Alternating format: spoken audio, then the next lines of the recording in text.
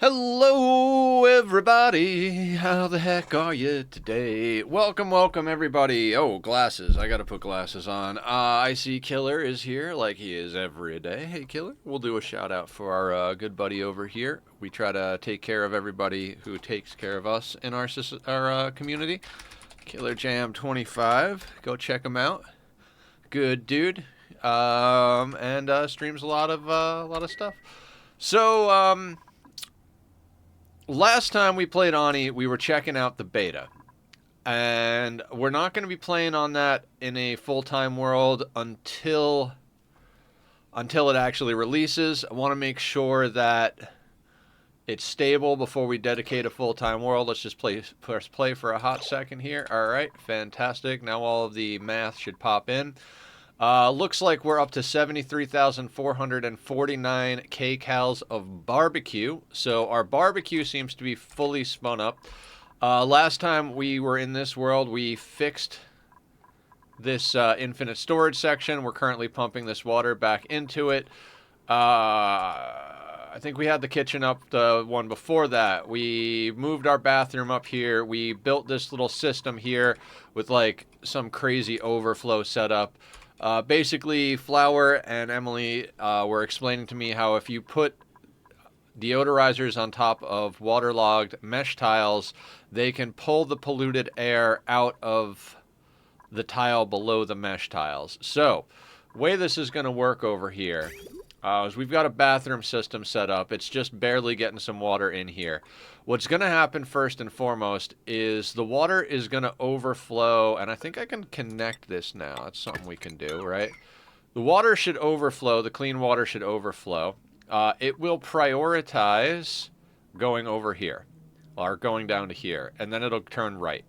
Then it will prioritize with this bridge to go over to the toilets. So the toilets and the sinks will always be prioritized first.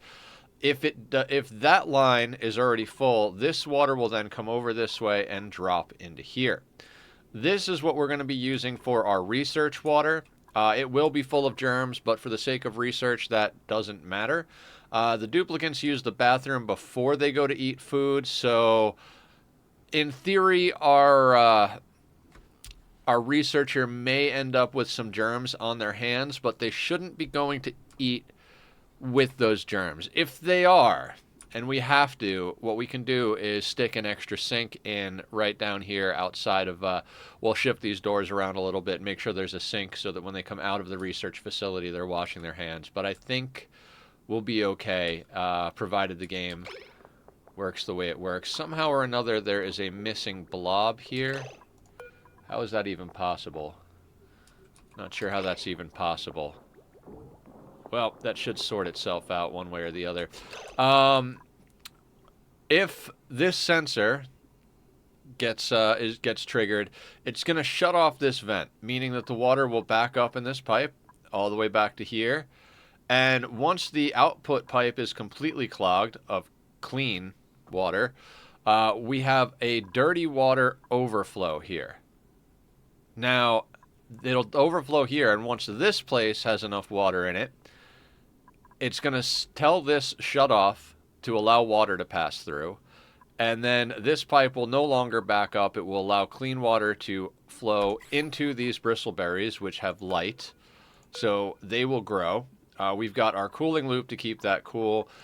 This sweeper should put sand into both the water sieve and the 4 deodorizers here. We may eventually set up a little system where it puts polluted dirt and clay into a loader and they get sent to where they need to get sent, but for now, that's solid. Now, I was trying to think, and we're just running down the systems we were working on last time. Our industrial little area over here, we had some issues, which actually kind of taught me a few things. It's going to come in handy later on. We expanded out our slickster setup. We now have over 100 larva eggs in here, and a molten larva egg. Oh, because we haven't quite switched over to molten larvas. I guess that means, in theory, we could swap out another one of these for molten larvas. You know what, though? I might just build another one. What was the math? So I think we need 2 of these per farm. 2, 1, 2, 3, 4. So this is enough for about 8. We kind of need to build a few more anyway. So maybe we just do a little boopity boop right there. Right? Sure. Why not? I think this is enough. I originally did the math on 8 farms instead of 10 because, you know, apparently I can't add, subtract, multiply, or divide. So we had to set up a few systems, blah, blah, blah, blah. We are going to work this week on getting... Hiya, Aya.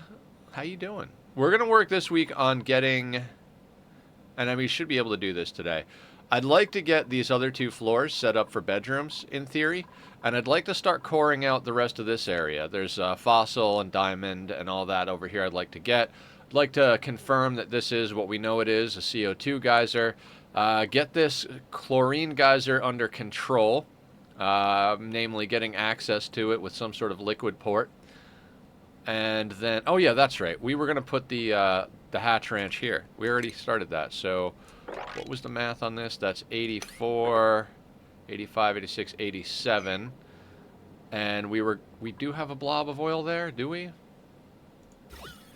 We do. There's some petroleum. So what we can do is get in here and do some adjusting. Right. Because I was going to put it here, but there's bleach stone here. So we put it here so we can kind of do a little bit of a shuffle and move some things around. Wonderful. Watch streak. Thank you, Aya. 50 stream watch streak. That's fantastic. Where is my brain at? My brain is not in a great place today. I'm going to be honest. Had to deal with some real life stuff, and it kind of tanked out my mood. But we're going to shake that off, and we're going to have some fun today. So cheers, everybody. Let's get some things done. All right. Those things are, I have no idea. Cozy vibes. What are these things that I speak of? Where's a good place to start on this absolute mad, crazy journey that we've got going on here? Let's start by maybe sweeping some of this up. Some of that can get swept to where it needs to go. Is that a glow bug in here? Why are you in here? I hate shine bugs. Like, I hate them. I know they're useful, but I just can't stand them. All they ever do is keep my colonists awake. Okay, so I think we start over here, in theory, right? Like, we don't need any of this nonsense. So I'm thinking what we do is start digging this stuff out. We'll drop the bleach stone just right in here, right? Like, maybe let's just temporary status here. We'll throw down one of these bad boys right next to this thing, right? And ladders. Jack Nexus. It's like 1 + 1 is 2, and then all of a sudden you got 45 apples crossing the road going 80 miles an hour with an oncoming train. Yes. Those are words, and I agree with them.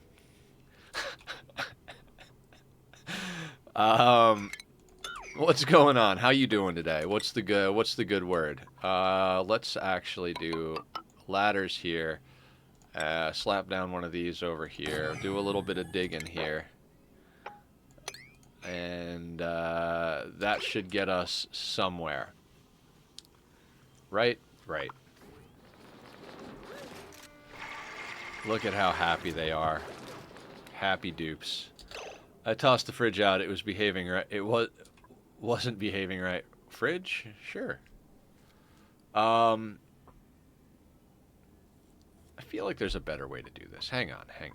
Do we actually have chlorine in here? We don't, right? And this won't stop off-gassing till... Huh. Trying to figure out a way we can get in here without having to vacuum it out. Is there a way to do that? Feeling like the answer to that question is probably no.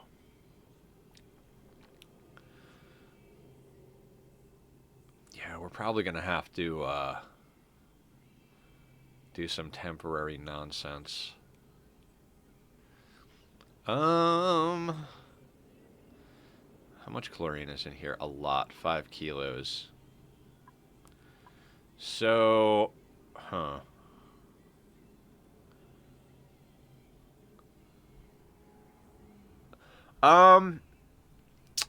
You can either use it for decontamination chambers for your germy water, which I don't really care about in general. I use my germy water for other things.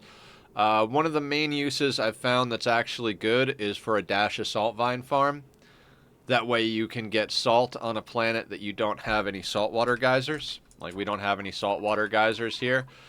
Salt being crushed in a crusher gives you sand and table salt.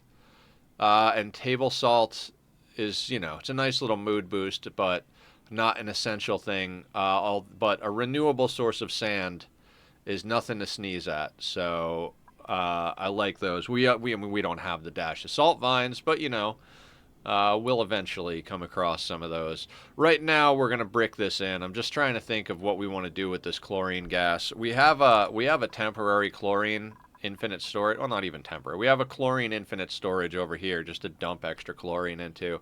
So I'm thinking we might just come in and brick this son of a bitch in. Break out some of these tiles. Yeah, I think that's what we're gonna do. We're gonna brick this in, or we're gonna come in here. We're gonna dig out all of the bleach stone. Can like dig out all the way over to all these little pockets. Dump all the bleach stone in this container. Wall this thing in. Then stick a pump in here, and have that pump push gases over to our little filtration system over here. Issue is we've got hydrogen gas, and then we're dumping a bunch of hydrogen over here. I think we got to crack space open today. I think we might do it a little gently, but I think I'd like to just start getting some... I think I'd like to get space working for us as far as removing unwanted gases. All of this can go. None of this needs to be here. All of this gas can just fuck off. I mean, yeah, we could capture the natural gas, but we've got 767 kilos a tile of natural gas in here. Turn it into liquid chlorine and dump it into space. Don't need to turn it into liquid. Just dump it into space. I'd like to maybe save the chlorine. The CO2 we could feed to the slicksters. I mean, not that we're not making enough CO2, but we could bank the CO2. We could bank the natural gas. The chlorine, we could eventually feed to dashes. Turn it into liquid for giggles. I don't know. That sounds like it might tickle you more than it tickles me.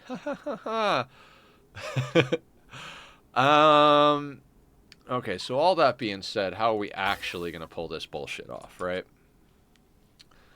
So I think what we got to do here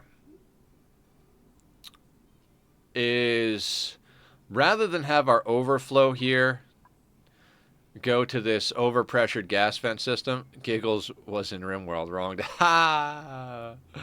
You guys, you're the best. Rather than have our overflow go down here, I think we might have our overflow go up and just break into space if we can make that a thing. So what we could do, yeah, let's work with that, right? Why the hell not? Let's bring this down here. We're gonna do this. We're gonna build that, right? And we're just gonna use this existing pipe. We'll bring this guy up here. Do a little jumpy. Okay, I gotta get used to the hotkeys again. I've been playing a lot of RimWorld, so O rotates in this game. Go like that. Put that there. Do a little one of these. Boop. And am I worried about any of this? I'm not really worried about any of this. I think what we're gonna do is we're just gonna do a little diggy dig right here. There should be space exposure there. You can see it right behind there. It won't be very much, but we'll take this slow. Let's take it slow and steady. Make things happen. Like I said, we're pretty much switched over to barbecue, so more or less, our main goals for this playthrough currently are to finish building out the base the way I want it built out, get the rest of this stuff cored out, get our gases sorted, and then start getting our industrial area turned into... I don't like unnecessary work. No, no, no. Everything we do is unnecessary here. I mean, you could argue that my entire movement towards wanting to make this my career is unnecessary. I mean, do we really need to play video games on the internet? But I digress, often and shamelessly. Copy settings, paste settings. Blasphemy, right? Absolutely. So, yeah, cleaning up this stuff for the sake of... Okay, and then we're going to have to run a pipe over there as well. From over here. Let's worry about this on its own right now. Basically, we've got polluted oxygen and a little bit of natural gas and a few other random bits and pieces in here. So the thought process I'm going through right now is anything that's not CO2 or natural gas or chlorine, that's going to get just dumped out into space. Also, that being said, it does mean that we can conceivably just dump this chlorine gas into this chamber over here. Although if we don't do it correctly, we're going to end up in a situation where we have it mixed down in here. That's also the thing we got to do is we got to... Speaking of RimWorld, was looking at mods and some stuff seems interesting. Just a pain in the ass for me to grab it. Yeah, RimWorld mods... There's a lot of RimWorld mods.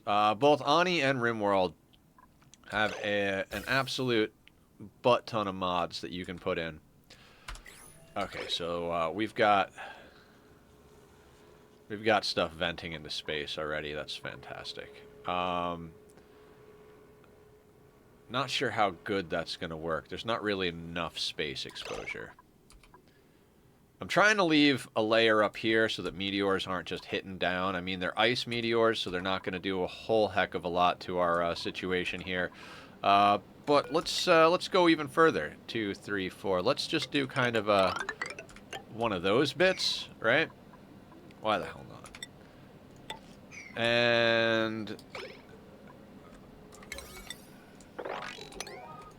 And we'll just kind of dig a nice little tunnel right there, hoping for more space exposure.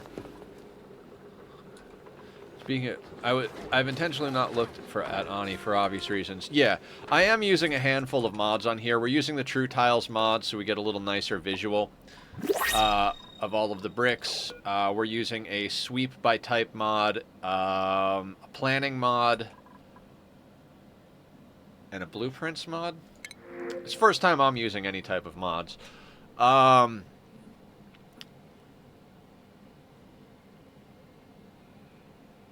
Joshua's not a bad dupe, but I don't have the wherewithal to choose dupes right now.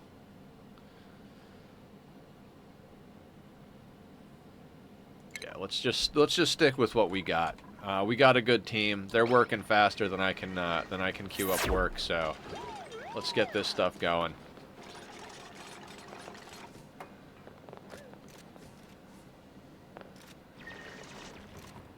Now, we could absolutely start to, yeah, cozy quality of life mods. It's a good way of putting it. We could absolutely start trying to get ourselves over to our second planet. I don't think my brain can do that today. Like I said, it's been a little bit of a rough IRL morning for me, so we're just gonna try and play it a little on the loose side today. Just kind of chill, do what we can, see what we can accomplish. If my brain starts picking up speed and we get a bunch of stuff done, we get a bunch of stuff done. But you know, I'm not trying to go crazy today. We're just gonna keep the thing going and see what happens. We can put in one of these here. Be a nice little overflow. Now, space, as odd as it sounds, space does not vacuum stuff out that quickly. It's going to take quite a while. That's why I'm trying to expose as much of this underside here as we can. We've got the meteors themselves are not going to come crashing through because ice meteors really don't do much. They don't do damage at all. They just hit and kind of they hit and then they absorb whatever heat is there. So you'll notice up here where they've hit abyssalite, the snow is just stacking up because abyssalite's a perfect insulator. Um, so since abyssalite's a perfect insulator, it's not transferring any temperature to the ice that hits. Same thing over here with the neutronium. Neutronium is a perfect insulator. Whenever the ice is touching one of these tiles, though, the heat is transferring and melting the ice. And then once the ice and snow becomes a liquid, the background of space just deletes it, which is why we're not seeing ice and snow anywhere along the top of this other than in the spots where it's on natural perfect insulators, neutronium and abyssalite. Yeah, surface breach. I'm aware. That wasn't an accidental game. That wasn't an accidental thing, guys. We're doing this on purpose. We're going to try and clear out some gases. Time to clean up the map a little bit. We'll clear out some gases. We'll move some liquids around. We'll make sure that everything's nice and cool. I'm even going to queue up a little sweep over here. We can start pulling random bits and pieces into the main storage area. We've got enough cooling brute force now, so might as well. You know, keep our dupes busy. Yeah, that's right. We're just talking and hanging. So anyway, give it a good stretch. Okay. So, real life aside, everything is going quite well for me. I know that sounds like an insane statement, but streams have been going well. Thank you guys so much for all of the support. We've had a bunch of new people following and joining and becoming a part of our community. Welcome to all of you. It's really wonderful to have our community growing and finding a bunch of really cool people on the same page as us.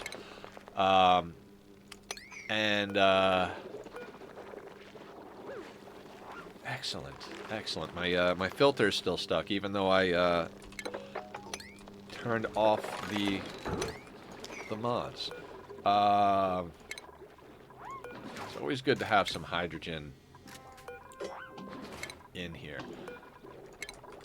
Now theoretically, I've been talking about doing Drecko farms forever. I love doing Drecko farms as a way to mass produce plastic. It's a good way to do it. Unfortunately, it's going to require a lot more work than I'm willing to put in right this second. Like I said, I've had a plan for a while. Once we're able to... I'm going to start knocking out these ladders, actually. Once we're able to... Once we've knocked out a little bit more of the base itself, we'll start talking about getting that done again. I know I've been talking about it a while, and I already have a design, but since that design is going to be capped right on top of here, this whole business we're working on right now with getting the gases cleared and getting into space is a part of that whole thing. So what we're going to do is continue with this path, and then the other thing we use chlorine for, because we were asking about the good uses for chlorine, Bomb Lily has to be in a chlorine environment. So we're going to need to keep the chlorine in there, but at the same time, since we've got a bunch of chlorine stored here, I'm not overly worried about keeping this stuff, or even necessarily keeping this stuff. If there's an easy way to delete it, I would probably delete it. But I think it's going to be easier to pump the chlorine into our infinite storage and then eventually pump that stuff into our Drecko farms than it is going to be to build around all of this. Same thing goes for all of this hydrogen. The problem with all of this hydrogen is it's actually in our core base. So if we crack into space with all this hydrogen, we're going to start venting oxygen as well, which is something I don't really want to do. I'd like to keep our oxygen, if at all possible. So we're not going to do that. What we're going to do is we're going to vent this side using space. And then we might just set up a pump over here for the hydrogen and then just send that over here. I don't know. I mean, in theory, hydrogen might be a little easier to do with the Drecko farms. And that is the other problem with the way I want to do these Drecko farms, is that we kind of need a way to liquid lock into this upper section of the map. What I might do, and I think this is probably what's going to happen, is you know how we're liquid locking out here? There's a good chance what we're going to do is we're going to loop around and start building from the top down, which is probably going to cause me to build it incorrectly, but we'll work with it. Yeah, that's a good idea, actually. We'll start working on that today, probably, then. That's a good plan. I like that plan. So we'll have the dupes come out, go up a ladder system, and start coring this out from this side, leaving a line of tiles here. And then once we've built all of the backing plates and everything we need up here, then we can break this open, and then we can pump some gases around. I have intention. You have to trap hydrogen in the top for the Drecko farm, and chlorine on the bottom for the regular Dreckos, and then hydrogen on the top and either oxygen or CO2 on the bottom for the glossy Dreckos. So there are a lot of things we got to do to make the Drecko farm happen. Also, the glossies need to live on mealwood. They can't eat bristle blossoms, so because of that, we need to be able to have a sustainable source of dirt. We do have pips, and pips will produce dirt when fed on arbor trees. The problem with that is that we don't currently have arbor trees. They should be on our second planet because the radioactive asteroid is a forest start, and forest starts always have arbor trees and pips on them. So that's one of the reasons we're going to need to get over to our second planet reasonably soon. I mean, reasonably soon is the key word there. Not any type of immediate rush here. That being said, we still do have those meteors to deal with, right? Now, the vast majority of what this thing is pumping is extra CO2. We've got natural gas coming from our situation over here. The CO2 is building up in here. We'll manually put this thing on or off as time goes by here. So right now we're banking some CO2. We may reverse the flow of all that and send the CO2 back out into the slickster area at one point, depending on how much they're sucking down. But at the moment, I think we're pretty well set as far as, like, we're just waiting for these to fully spin up, and then they should be eating all of the CO2 coming out of here. In fact, if all 10 of these farms get completely full, they'll be eating more CO2 than these are going to be producing. We are pumping the CO2 out of here that the dupes are producing in base, which isn't a whole heck of a lot because they spend most of their time in the suits. Is this working correctly? It is, right? Like, they still get into the suits. Oh yeah, there it goes, flowing through. Okay. The whole piping system prioritizing suits can be a bit of a pain in the ass, but we'll get it sorted. We might have to do some, like, pipe splitting type stuff, but at the moment it seems to be going well. Okay, so we had the dupes do that. So we're venting gases up here. The whole point of venting gases up here was so that we could start sending over the chlorine from over here. So, right. Gas pipe overlay.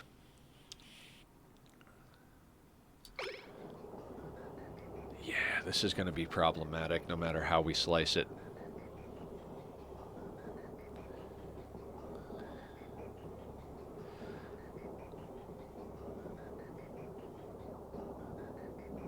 Trying to think of how we want to do this. So basically gases are being sorted, then they overflow and get picked up by this and sent into space. If it's if for some reason space gets clogged, like, you know, space isn't eating the gas fast enough, which shouldn't be a problem momentarily here. Vacuum. So yeah, all this stuff is gradually, yeah, we're almost vacuumed out.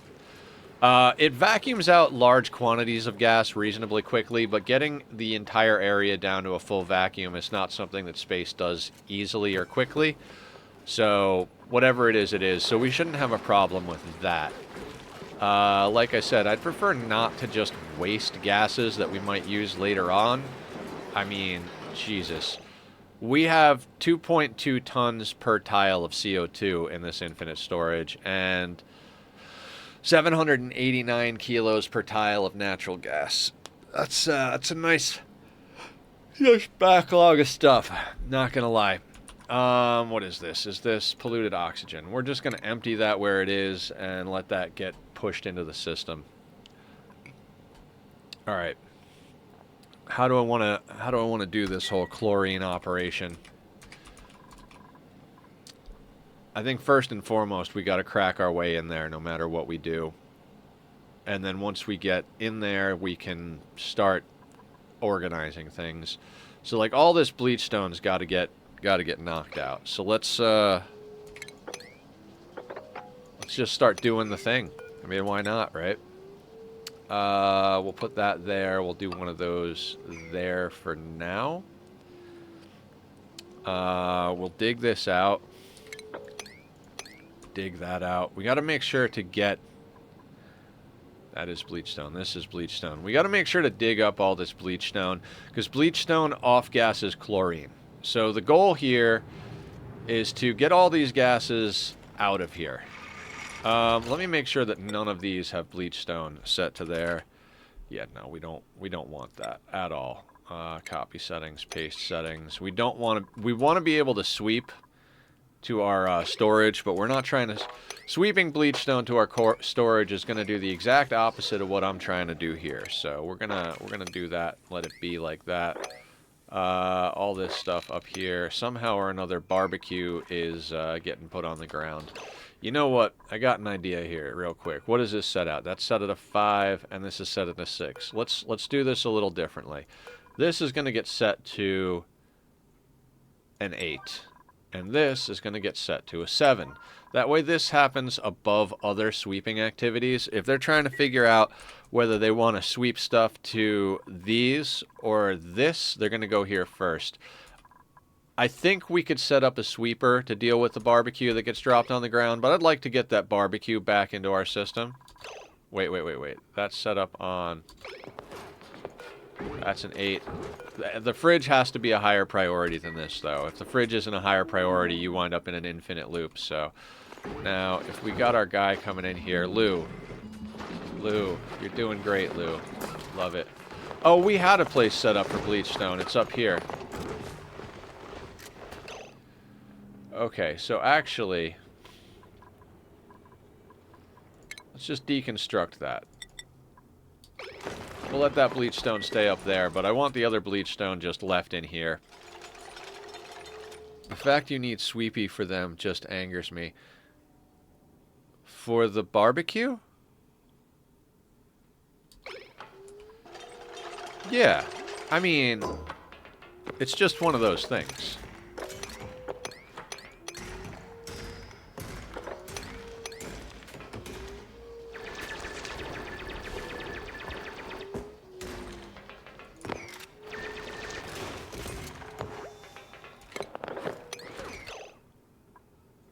Didn't the scientist who designed the printing pod encode table manners? You know, that guy is fired, right? That's sand. Dig that stuff out. This is going to get set to bleachstone. I don't really know the lore behind the scientist who invented the printing pod. Let's put this guy at like a 6. Dead and vaporized, not just fired. Entirely possible.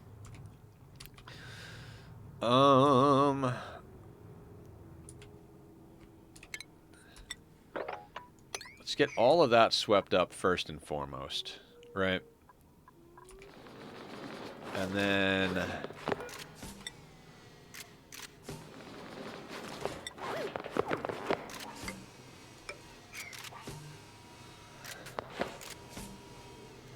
The dupes are based on the Gravitas scientists. Oh, okay. I should pay more attention to lore. I just don't. Okay, so then let's say we put more ladders here.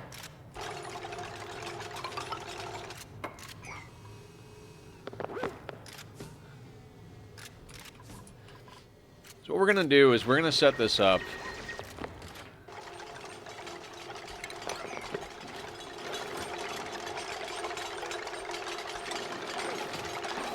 Put that tile there to push stuff out. We're going to insulate a tile right here, making sure that all the bleach stone gets put here. And then we're going to come across the top here. We'll leave those ladders inside over there so that,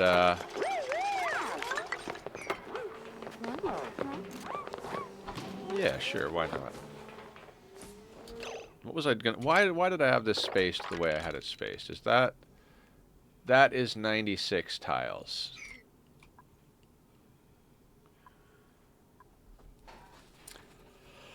I forget why Past Nether does things. The way he does things, but, if this is 96 tiles, and we put a doorway here,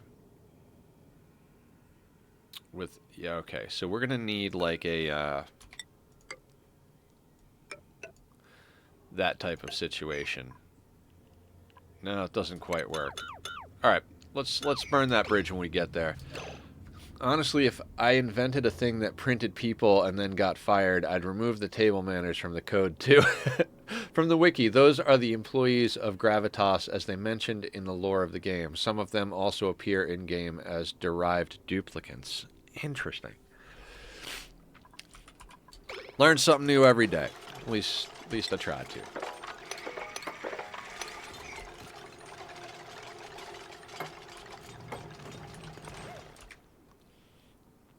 But yeah, more or less our goal over here is to start coring out this area and getting these gases under control. Ooh, volcano. It's gonna blow, whoa, whoa, whoa, volcano. Anybody remember the Presidents of the United States of America band?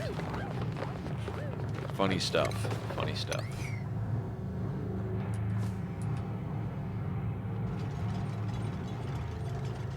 Rising pressure. Alright, we're going to wind up with more chlorine. Fantastic, fantastic. Great job. Wonderful job. So we're more or less at the point in this game where we can kind of do whatever we want. With 71,000 calories of barbecue and a backup of 172,000 pickled meal, all in a deep freeze, our Slickster Ranch is being spun up. We've got two full-time ranchers. Our second cook over here, Gertrude, whatever. She should be getting real close. Her athletics is up to 12, and she's got 7 points. So theoretically, we go grilling, and then 1, 2, 3, 4. That's 7, 8. We could theoretically let Gertrude out. I'm gonna let her run just a little bit longer. We've got we'll give her some more brain power too. The more science a dupe has, the faster they learn. So when I'm having dupes train, they go right all the way up to applied sciences research for an extra +6 to their science. And so it's why your researcher always levels up first when you're starting a new colony. So once Gertrude here gets to say, let's get 3 more athletics. Let's get her up to a 15. We'll skill scrub her, take her out of the duplicate gym and training barracks, give her a proper bedroom / whatever. And then we're going to skill her into grilling and exosuit training. If we have the extra points, we'll slap on improved carry and maybe a little bit of tinkering along the side. She shouldn't really be doing much other than helping Julie cook. And we'll have her do a backup as hauling and whatnot. Princess Leia got released, right? You are primarily a rancher. Let's give you a ranching hat. Improved critter ranching too. So you and Green Thumbs are going to take care of the ranching, and Green Thumbs is going to take care of the farming, and everything will be peachy keen fine. So we're going to put our focus over here to start the day, as I've said 3 times already. I'm sorry, guys. I'm going to repeat myself a little today. I'm going to say I'm just a little bit out of sorts, but we're going to be fine. Everything's going to be fine.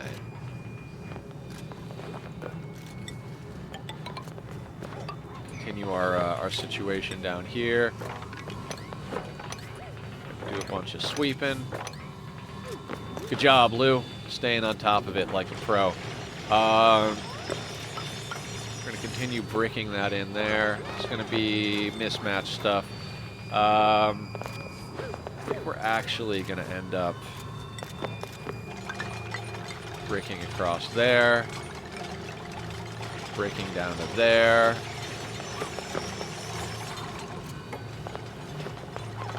Now, eventually, we'll bring this out, manage it somehow or another, make it into a farm. But for now, we're just gonna wall this thing in.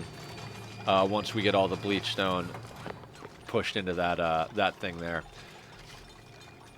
we're just trying to make sure that we sweep out the materials that are not bleach stone. Streaming is a lot of repeating and new folks walking in. Yeah, absolutely.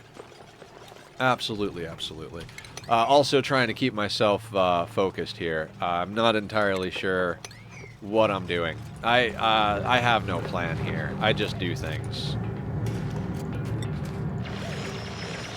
Okay, so we're going to need to start pulling these plants out so we can actually start working our way over. Just got to make sure to get all this bleach stone.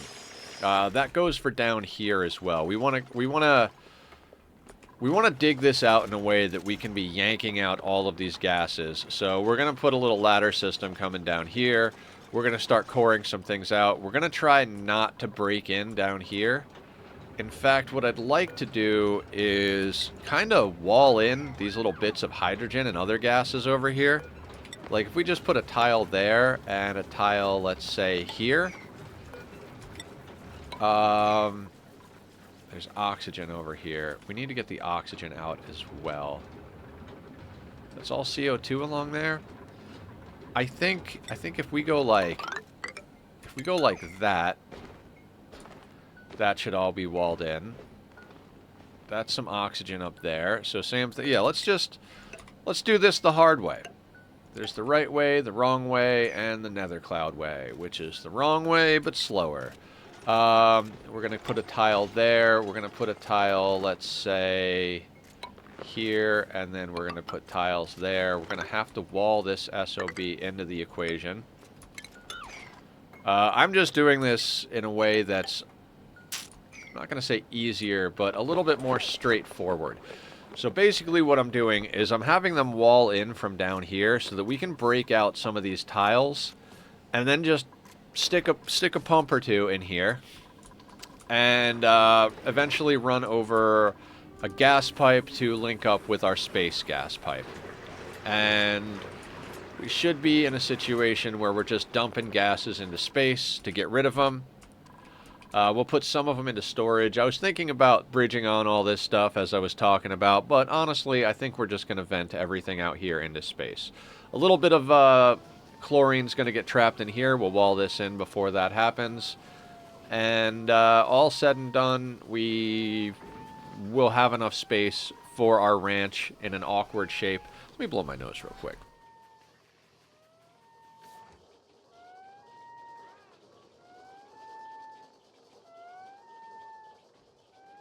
Sorry about that. I pressed the wrong hotkey. Okay, so that stuff is broken out, right? Wrong. This has got to go too. Let's get on it, green thumbs.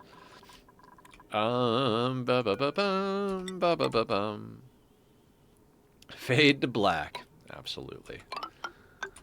Yeah. So, I talk about this a lot. The thing about colony builders is that I think a lot of people prefer the start of colony builders. Because colony builders can be... It can be a lot. You know what?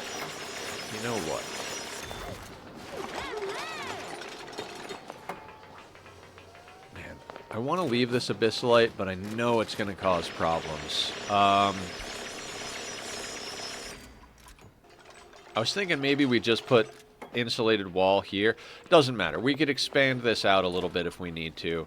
I was thinking maybe we just put the insulated wall right there so we have a little bit bigger space, but none of that matters. It's fine. Everything's fine. That will be what it is. We're going to start digging this out from this side. Not breaking all the way through, though. We'll dig out this bottom section. So It's one of those things where, like, the more you dig it out, the larger the space is, obviously, and then we're going to have to deal with that space needing to get dug out, needing to get vacuumed out. But it's also a flow thing. Like, yes, the space is bigger, but gases have trouble flowing through a single tile area. You're not wrong on that. After about cycle 80 or so, there's just too much going on, and I get overwhelmed and lose interest. Yeah, I think starts are a lot easier to relate to, you know, because everybody starts, not everybody finishes. But not the best joke I've made. But welcome in, mercenary. So, like, when we start, everybody starts with 3 dupes. Everybody starts with the problem of needing to get oxygen going and get food going and all of that stuff. But once you get past the basic bits of survival, you get to the point where it's like, what do you want to do with this? How many critters are in here? More critters than I want to be in here. Just move him over there. I gotta automate this, which is the reason I want to get this project done. By moving our ranch down here, I would really prefer not to have that many of these. Plus, we need to get in some incubators for that. Mercenary, if you have any questions, feel free to ask, by the way. We're all here to help each other out and everything.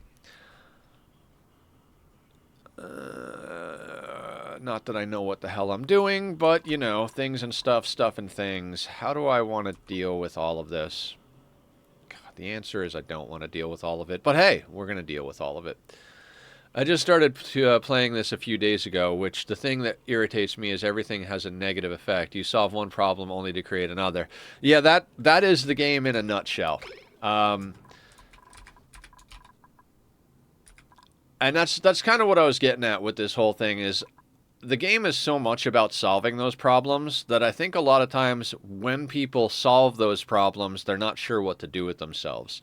There is a way to get to a credit screen. There's the temporal tear, and there is the home sweet home accomplishment, and those are technically like your win conditions on this game.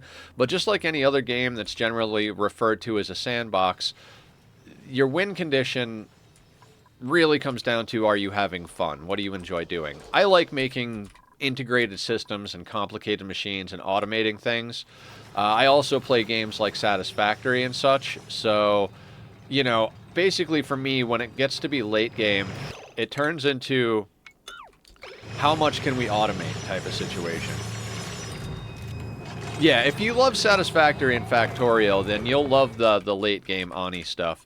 Like right now, we're at the point where these Slickster ranches are feeding our people. And if you like, if you like loops, like you know how like you work on throughput in games like Satisfactory and Factorio, you want to make sure that you're processing all your resources and such. What we have going on here is, we'll start from the oil getting pumped out of the oil wells. We've got these oil wells. Technically, we only need 3, but I'm pumping the extra to a 4th because of some math. In theory, if you pump liquid into 3 of them, you're going to get out about 9.5. It should be 10, but there's downtime for them to service, so it works out to be about 9.5 kilos a second of crude, which is why we have the 4th one running with the little overflow. What that means is we can pump 10 kilos a second, which is the maximum load on a pipe, into this system here. This system is taking the crude, which is in an infinite liquid storage build here, which is technically an exploit, but I think, as Aya would say, it's essentially more or less emergent game mechanics at this point. It's infinite liquid and gas storage has been a well-known thing by players and devs for a very long time. All the way back to the beta of the original game, and we're coming out with the second DLC real soon. The crude is then pumping up this staircase, which is backflowing against the boiled petroleum and picking up heat from it. How is it infinite? Okay, so gotta love emergent game.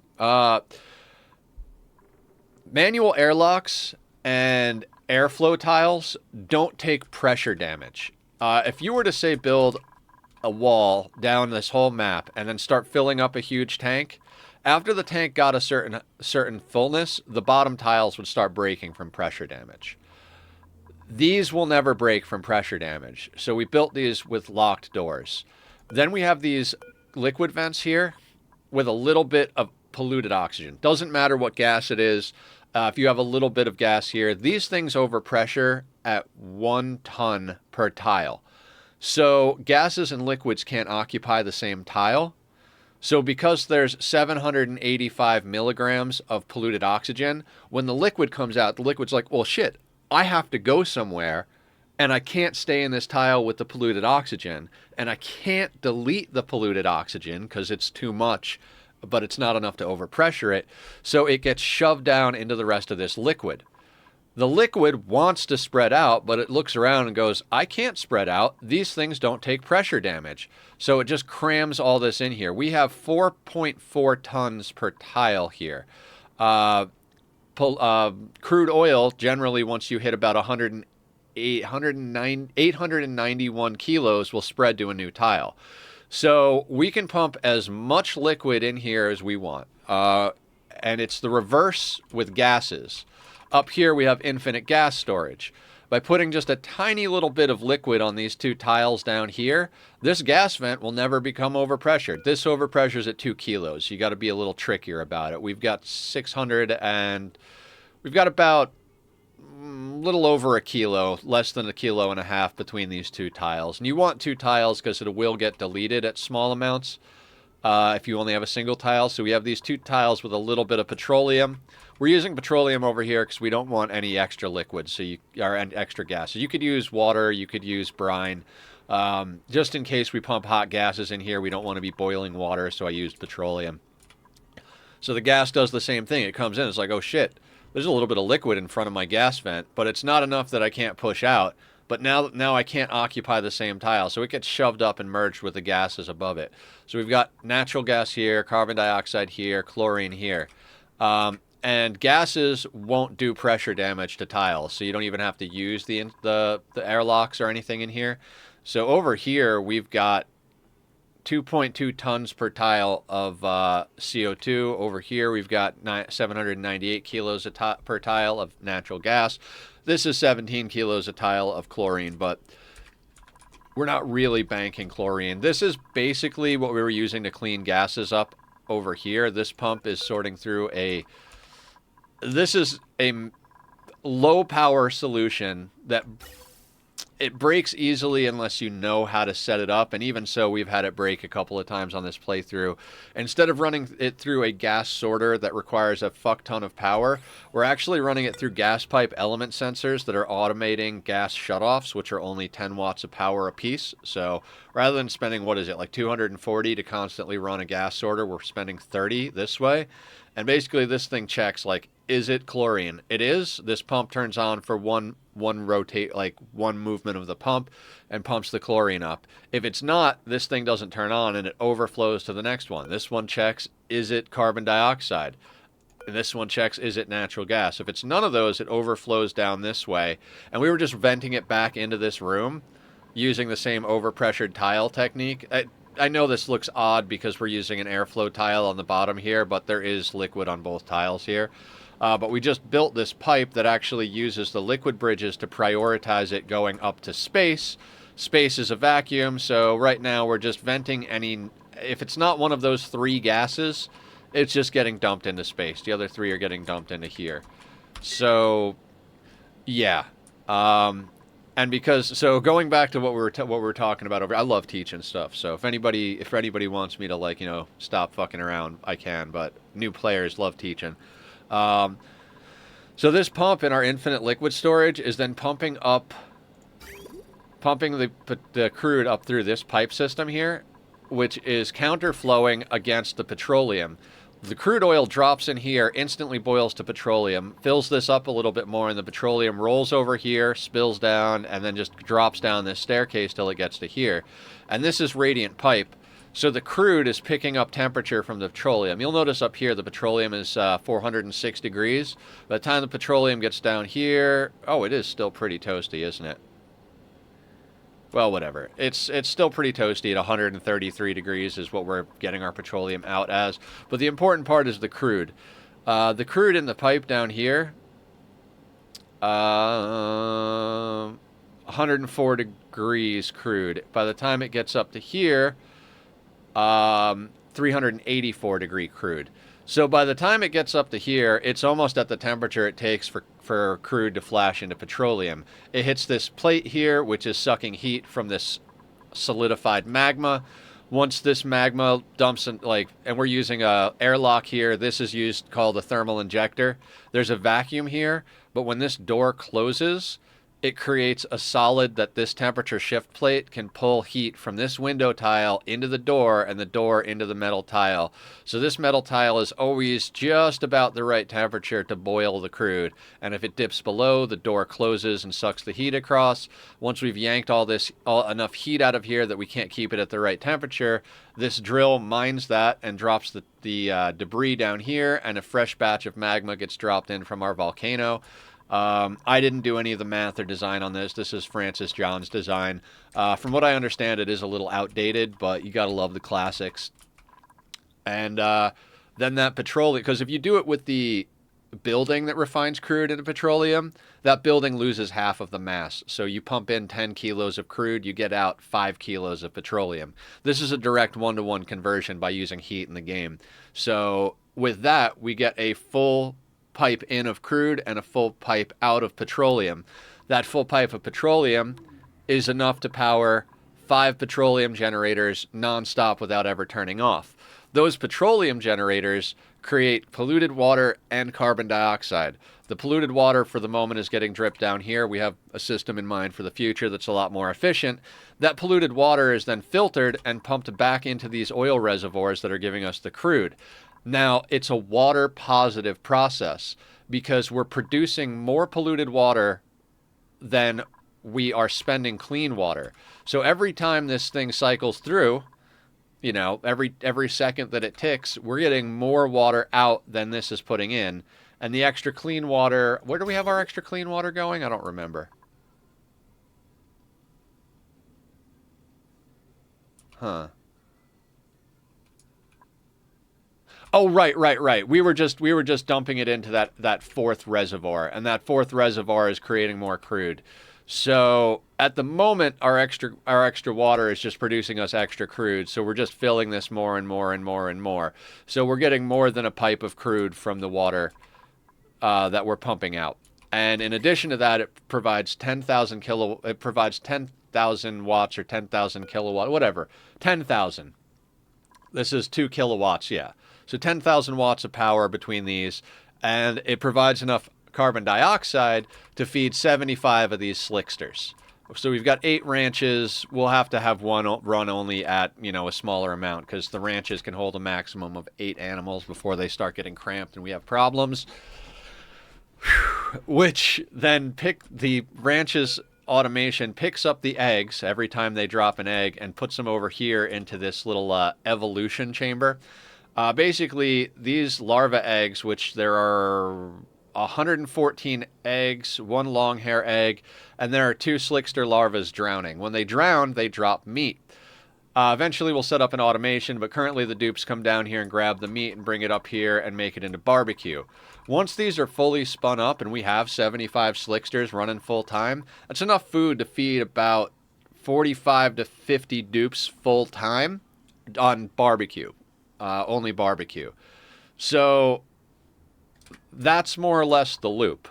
We turn water into crude, crude into petroleum, petroleum into power, water, and carbon dioxide. The water gets cycled back in to make more crude. We siphon off the extra for whatever projects we want. The carbon dioxide gets turned into food via the slicksters, and the slicksters actually make more crude out of the carbon dioxide they eat, which is getting dropped down and adding to our pile of crude. So in addition to the 10 plus kilos we're getting between these oil reservoirs, we're getting more crude from our slicksters. And so this whole loop provides us with massive amounts of food. And we're deleting all of our heat in here in our steam turbine aqua tuner setup. This is going to become a whole thing.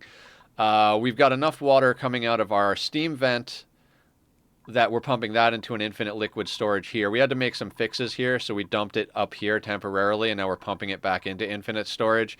And that's going into this setup for oxygen generation, which is self-powered because the hydrogen I'm just explaining the whole base. We're doing a base tour, apparently.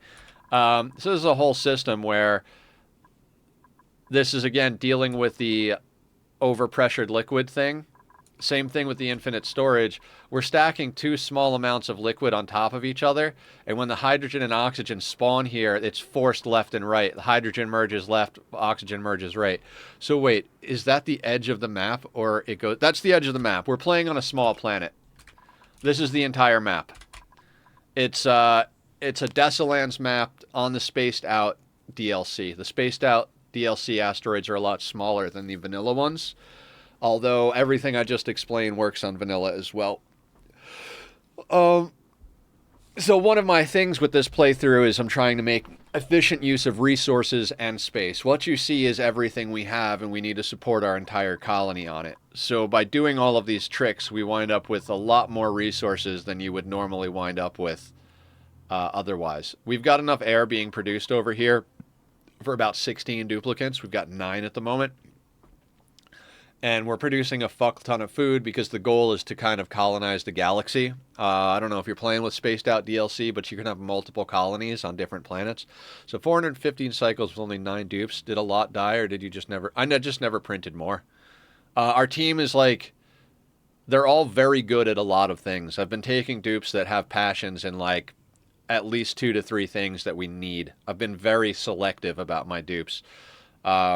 There are ways to go about it where you could take dupes all the time if you want, but you don't have to. You can just chill. And I find that if you stay small, it's easier to manage food and bathroom time and breathing and everything. So we kind of skipped steps in this. We went from going, we used most of the dirt we found early on just to eat mealwood forever. But now that our barbecue is coming online, we're just living on barbecue. We're at 70,000 calories of barbecue. And we set up a deep freeze system over here. So these 2 tiles are frozen. And food is stored here. Ingredients are stored here. And these auto sweepers can pull through the corners. So this auto sweeper yanks any ingredients that wind up here and puts them into these grills. And then these fridges are set to only 3 kilos. And this sweeper pulls the food out of here and puts it into this fridge. That way we have minimal chance of rot. And so the dupes will come over here. They basically empty the fridge when they grab food. And so they go and eat the food they pulled out of the fridge. The fridge is empty. This thing grabs food out of here, puts it in there. 3 kilos, I think, is a little bit more. I think it's like 2 or 2.5 kilos. It all depends on like the food and whatever. I find 3 is a good number. You still wind up with every once in a while food rotting, but more or less nothing rots. And that's what I mean. Like, I love these crazy integrated systems. Once we get a few other things sorted, like the projects we're working on today, I'm actually going to break these tiles out, and this steam is going to layer on top of the CO2, and this is all going to become one big room. And we're going to dump all of our heat into this room because slicksters like it hot. And this water that we're filtering through sieves is actually just going to get cooked in this steam room. And the water is going to turn into water and dirt instead of water and polluted dirt. Because when you boil polluted water, you get the dirt out without having to compost it into dirt. So so this whole process loop with the slicksters is water positive, food positive, power positive, dirt positive across the board without having any polluted water vents or anything. And the reason we're calling this a cozy colony is even though I'm doing all this crazy complicated stuff, like basically turning oxygen not included into satisfactory, we have no we didn't turn up the difficulty sliders to max difficulty. We're not playing on a planet that's like frozen or something like that. We're also not turning off teleporters. I'm listing these things because I did a playthrough that was frozen forest, no teleporters, max sliders,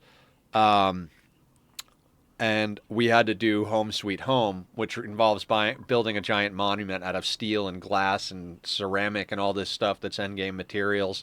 And we did that in under a month of streams. I think at the time I was streaming this game 3 days a week. So, do the math, 3, 6. So about 12 streams. I think we threw an extra 1 or 2 in there. So maybe like 13 to 15 streams. And we hit the credits screen with all the max difficulty. Had to launch a rocket to go to the second planet in order to pick up enough fossil to make the steel we needed. It was a whole thing, but we did it just by the skin of our teeth when all is said and done. I guess I should actually continue doing things, but I enjoy talking about the vase. I'm very proud of this one, so thank you one and all for putting up with my shenanigans and bullshit. Killer is doing good on morale again. Let's get him demolition. I'm going to need to demolish some buildings over here. And then we've got a nature reserve set up outside our Great Hall.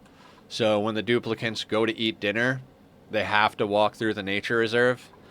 We've got a big one in here just because. I might want to stick some extra mood things. They love these long hair slicksters. I don't know if those guys can live forever, but speaking of which, is there a long-haired slickster egg in here? Yeah, let's move that guy. Long-haired slicksters spawn when slicksters are too cold. Molten slicksters spawn when slicksters are nice and toasty. We've got this place. That's why I want to get rid of this. We've got to cool this so this water doesn't boil. So is it safe to assume you've gotten all the achievements for this game? No, I've actually never done an all achievements run. Like, I've never gotten carnivore. I've gotten a lot of achievements, but an all achievements run has never really been something I'd been interested in doing. A lot of people do it, but for me, my achievement is making ridiculously complicated and intricate systems. I've gotten most of the achievements, I would say. I haven't really even thought about it, to be honest with you. Are we breaking things out slowly but surely here? Let's keep, I should have just kept them, like, doing their thing. Let's not break into the volcano. It is way too hot in there. Actually, cancel. I got Locavore on my first run through. Oh, awesome. Yeah, Locavore is a good one. It's not as hard as Carnivore, for sure. Carnivore can be very difficult to get. I've never done Carnivore. Have I done Locavore? I know on one playthrough I was about to get Locavore, and then I planted Thimbleweed, which isn't even food, because in my brain I was like, oh, this is about food. But even if you plant Thimbleweed, which is for reed fiber, it still breaks the Locavore achievement. So, like, a couple of cycles before I got Locavore on that playthrough, it broke it. I can't remember if I went back and actually did Locavore after that. I don't even remember. Maybe we did. That Frozen Planet playthrough, like, I know it was really hard for us to keep crops going, so we might have done Locavore on that one. Yeah, like I said, I just can't remember.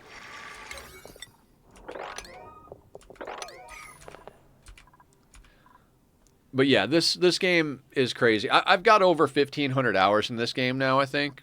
Is it over? Or is it just at 1,500 hours?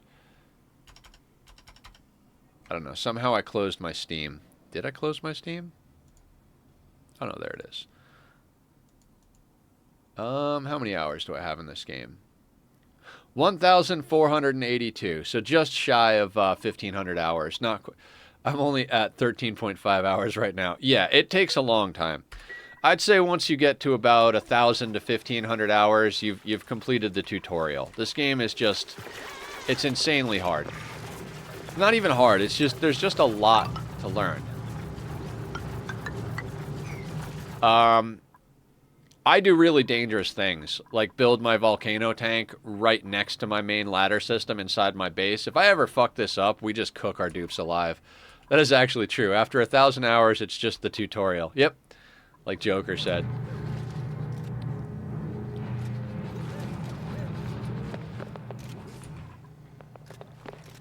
So what I'm doing is I'm prioritizing them building the ladders at a higher priority than digging. That way they always have a place to stand when they do their stupid dupe shenanigans and try to get themselves killed by trapping themselves somewhere.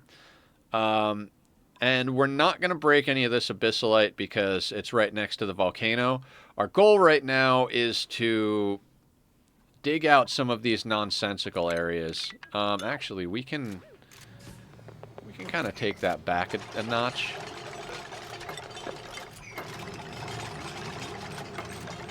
Had that happen a few times. Yeah. I was watching a video on game developers, and there's a skill in programming things to be smart enough, programming them to be smart enough for the game to be fun, but dumb enough so that it's not on autopilot. You know, if they were super smart and did everything with common sense, you wouldn't really be playing the game. You know what I mean? You could literally just watch them and they'd do everything themselves and do it in the right order. So they have to be a little bit dumb. My current run through, stress hit 100% and the destructive one started lashing out, so I lured the dupe to my water hole and drown it. Yep. You can definitely play with some, like, war crimey type vibes. The bat guy prints all of his, what are they called? All of his glow stick dupes that he comes across in the printer. He prints, and then he brings them to a chamber, locks them in there, lets them die, and then drops their radioactive body down into a chamber below where he collects the radiation for mutating crops and powering research. Never thought about that, but that makes so much sense. What's that, Joker? Sorry.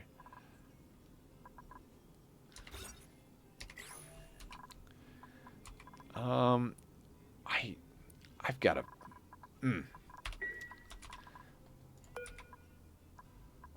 Let's just move one of these guys over here. We'll manually everything is interdependent, even when you get later in the game. We're trying to move our hatch ranch down here, right? But in the process of moving it down here, we need to clear the space for it. The space that we need to clear has this damn freaking chlorine gas vent over here. So we're trying to clear the space and move stuff. And the thing is as we're clearing space, this has more room to off gas. And because it has more room to off gas, it's pumping more chlorine out here. But if we wall it in, we won't be able to drop in the bleach stone I want to drop in. Do we have chlorine in the base already? Because that would be frustrating if we do. We do! We have just a little bit of chlorine in the base. Son of a bitch. I'll have to deal with that another time. With the keep the dupes not too smart so you actually have to play the game. Yeah. It's dupes and pawns from, you know, Ani and Rimworld work very similar to the way The Sims work. If you guys have ever played any of the Sims games, I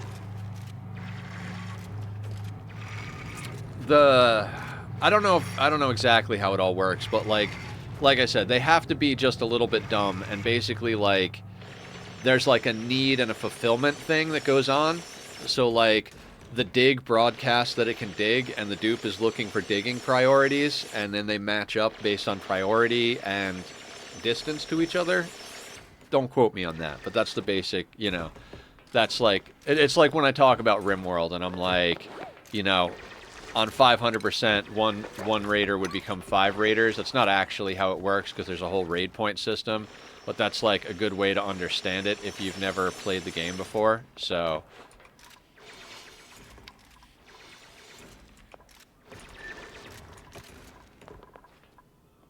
there is bleach stone down here. This is going to be a whole thing, everybody. This is going to be most of our day is digging out this area and getting these gases sorted. That brings to light the question of how do I want to deal with all of this. We don't want to delete the neural vacillator. We want to keep that in our lives. We would like to delete all of this automation garbage down here. This is supposed to be a puzzle to help teach you. Jesus, my mouse does not want to work today. What do I got on? I've probably got like crumbs on my mouse pad or something. There we go. That's a little better. I've been debating on getting Rimworld 2. I feel like Ani is just Rimworld in space, though. There are similarities and there are differences. Ani is a lot more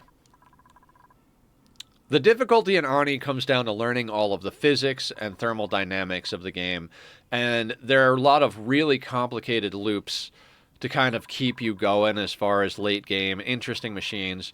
RimWorld, as far as that stuff's concerned, falls off reasonably quickly, and it becomes about combat. Can you deal with raids? So if you like combat and random events, and so like you get yourself killed in Ani. Raids kill you in RimWorld. And in RimWorld, you'll deal with different storytellers. Cassandra and Randy, almost nobody plays Phoebe, but Cass is a more classic, like, consistent, like, she hits you consistent. Randy is random. Sometimes he'll fall asleep and you'll get no raids for a whole in-game year. Other times he'll wake up and you'll just get hit every half a day. So Randy kills you by accident and Cassandra kills you on purpose, is the way people like to talk about RimWorld storytellers. But Ani, you kill you.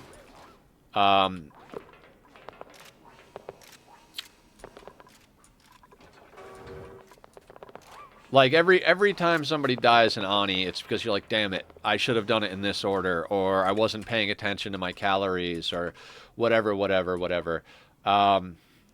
There's no bad guy trying to kill you in Ani. It's all just the environment and how you choose to deal with it. A lot of my stuff I learned I learned a lot of stuff from Francis John. He's my main. He's the guy I consider the guru for Oxygen Not Included. There are a lot of good people. We've raided over to Too Legit City a couple of times. He's an amazing creator. Brothgar, Echo Ridge, Nilaus. Jesus, there's a bunch of really good creators for Ani. But I found Ani because of RimWorld. I was really like addicted into RimWorld. Our RimWorld playthrough we do Monday, Wednesdays, Fridays. We're doing an insane challenge on RimWorld right now, so that's where we're doing our challenge. Ani is also a game where it's very good to look stuff up. You can't come up with most of the stuff that's really good. Yeah, you're likely not gonna come up with ways of doing this better. It's a very community-driven game, is the way I'd say that, right, Joker? Where it's like the entire community of Ani works together to figure out efficient systems, and they share them with each other in Discords and stuff like that. I mean, the same thing can be said for RimWorld, but as far as like, there's a lot of really complicated systems in this game. RimWorld becomes a lot about strategy.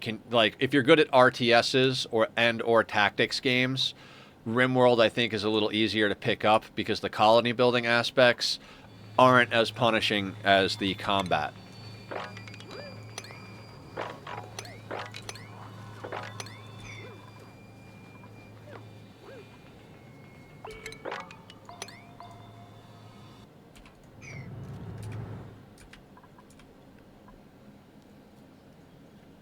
I learned so much from watching streamers, stuff that I still use to this day. Yeah, same, Joker. Oh, the story I was telling is I got really, really obsessed with RimWorld. Like, up until 5, 6 in the morning every single night. Not sleeping, just absolutely going nuts with the game, right? And I was watching a bunch of content, and one day I stumbled upon Francis John's RimWorld content, and I was like, this guy is brilliant. I love the way he talks. I love his vibe. I love the way he thinks. Like, dude is freaking top notch in my book, right? So I watched everything he did on RimWorld.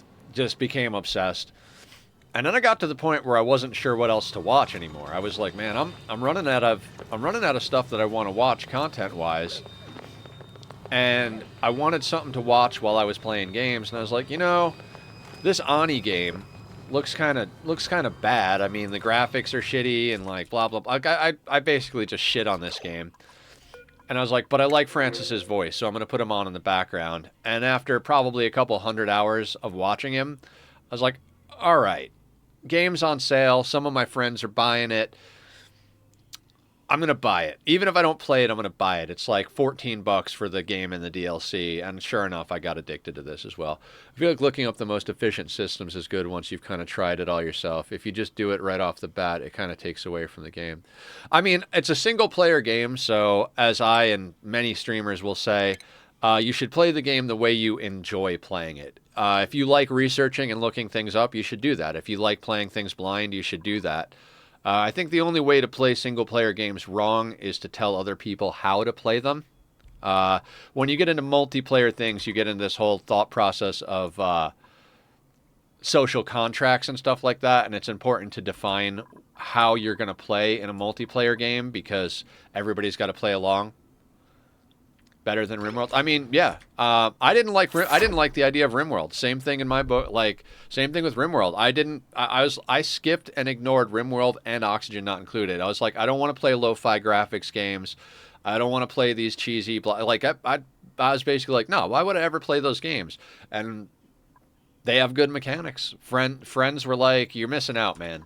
Like, I know the game doesn't have, like, hi-fi, 3D, like, blah, blah, blah, blah, blah, but the mechanics is there, the stories are there. They're a really good time. You should give it a shot. And eventually I did and got into it. Have you ever played Prison Architect? I have not. I've watched a lot of content on it. And going back to what you're saying about looking stuff up, because I watched so much of this game before I ever downloaded it, I already knew the systems that I wanted to go for. So for me personally, I looked up most of my stuff on where things were going to go because I already knew about petroleum boilers. I already knew about self-powered oxygen machines. I already knew the power of volcanoes. I knew what the standard issue ranch looked like because I had watched almost 1,000 hours of content on the game before I even considered pulling the trigger on buying it. So, you know, Prison Architect 2 in September, which is turning it 3D. Interesting. I've watched several people play Prison Architect, and I know they use a lot of the same assets as RimWorld. I think the concept is interesting. I no longer try to judge games before I play them because of my experiences with Ani and RimWorld. I know enough to know that I don't know everything. So I'm not going to say that I wouldn't play Prison Architect, but it's not high enough on my playlist that I've gotten at it just yet. I've got a lot of other games I'd download and install before I got into it, but I would definitely still watch content if the creators I liked were playing it, because I think it's a very interesting game to watch people play. Francis did a playthrough. I've watched pretty much everything Francis puts out.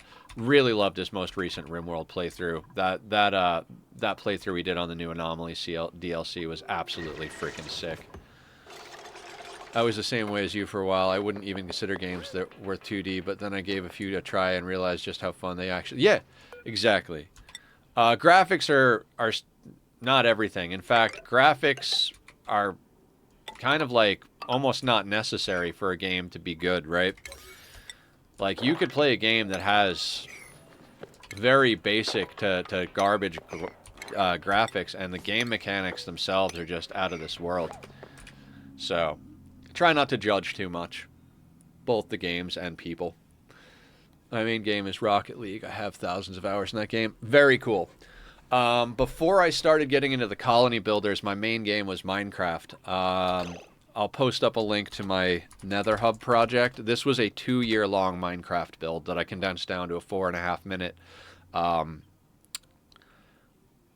time-lapse. I went hard on Minecraft when I got into it. I came into Minecraft a lot later than most people. I didn't get into Minecraft until the Nether update released, which was 1.16, I believe. They're up to 1.21 now. Before that, my main game was Ark Survival Evolved. I have around 7,000 hours in Ark Survival Evolved, most of which was on PS4 before I got my new graphics card for my computer, and then I wound up getting it on computer. I think I got 5,000 on PS4 and 2,000 on Steam for Ark Survival Evolved. That game got its hooks into me deep.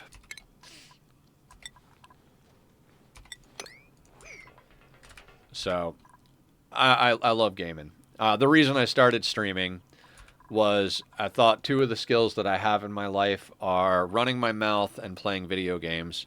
And the reason I stayed streaming is because early on when I got into it, I actually had some people come into stream that told me how much my stream helped them with their depression and anxiety and bad thoughts and all of that. So it was nice to be able to help people that go through some of the same struggles as I do with mental health. I have bipolar and ADHD, which I'm on meds for. And the meds help me. It took me a long time to get on them, and I think everybody should do what works best for them. I was really scared to get on meds because of some past experiences that I had had with getting put on the wrong meds. So they can be very scary, but eventually I found stuff that works, and I'm doing well. But like I said, because I was able to help people who had issues with the same things. Sorry, I'm looking at something and I'm like, that's not going to work. We're going to have to deal with this differently. I don't know how we're going to deal with this, but we're going to have to deal with this differently. Because we've got hydrogen, and I think... Yeah, we've got hydrogen and oxygen in here that we need to get out. Same thing over here. We've got that little bit of oxygen just chilling there.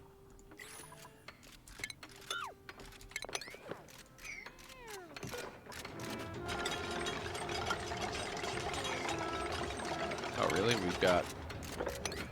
Oh, right. That's in the way.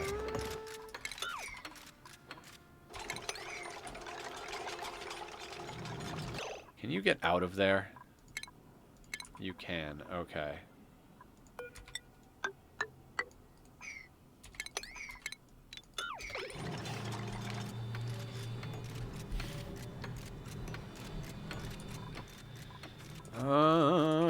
Ba-ba-ba-bum, ba-ba-ba-bum.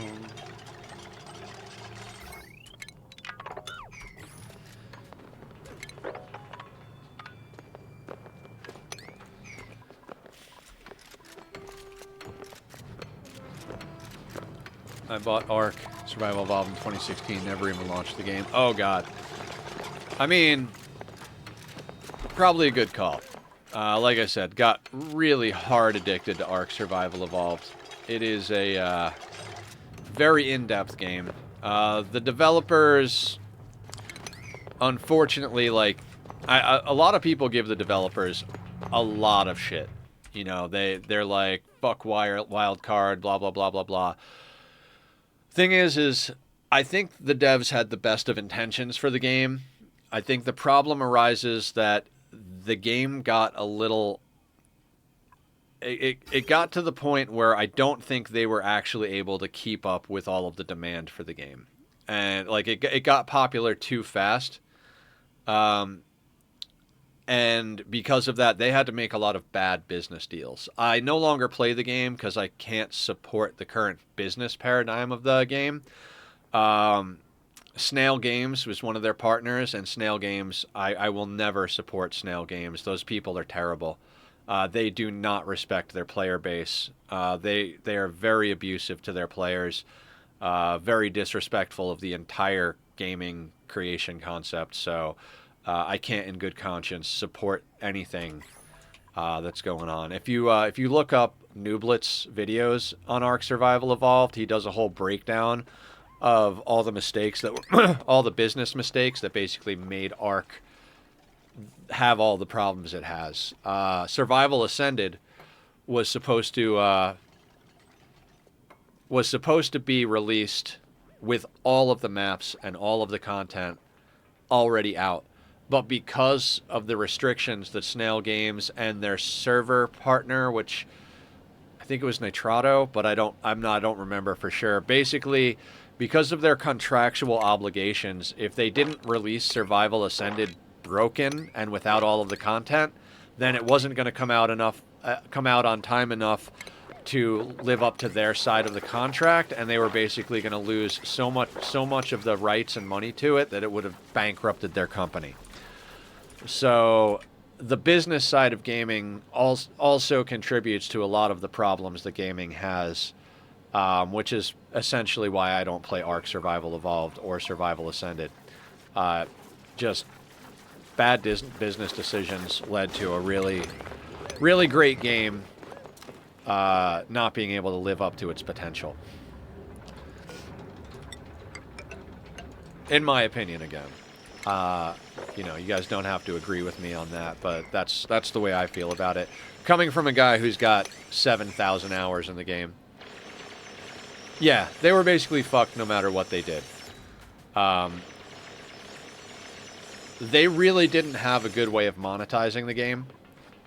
You know, it's a one-time purchase, and then they had these servers full of obscene numbers of people because the game was so popular, and they couldn't keep up with it. So they were forced to keep making more and more DLCs to sell, and they didn't have the budget to fix the problems and the glitches in the game. So the game was just built on top of glitch, on top of problem, on top of, like, inefficiency, and it was just, you know, they didn't even have time to put Band-Aids on the stuff, basically. So it became a whole thing, and it really, I don't think it was the devs' fault. It's actually a testament to how good they did with the game. As broken as the game is, and all the problems that it has, people still play it, like, so much. That's like with Rocket League. Sonic sold it to Epic Games, who made it free to play and then removed player-to-player trading, and it basically destroyed the game. Yeah, the business of gaming often destroys the fun of gaming. Is kind of the problem with all of that, right?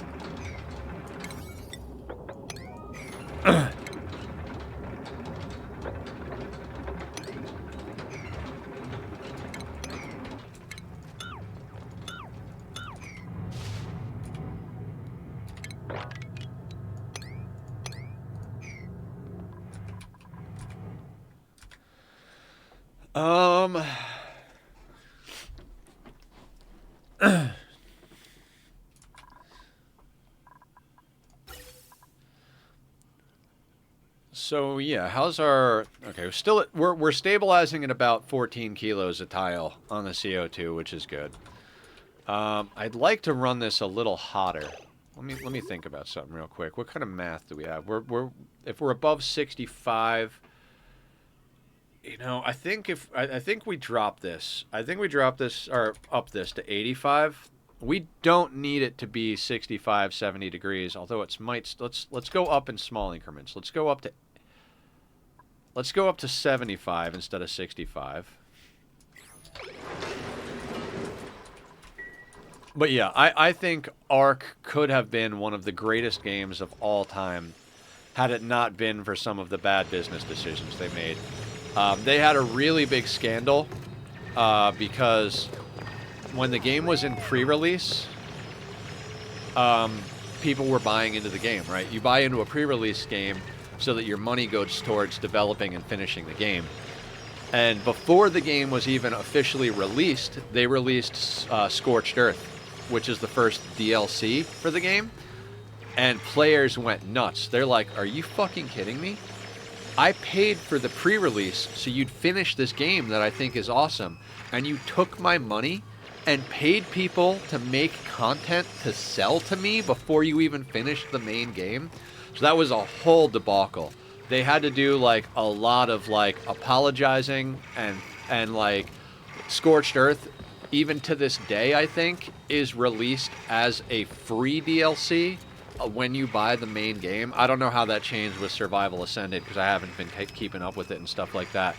But they more or less screwed over so many people with that decision that they could have really taken a big hit there. How do I want to dig this out?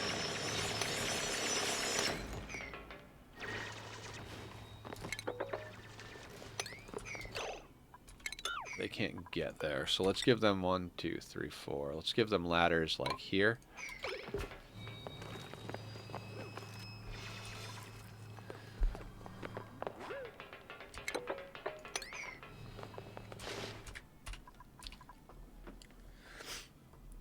I won't brag, but I'm moderator for an idle dev indie dev. I have proof, by the way, but long story short, the devs follow a cycle of update, bug fix, update, bug fix.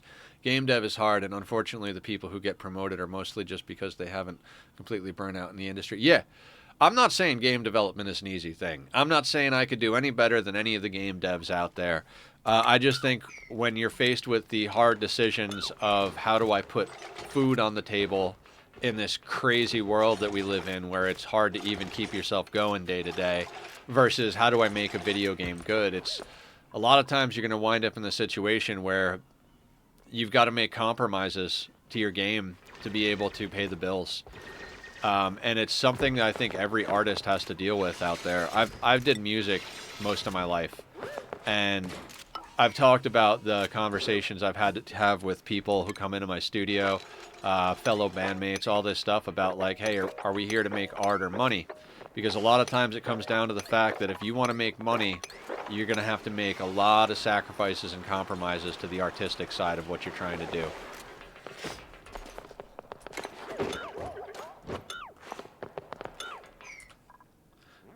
Game dev is hard and it's a headache. My bosses legit consistently have circles under their eyes. And then the fun bit of maybe you know exactly how to make it good, but the money holder wants it to be more like insert blank popular game. Exactly. Like this Oxygen Not Included game is pretty cool, but I hear this Fortnite game is really popular. Can we do anything to make Oxygen Not Included more like Fortnite? No. No, we can't. Well, you know, I don't want to pay for it unless I'm guaranteed popularity. So if you could make it, 20% more like Fortnite, that would make me happy as the investor. That's not a real conversation that happens, but that's the way I imagine these conversations go. Correct me if I'm wrong, devs.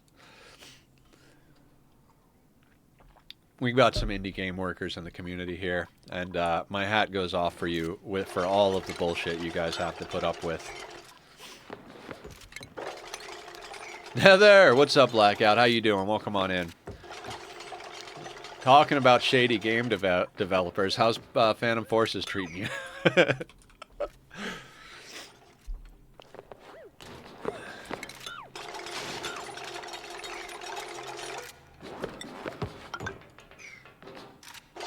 I literally heard an actual convo like that, only it was make it 20% more blue. Love it, love it. Phantom Forces, I'm now ranked 280. I have no idea if that's good or not, but congratulations. I will never play that game. But if you have fun playing it, that's awesome.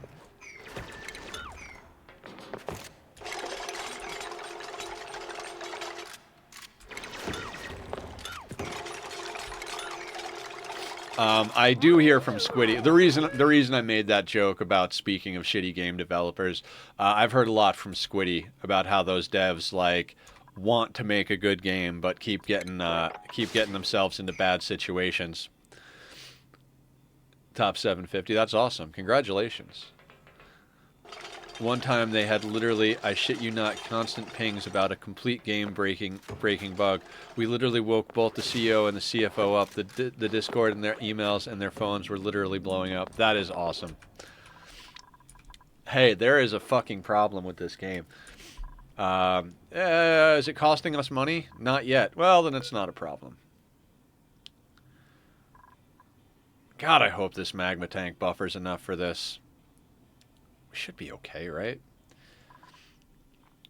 It's active 100 out of 178 cycles. So in 39 cycles, this thing's going to go dormant for around, 78 and a half cycles. Okay. I can do this. I can do this.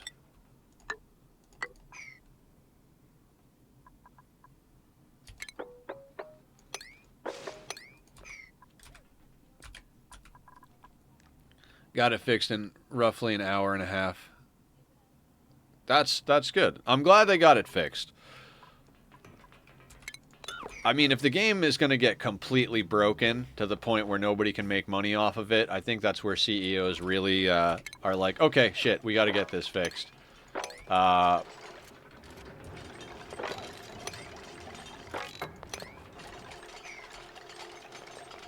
But I don't know. All my experience, like, I think a lot of stuff out there in the world has a lot of parallels. I worked for a while in electronics repair, and God, the shady ass shit we did in that business was just mind blowing to me. Just because you know you have to do it just to make a buck.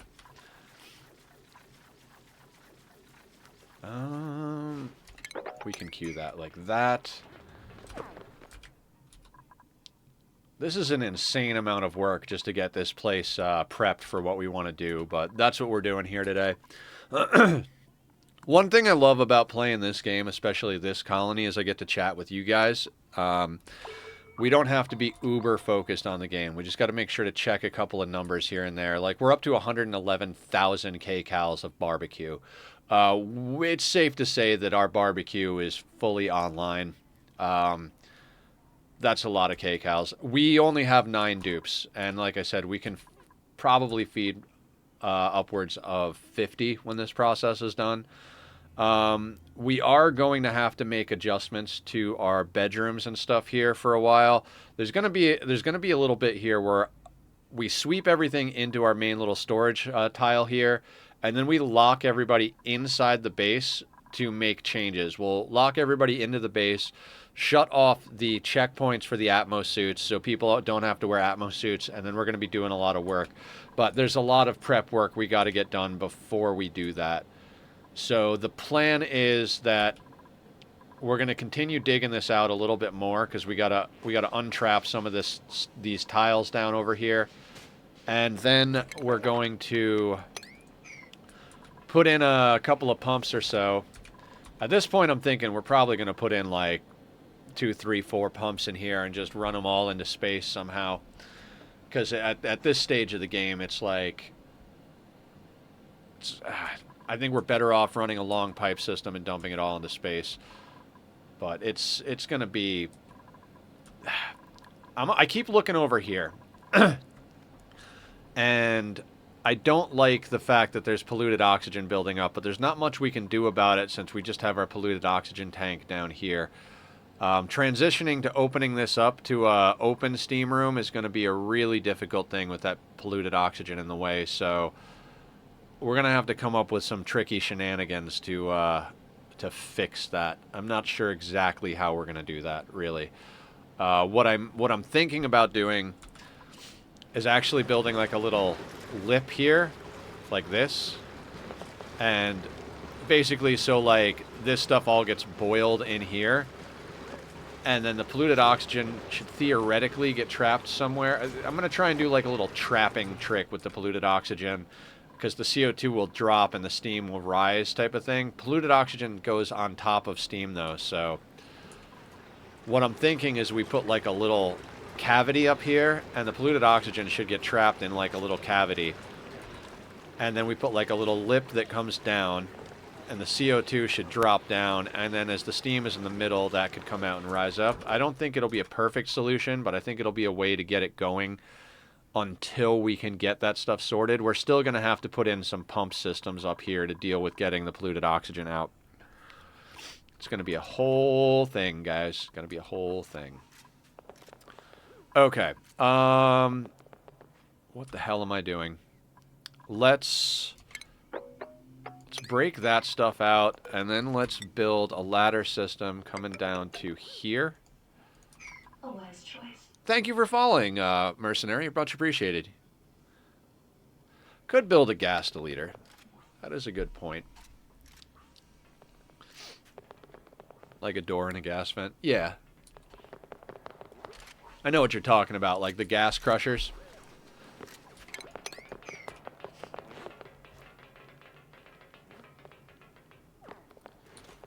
I feel like that'd probably just take longer.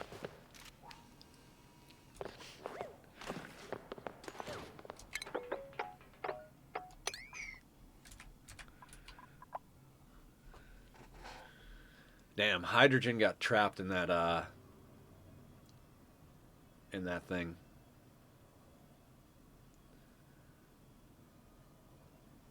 Huh. Yeah, easier to just vent. That's my opinion. Like, we've got plenty of materials. We could put in like 4 or 5 pumps and just take the time to build a whole bunch of gas pipes to vent stuff into space if we need to. I'm not sure how I want to do it quite yet, though. What is here? I mean, we've got plenty of projects to work on, so we don't have to rush this. We could slap a couple of pumps in here and then work on something else while this vacuums out. We don't have to stare at it vacuuming out. In fact, we might be able to even finish out this ranch. So what would this be? That's 96 tiles.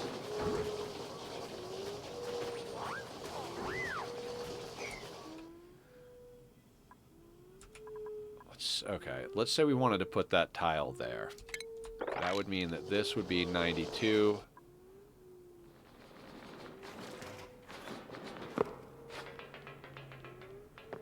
Huh. Would kind of need that to be there.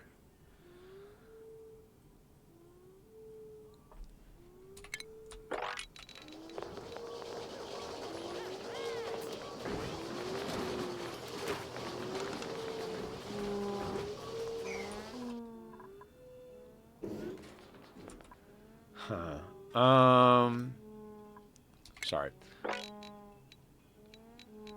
So we've got 87, 88, 89, 90, 91, 92, 93, 94, 95, 96. So if we wanted to make this a ranch right now, what we could do is just do that. And then we could move everything down here, and then we could fix the shape of this later. Right?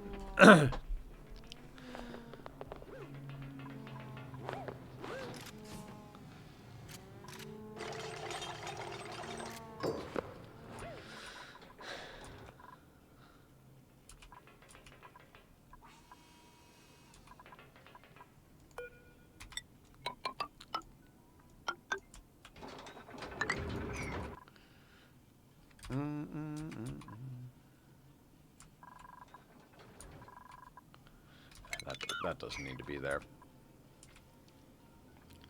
Just gotta watch you don't break it like a nature reserve. Yeah, exactly. Just gotta make sure I don't break the nature reserve. So, that is a... Oh, 93 tile. Ooh. Did the math a little bit wrong. So that actually has to move over a tile. And that'll have to go there. That'll get deleted. To get up there, we're going to need a ladder there.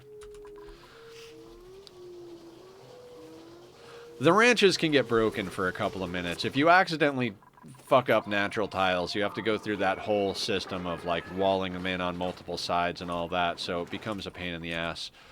But, you know, it is what it is. This volcano makes me nervous. I would like this thing to be full up to, like, the second tile of the volcano, but, you know, I gotta trust Francis's math. You know, this is based on his design. It is his design. We just bolted on some infinite storage down here. And according to him, this design will work on any full volcano, no matter what the output is. So, we should be good. We had a little bit where we were getting debris on top of here, because we were dropping just a slightly too much magma, but everything seems to have stabled out. We've got about a ton of petroleum per tile here, and we've got about 4 tons of crude per tile there. So we've got plenty of crude. Now that all these things are actually spun up and all the crude is sliding over to this side, we're doing all right. Let me check something real quick. Why is that not pumping?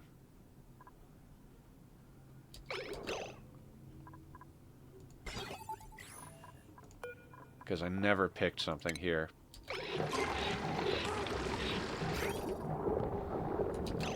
Oh, nope, nope, nope. That was wrong. And that will break things. Fuck a duck. That is supposed to be petroleum.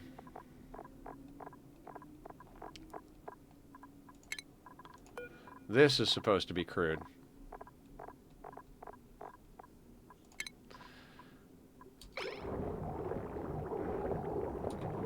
Why is that not overflowing?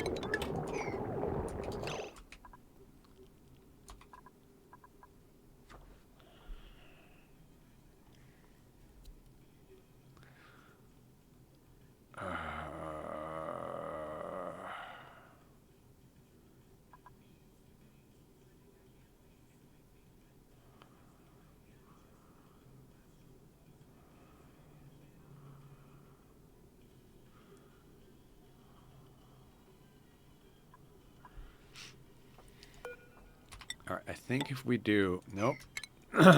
Alright, so let's fix the thing that Nether just broke.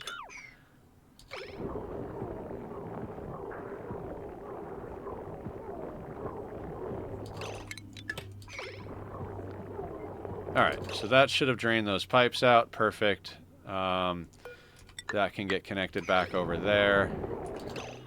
Now, if I had to bet money... Yeah, okay. It's because this pipe doesn't have proper direction, so we're going to use one of these to create direction.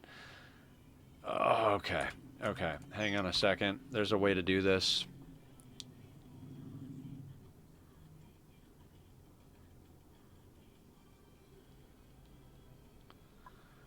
Okay, what we're going to have to do... Glad we did that. No, wrong goddamn thing, game. I need these pipes to go like that. We need to snip that there, and we need a bridge that goes like that. Punch a bear with my new ghoul. Yeah, do it.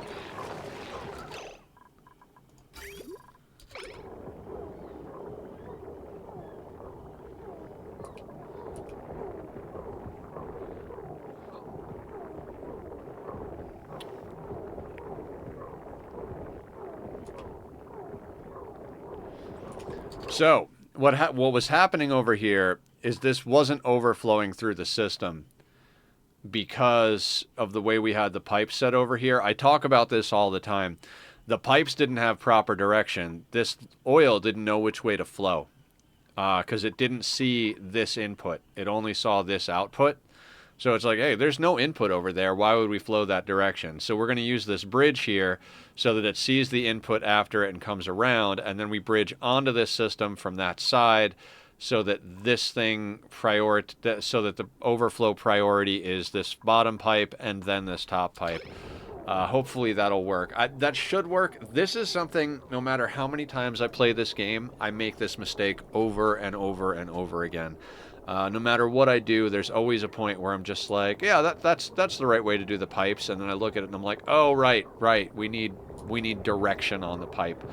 I do kind of wish there was like a little just like you could put a single section like valve, like this pipe only flows this way type of thing. I think that would be immensely helpful.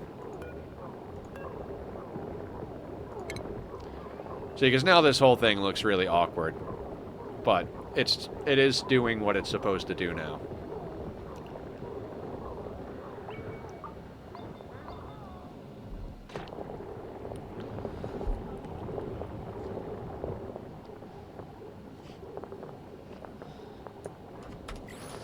Okay, back over to this problem.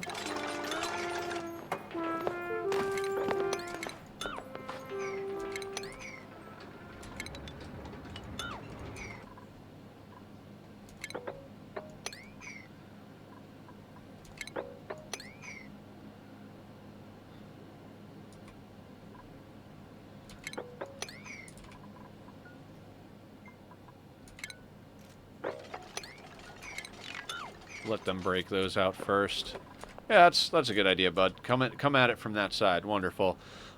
So much of the stage of the game we're in, yodeling is awesome. So much of the stage of the game we're in comes down to vacuuming stuff out. We've done a lot of vacuuming stuff out throughout this entire playthrough, but we really are at that stage of the game where it's like break open a section, vacuum it down to nothing. Break open a section, vacuum it down to nothing. We really should analyze this, actually.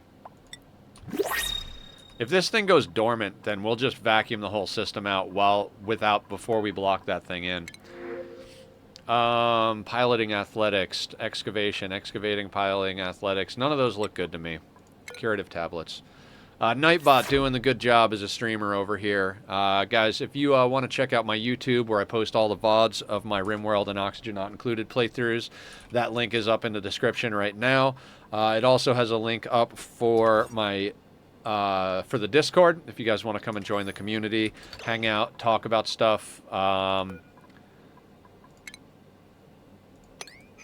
You know, things and stuff and things. We're going to put that there, then we're going to copy the settings here and paste those here. Actually, hang on.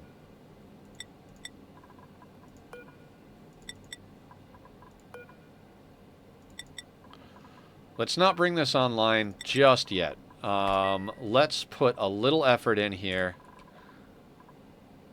And what we're going to do is we're going to set up a sweeping system. Because we really need to. Where do we want to stick this? I'm going to put this... Doesn't matter where. We either put it here or we put it here, though, for the loader. I think I'm going to put this... We'll put that there. And then we need power for it, which is right up here. So a little boop there. And then we're going to need a loader, and we're going to need some sort of chamber for these guys as well. This is one of those things I've been avoiding doing for a little while, but I think it's time to actually get it done. If we're going to switch these guys down here, we might as well set them up properly, right? Now, this is all going to be expanded into a normal kitchen. This is where we're generating rad bolts at the moment. So where do I want to stick an evolution chamber for these hatches? Out that future nether fellow. Yeah, I mean, past nether kind of left me in a place where I've got to do things. I don't know. Where do I want to put this? Sorry. That was not a complete thought, even remotely.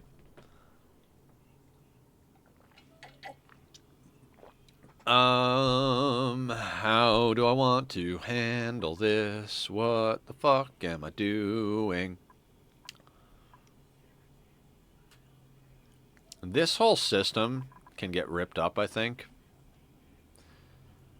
Yeah, we're not using this. I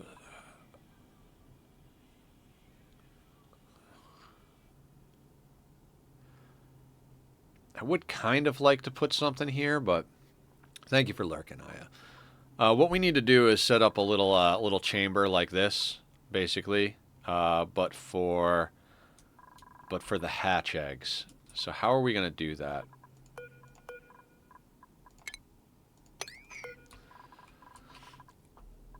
I guess it doesn't matter if we set up a temporary system, but I'd like to be getting to permanent systems here.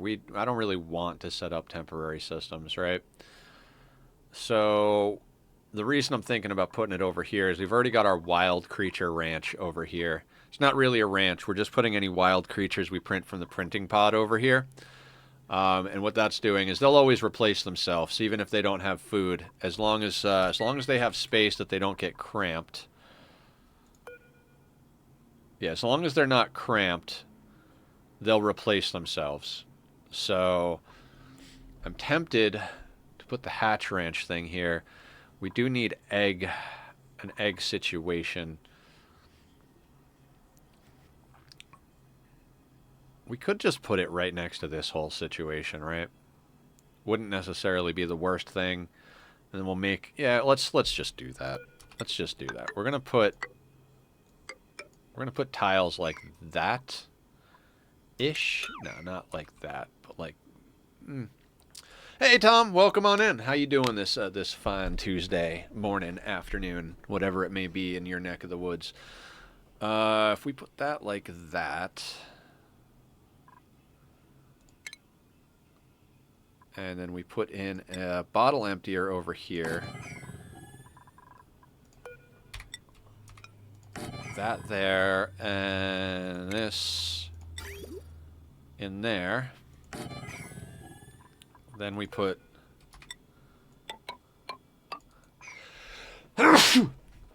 Pardon me. And then we can put in incubators, but we don't need to make these out of steel because they're in our base. We might have to extend our temperature regulation loop, though. Oh, that was a good sneeze. Thank you, Joker. Much appreciated.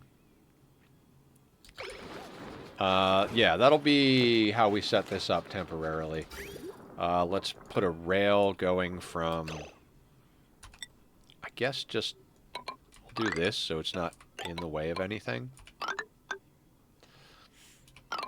Actually, getting into the duplicate chin will be a pain in the ass. So we'll just do it like that. I might change the way that is set up, but for now that'll be what it is.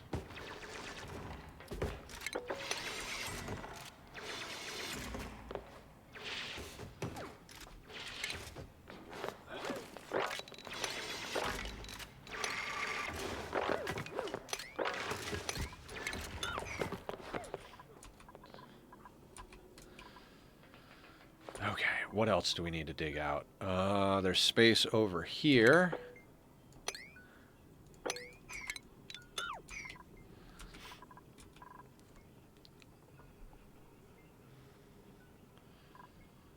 And we're going to want to dig these tiles and then break, let's say, every other one of these for now. Just so we can get in there. We can totally demolish this nonsense. We don't need this in our lives.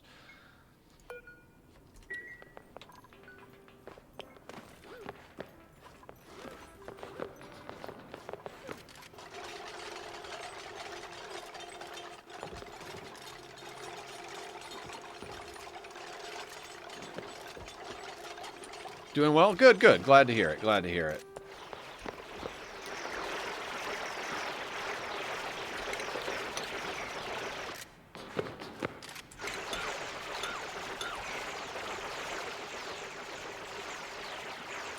We'll get rid of these background tiles too, but that's not important for what we're doing right now.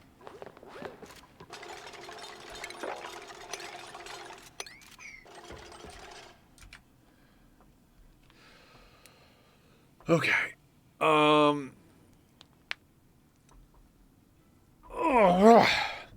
Oh, that's why I was going to wall that in, the bleach stone.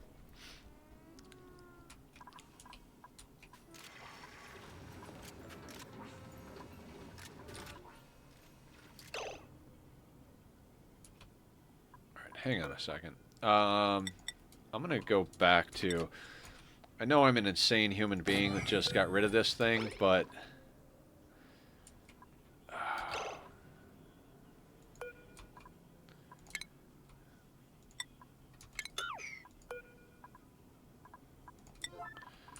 Let's move that. And let's cancel all the sweeping down here. And we'll let him break that. Let's make use of our filtered mod right here, right? Let's do... What is it?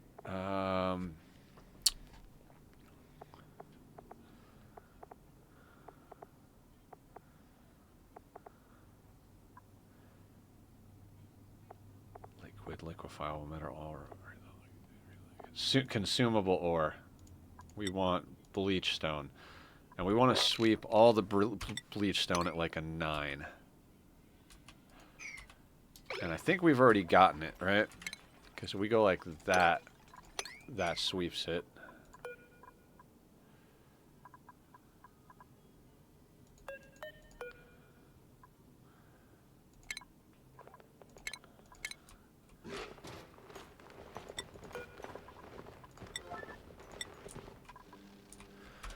Okay. So, once that bleach stone gets out of there and Al over here finishes analyzing this, we'll make a decision how we're going to deal with it. Right now, we've got some hydrogen trapped in there. I'm actually going to delete those bits right there. That should actually sort the problem either way.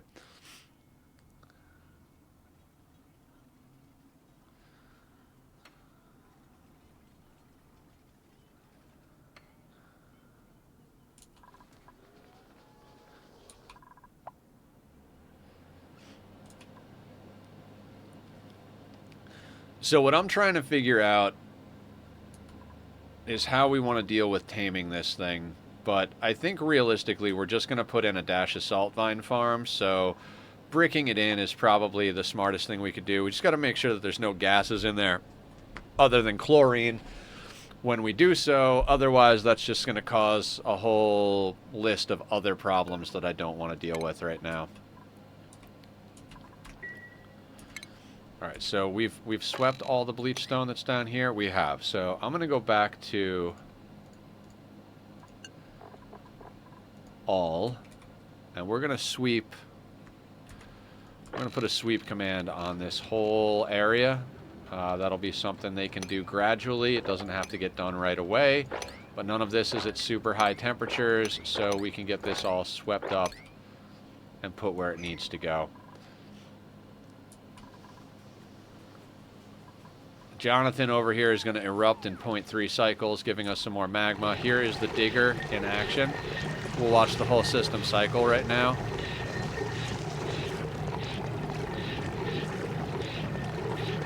So it digs out that last tile, right? And right about now, boop, lava drops in. And there we go.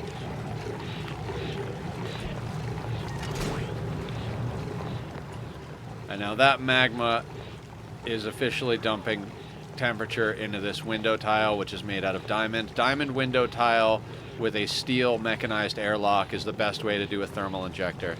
Minecraft is down right now for a lot of people. I'm so mad. Why can't things be convenient for me 24/7?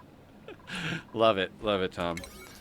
Let's go over to construction. We're going to prioritize the construction of that stuff because Barb is set to construct, but we want to make sure that our shipping stuff gets constructed.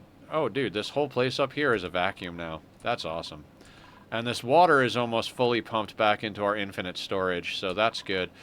A lot of things getting sorted out here. Also, we can do a sweep on that floor. Sweep on that floor. This shouldn't have critter eggs on it.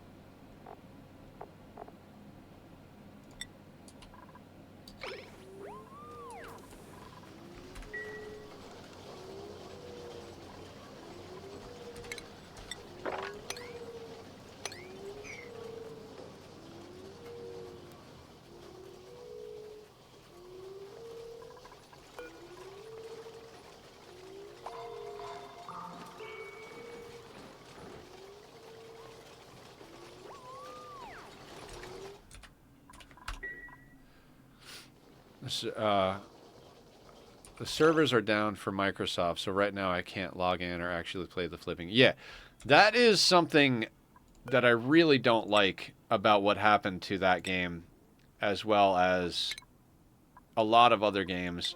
I don't want to say nowadays because it makes me sound old, but I think the fact that a single-player game has to validate itself on the internet every time you load is kind of bullshit. Like, that is really just, like, I paid for the game. I want to be able to play the game. I'm playing it in single player. I'm not playing it online with other people. There's no reason that I should not be able to log on to my game that is a single playing game because your servers are down. Afugusio said, you don't own your games verbatim. I should be able to play it. Yeah, you don't own your games. You don't own anything anymore. Everything is on a everything is a license. You're licensing the right to play the game. You're licensing the right to use your software. No, you don't own anything anymore when it comes to software. It's just not a thing anymore. So, there are good and bad things that come with progress. I'm not one of those curmudgeon-y old men that, like, can't stand the way, back in my day. Like, nah. I mean, it sucks that things get more expensive, but it's always been the same. It's always been, people who want to make money versus people who want to make art. And like I said, I've had that conversation with clients of mine before. Yeah, I think that it's understandable if you're playing on like an official server and their servers go down. Okay, cool. I understand I can't play on your server, but if you want to play a single player game as a single player, or you want to play on one of your own private servers, I'm assuming that means that we can't even play on our community server. So that is just kind of bullshit straight across the board on that.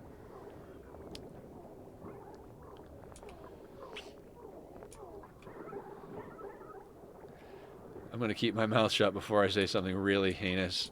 I appreciate that, Sparta.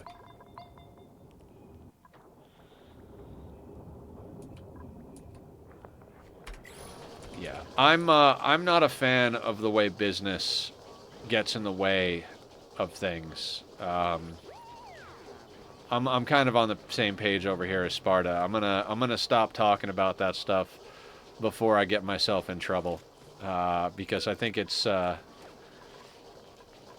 hot button issue for a lot of people. But please don't lock yourself inside. There you go.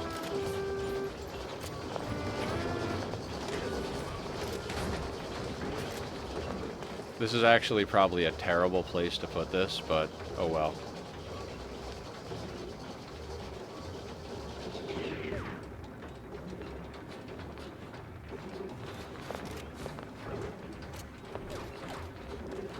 So I was watching Too Legit City after we raided over there the other day.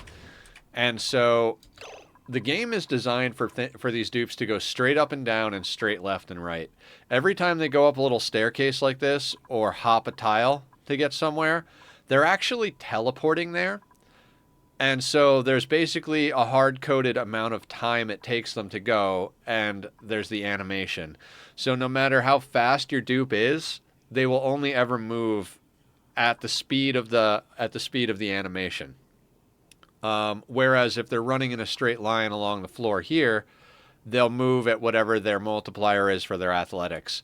So at all times, you should be trying to make sure your dupes never actually have to climb. Because it doesn't matter if it's 1 or 2 tiles high. If they have to climb, there's an animation and there's a minimum amount of time. So it's something to be aware of when building your worlds. Something I was not aware of when we started this one. So there is definitely some non-optimal situations going on here.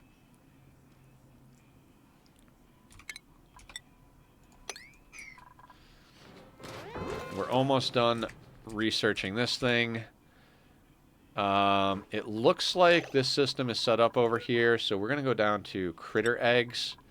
Those are going to get dropped down there, and now we're going to set up...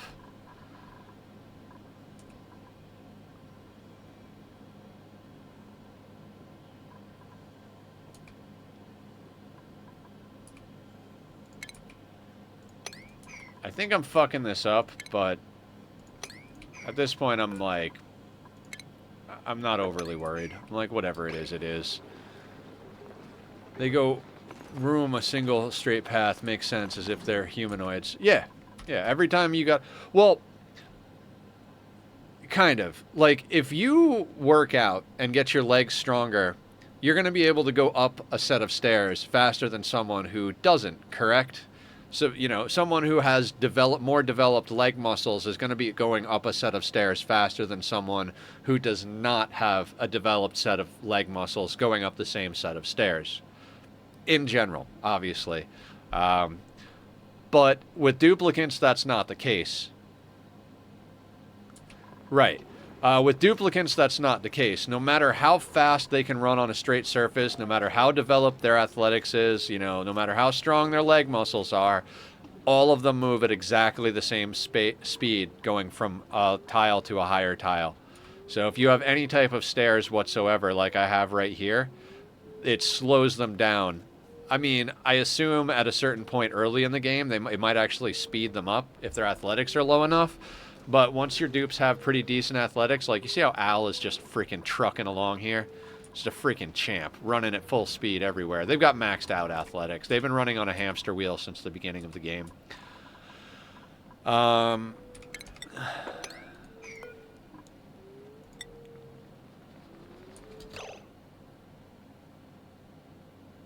Oh, it's dormant right now. Hell, that makes our lives easy. Faster than the tube. The tube! You know what? I'm going to drink a little bit of water. I don't think I've drank any water this whole stream. Cheers, everybody.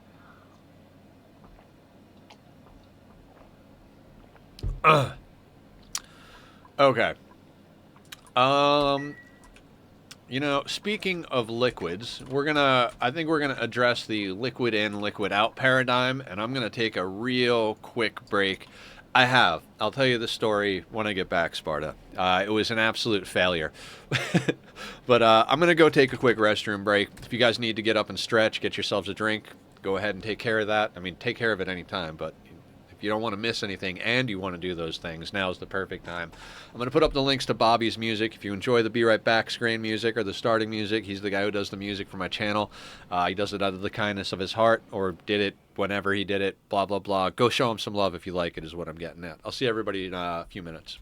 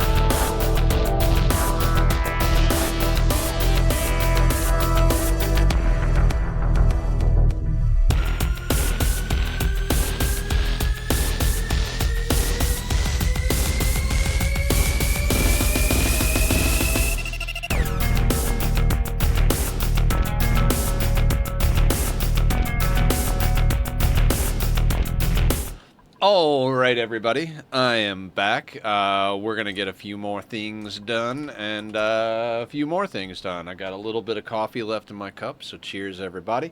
I stream noon to 6, Monday through Saturday, today being Tuesday, and the time for me being 2:30 in the afternoon. So we got a little bit more than half of stream left here. Tomorrow we'll be doing our RimWorld playthrough. We're working on a Sea Ice max difficulty playthrough against Randy with no mods, no kill boxes, and no traps. So that will be tomorrow. We do RimWorld Monday, Wednesday, Friday. Oxygen not included on Tuesdays and Thursdays and Saturday. Right now we're playing Hollow Knight. When we finish that playthrough, we'll pick another game, and because it's Saturday's kind of our wild card day. Now, at the moment, our 9 dupes are absolutely slaying it. We've got plenty of calories banked. You got to finish the anomaly scenario for once. Yeah, it's a lot of work. Okay, so we are dormant here, but we have a little bit of gases going on. So how do I want to? Let's talk about how to arrange these gas pipes to get the most out of our life, right? How many gas pipes are we going to run? How are we going to run them? How are we going to make this work? All of that is a conundrum. VWE, what's VWE? Vanilla weapons expanded. Oh, okay. Is that the one that adds the ammunition and such?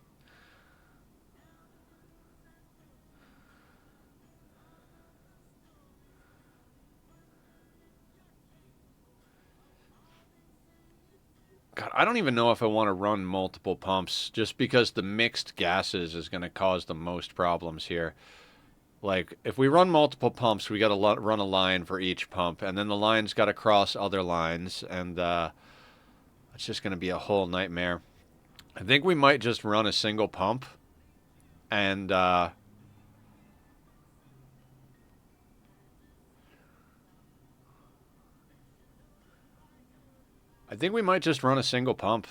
and just let it run in the background while we do a whole bunch of other stuff, because we got plenty of other projects we got to work on, right? That being said, I think we just link into this pipe over here. It's flowing that way. There's an input there. Okay. So what we're going to do is we're going to bridge onto this system. And in order to get up there, I think we just come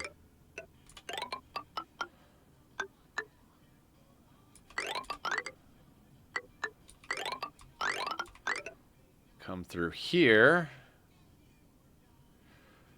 And where do we want to put this pump? Maybe somewhere like right in here. That's going to be a lot of stuff for a single pump to get out, but it's fine. We're not going to overly focus on this. We're able to move our hatches, so that's our main concern here. We'll run that wire there. That pipe will run over. That'll vent into space. Everything will be good. Meanwhile, what else do we need to get done in this thing? I did say I wanted to start working on our Drecko ranch situation, which does mean clearing out a lot of this space and then venting a decent amount of gas. Does that blueprint save? Yeah. I want to bolt this thing on right there. Right.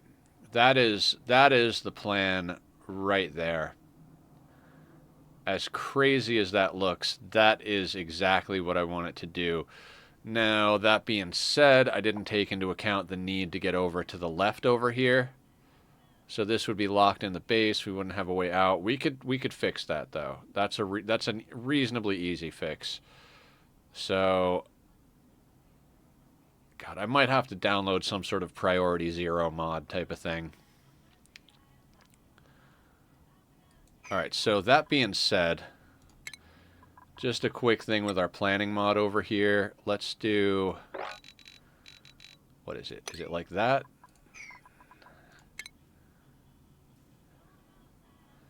One, two, three, four, 5 more tiles.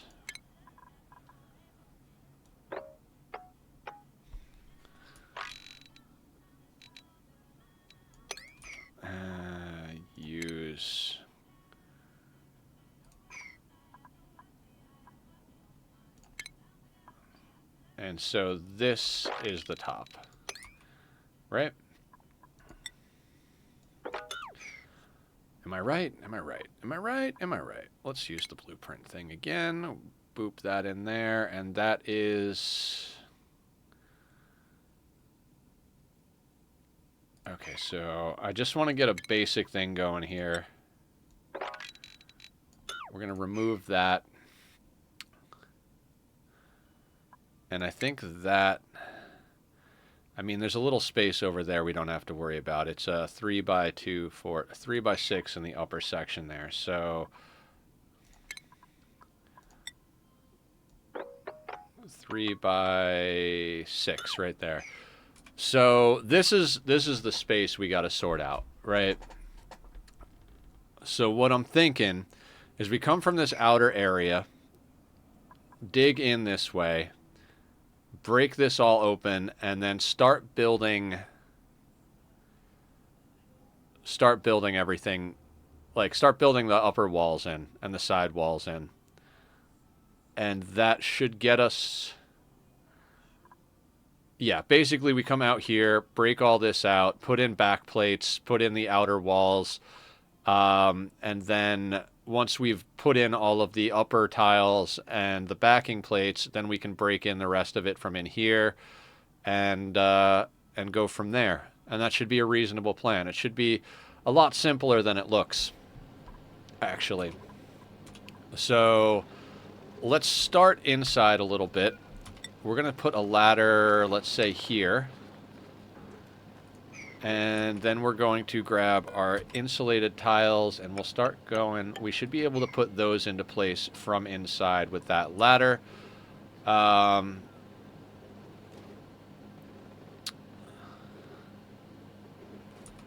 then we're going to need to put the liquid lock here, right? So in theory, the wall is going to be here. We'll probably...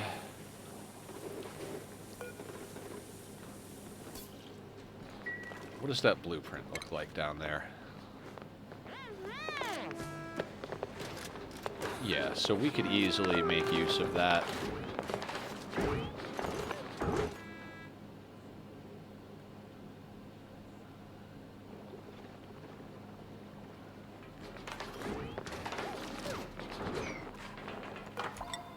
So that would be that there. No, okay. So if these are not going to be airflow tiles, all said and done, right? So what we're going to do is we're going to put this here. We'll just do that across the board right there. Actually, if this is going to be outside, we're going to do something like...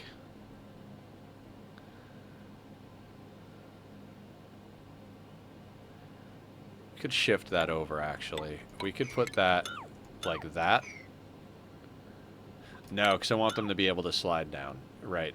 Okay, so we're going to put this here, here, and there. But then this is going to be like that. And so we're going to grab ladder segments, and we're going to run these up to here. We're going to run the ladder on the opposite side going up there. But the other side we're going to come up to. This planning thing, we can turn this opacity down to like almost nothing. I just need to know where those outer lines are to start with. We shouldn't have any problems with meteors hitting the tiles because like I said earlier, the meteors don't really do damage because they're ice meteors. It's not really a big deal type of thing, so... that'll be what it is. Once we get this whole section built, this will then become obsolete over here. And as such, we can start ripping this section of the map out and making any accommodations we need to make. We're still composting our dirt over here because we're going to need dirt for the Drecko farms. And since we're filtering it, we might as well use it type of thing. Oh, you know what's funny? These glow bugs emit radiation. And I think the radiation that these glow bugs are emitting are killing the germs. See how it moved up and we now have germs here? When that was flowing down next to the water, Yeah, it's killing the germs. That's crazy. We should just lock the friggin' glow bugs down there. Yeah, I know rads kill germs. I just didn't think about the glow bugs doing it over there. I was like, oh yeah, how about that? We don't really need to kill the germs. I was just stuffing the glow bugs over there because they won't really get in the way of any of our other shenanigans while they're over there. So, oh, oh, oh.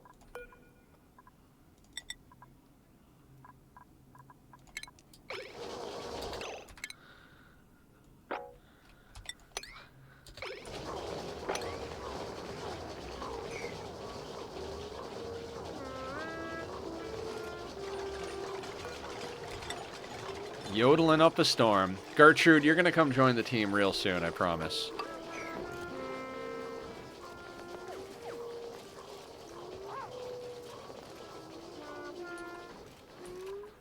Okay, so we've got this ranch set up here, so we can actually decommission this one over here. We're going to go with that, and we're going to go with 0 critters here. Now, the mistake I made over here, this is not set up as a room, so we can't put a pickup over here. Actually, we could just do that. Sweep that, and we could theoretically... Oh, it's going to be a little awkward, but...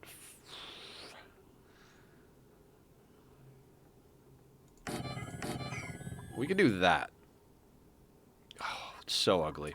It's so ugly. And we can do that.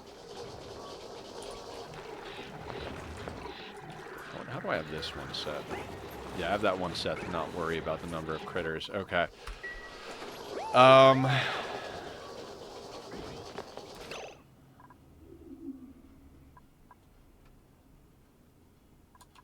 think that'll make it run smoothly. This can get set to 8 critters. What up, Bat Guy? How you doing? Welcome to the madness. We'll do a quick shout out for the Bat Guy over here. The Bat Guy. 2 T's. How you doing today? Welcome, welcome, welcome. Guys, go check out Bat Guy. Wonderful human being. As I was talking about his systems for dealing with Ani, with the dupes being...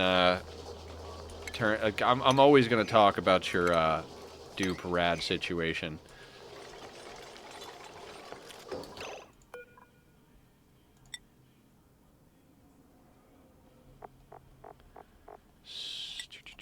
There we go. Doing good, sir. Setting into the new pad. Excellent, excellent. How's that all working out for you? Now let's see if these guys, if these get automatically moved like I want them to. I think they will.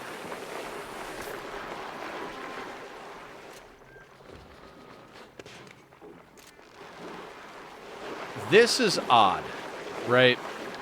He's gonna actually tie all of them up before he moves them, and I don't like that because if they stayed up too long, they automatically break out. So that becomes a problem. Can we not build these things? Come on, guys. Let's actually, yeah, they're building other stuff I want them to build. That's what they're doing. You know, it's funny. We've got petroleum right there. How about that? Grams of petroleum. Move to, I don't know, let's move those here. Did the gases just stop moving? That's weird. Very weird. It's been pretty good. Some small hiccups, but nothing to complain about. Excellent. Very excellent. We're trucking right along. We spent most of the day coring out this area enough that we could pump out all the gases. I was thinking about putting in multiple pumps, but then we'd have to run all sorts of pipes. We're legit just venting this. All of this shit's just going to get vented into space over here. We finally cracked open a piece of space just so we can vent gases we don't want to deal with. And once all of this is vacuumed out, we'll button this guy up for use later on. I ran the power wire through that thing, huh?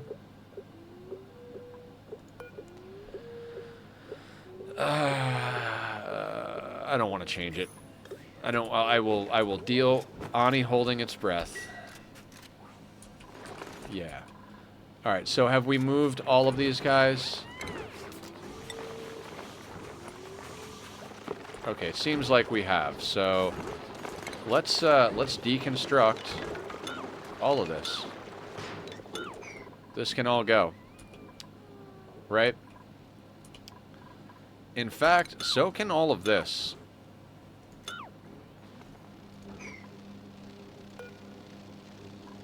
Like, we don't need any of this nonsense over here. So this is going to start looking like our... these are going to be our other bedroom floors. I completely forgot we brought on a nyctophobic dupe. I keep forgetting that entirely. So let's start duplicating what we've got here.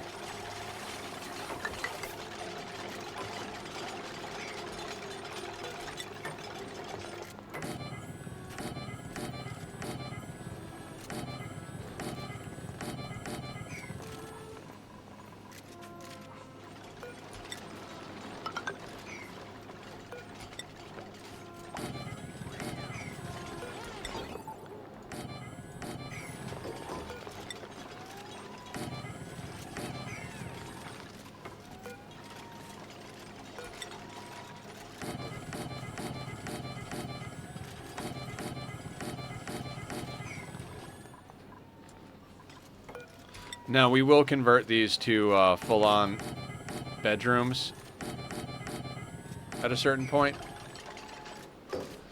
But for now, we're just going to keep them as barrackses.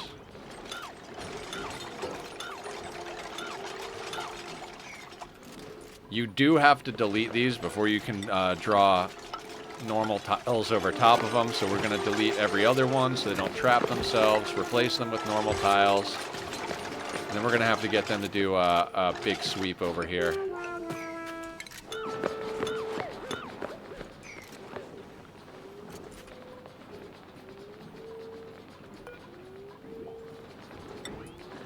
Eventual bedrooms and showers, Sparkles? Yes. I still don't know what I'm doing with the showers. I was going to integrate them with the bathrooms, and I forgot to do that.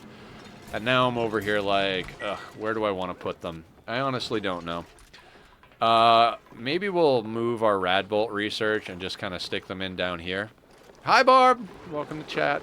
Welcome to the Madhouse. We're doing things and stuff and things. How are you?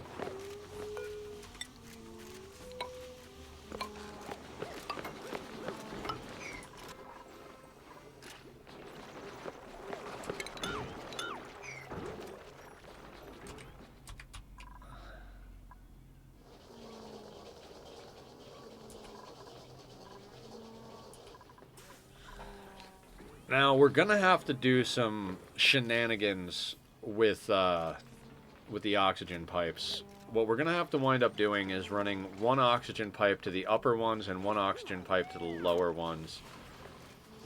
I hate routing oxygen pipes. You don't really have to keep too much oxygen in the base. I mean, you do, but they're not really wasting a lot of in-base oxygen because most of the time they're in the suits. But even so, it does get to be a thing. God, I really don't like the look of sandstone tiles in the True Tiles mod, but how much do I care? I'm over here like, okay, we'll use this here, we'll use that there. I don't know. Maybe eventually I'll get bored enough that I'm like, okay, let's switch everything over. You know what? We're doing things, right?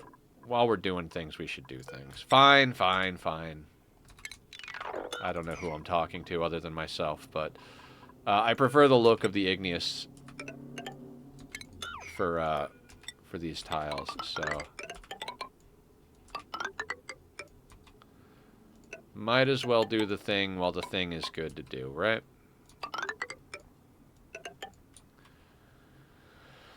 There you go, dupes. I'm now making myself a huge fruit salad. Ooh, fruit salad. I do love fruit.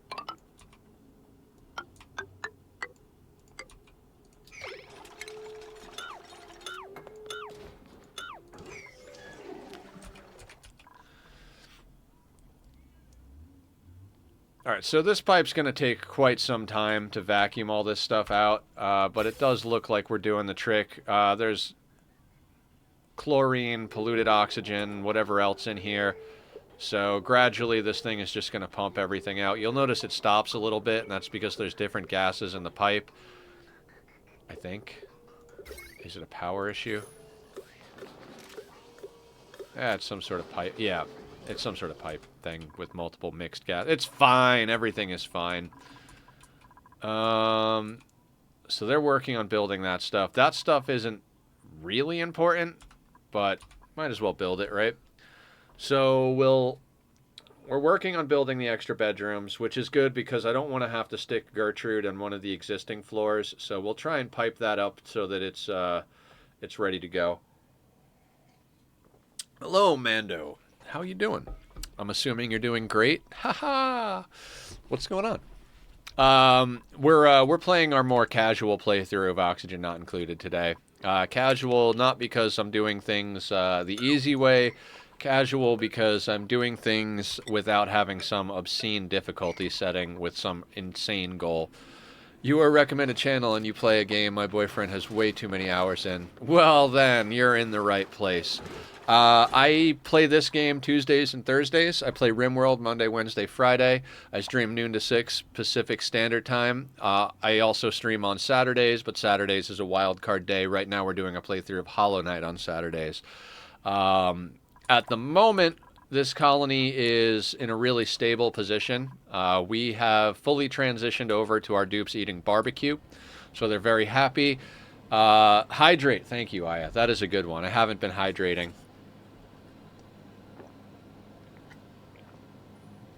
Yeah. We've got a petroleum boiler going. We're recycling the water. We're getting out of the petroleum generators running full time to make the crude to run the petroleum boiler. And we're feeding all the CO2 to our slickster ranches down here, which is providing the barbecue. We're currently putting up... We did a lot of rearranging.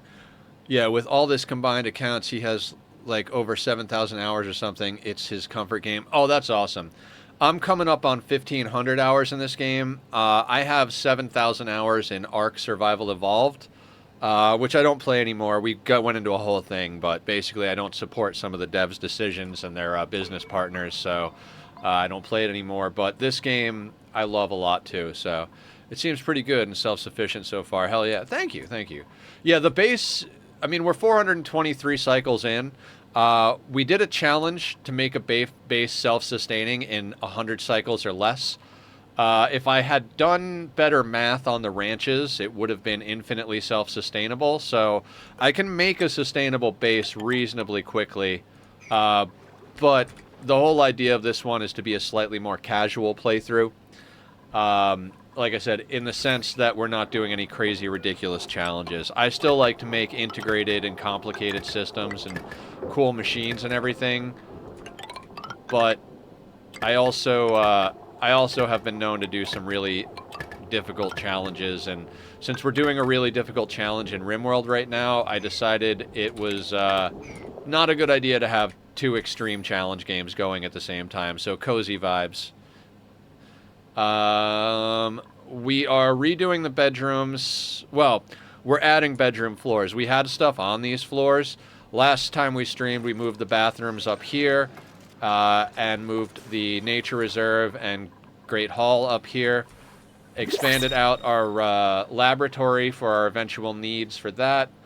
And today we just finished moving our hatch ranch down here that we're using. We're not running a lot of hatches. Hatches are just there to turn some stuff into coal for our eventual projects. We have 105 tons of coal. That's right, we just dug a whole bunch out.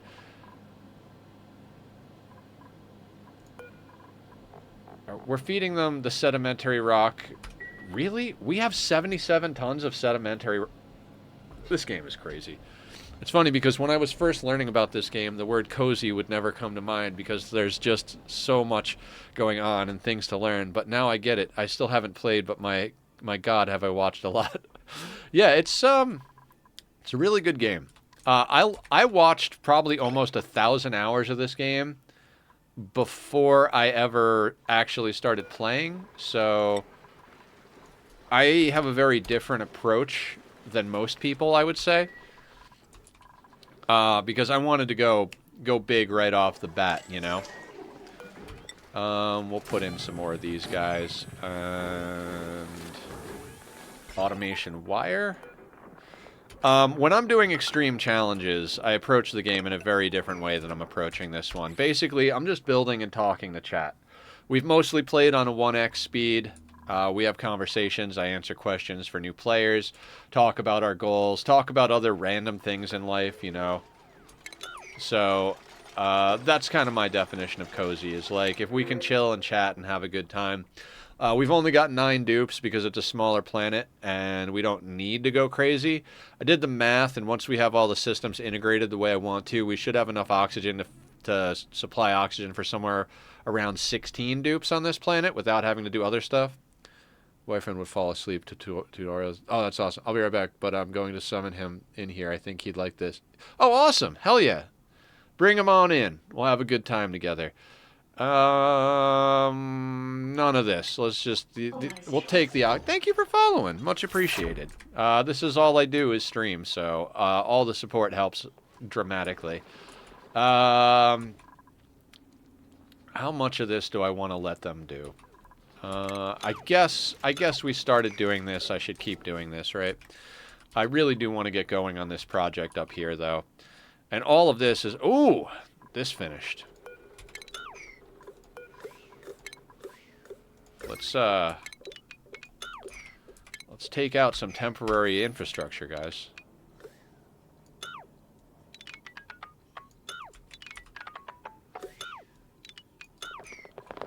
All of that can go.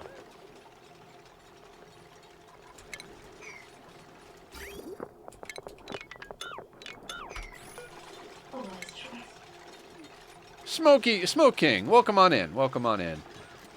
We have alert command. You have been summoned. Welcome, welcome. We're on cycle 423 in what I consider a more casual playthrough. I've done a lot of really extreme challenges in this game and RimWorld, so I decided we would just do a colony that was just all about playing. I'm Nethercloud, by the way. We stream Ani on Tuesdays and Thursdays, RimWorld on Monday, Wednesday, Friday, and then we do a wild card day on Saturday. Currently, we're working on a playthrough of Hollow Knight, which is a really fun platformer if you're into those type of things. Good times. Started playing it because a lot of my friends and community members like it, and I was absolutely in love with Ori and the Blind Forest. So, you know what? I forgot that we need to copy these settings over to this one as well.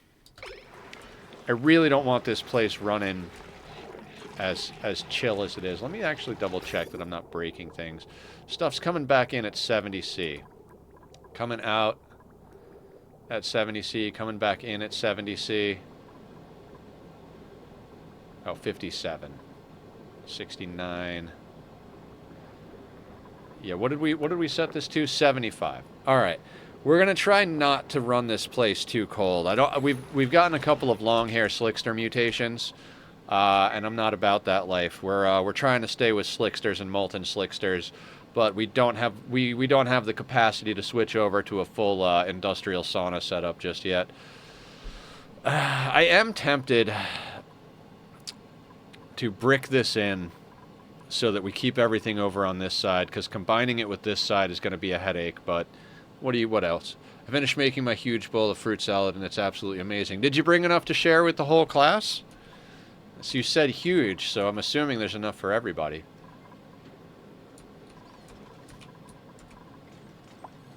Alright, I guess, Jesus, I love fruit. Good. So do I. You actually did.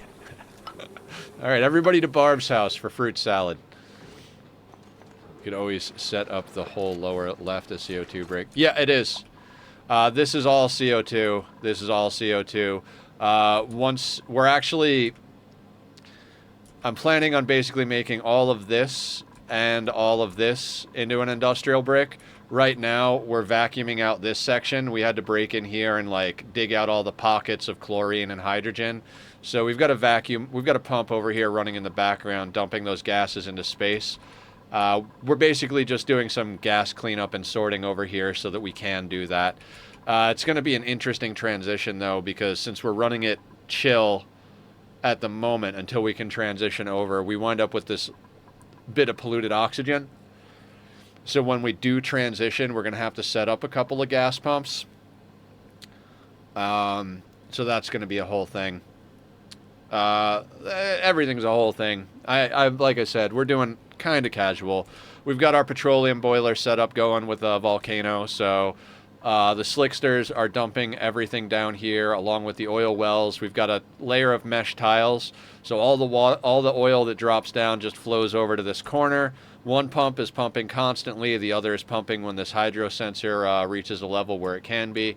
All the crude's getting pumped into an infinite storage here. That's all going up through a counterflow, turning into petroleum. Petroleum's getting fed into the petroleum generators.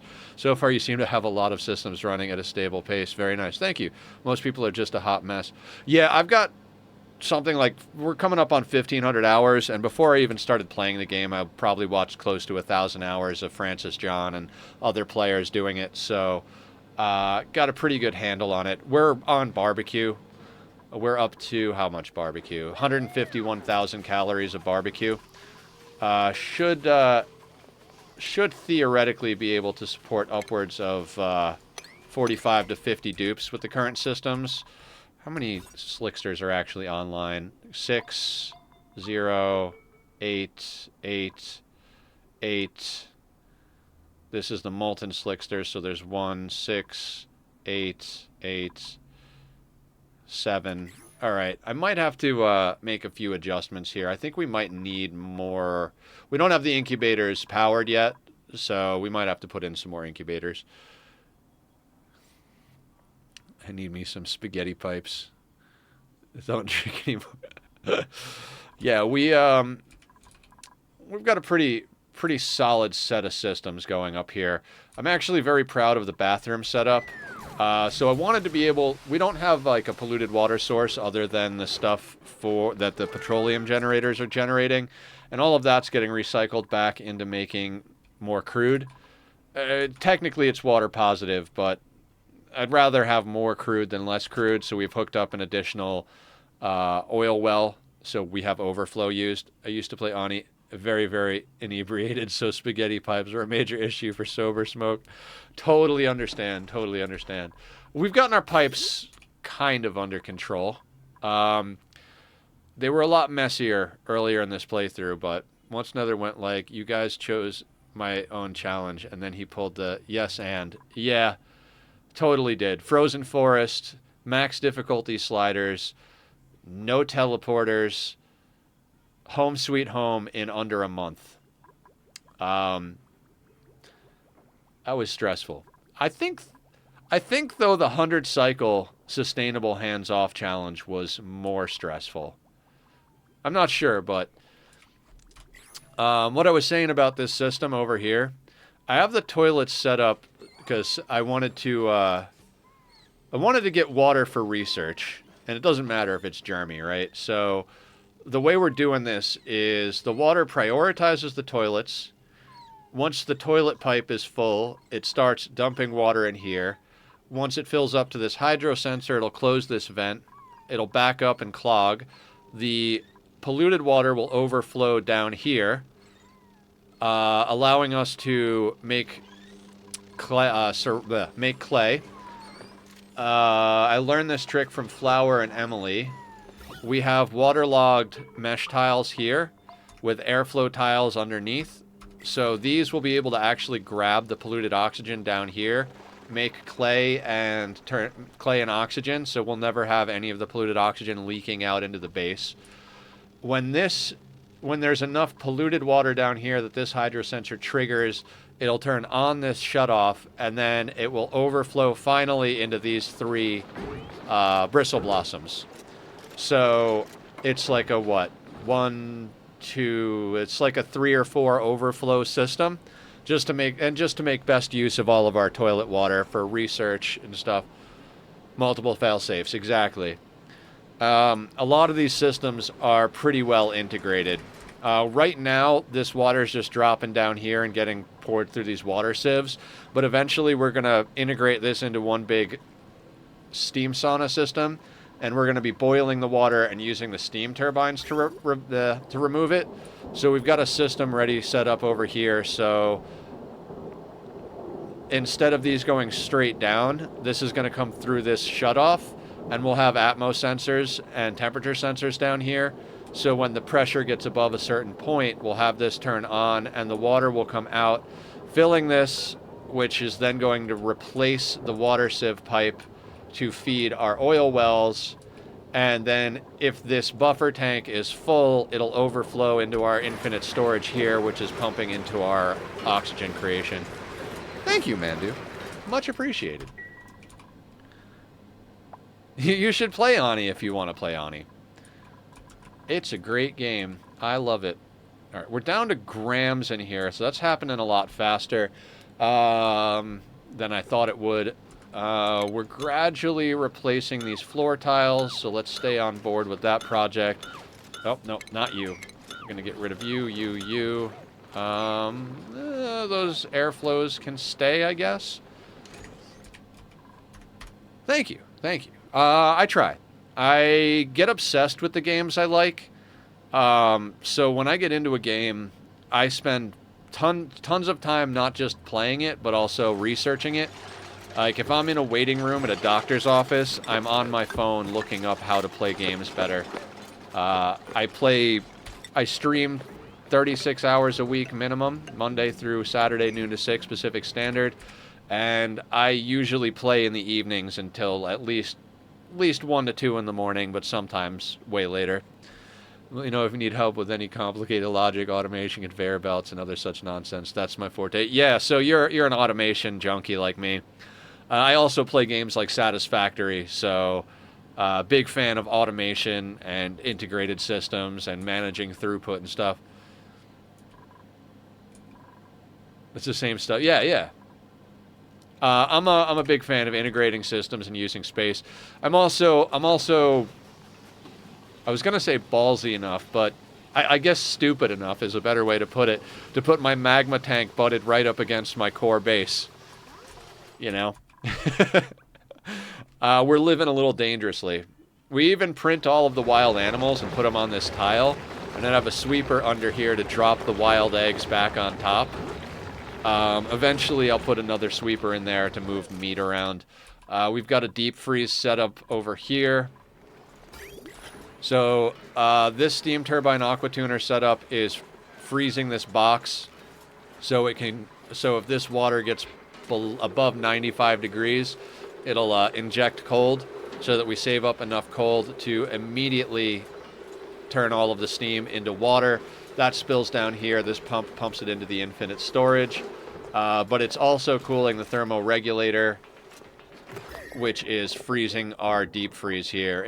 Ingredients are here.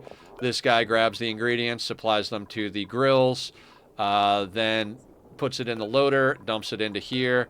This guy can't see that loader, but it can see the barbecue here, puts it into the refrigerator with only 3 kilos, so that there's minimal rot.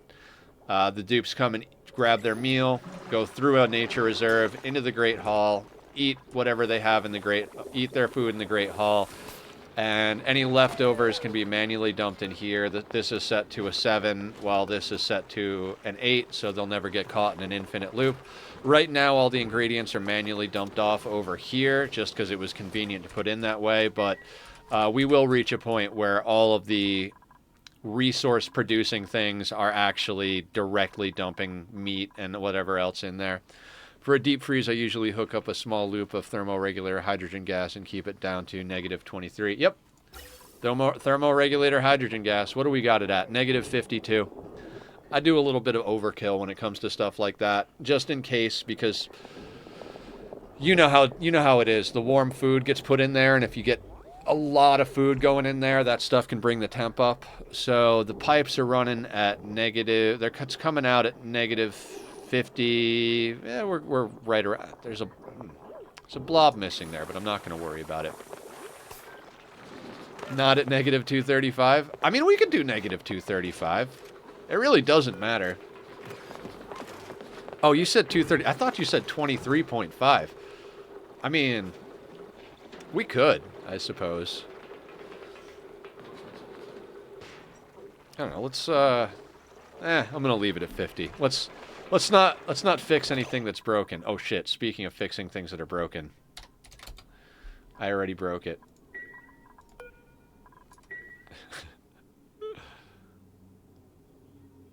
I will do that until freezer burn becomes an issue. Yeah. In some of my older systems, I had issues with the thermal regulator running too frequently and like getting hot. I've gotten a lot better since then, so we should be able to run that even colder. But I don't want to fuck with it because I got other things I want to try and get done. If that makes any sense. Okay. Speaking of other things, how much do I want to get this this system working?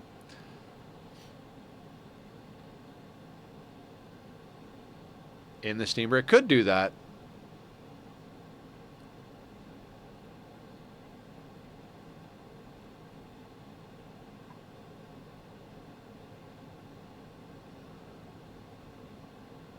Yeah, Smoke, sounds good.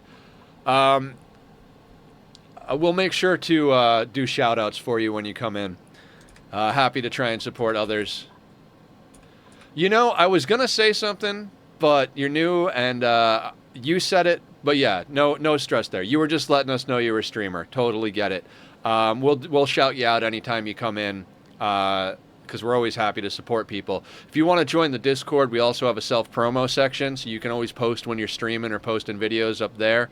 For the sake of putting up the socials, I'm going to do that. And actually, let me shoot you a follow right now, so I remember to do that, because I will not remember if I don't shoot you a follow right this second. So yeah, have a good one. We'll be here, and if you feel like coming and checking out the Discord, talking Ani. We got a bunch of people that talk about Ani there. We have a Minecraft server for the community. We play a lot of games together. I got to get a couple of errands done after stream tonight, but then we're going to be watching some of the new season of The Boys. We were watching it last night, so we're going to get going on that again tonight as well. You know, just try to have a lot of fun with stuff. I have a Minecraft server for my community too. That's awesome. Hell yeah. Yeah, we're coming up on a year soon on our server. We haven't updated to the new update. I haven't been playing very much Minecraft just because I've been really dialed into the colony builders lately. I have a Minecraft. Okay, I read that already. Right there. Okay. Focus, Nether. Focus. How is Gertrude doing? Is Gertrude ready to be set loose on the colony? Athletics 13. I said we'd get her to 15, so not today, Gertie. You're gonna have to chill a bit longer. Looks like we built all this. So if Gertie's not coming out of the gym, we can. It's good we got these systems built, but I think let's shift gears and start working on clearing this area out over here. Because I want to start getting this Drecko farm thing ready.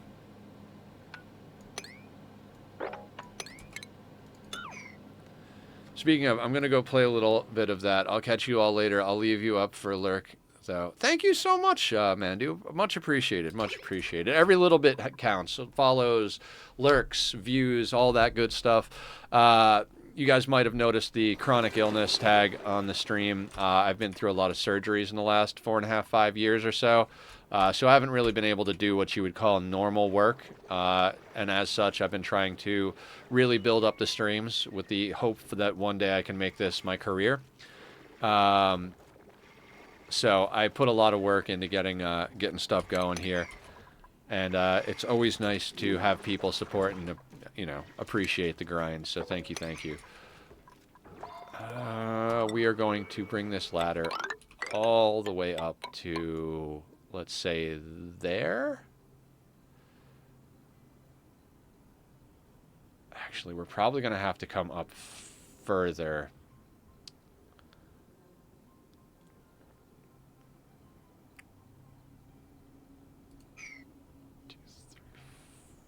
Okay, so we'll come up to there. How are we going to do all of this nonsense, right? That becomes the question. So if that's coming up there, then we're going to want to...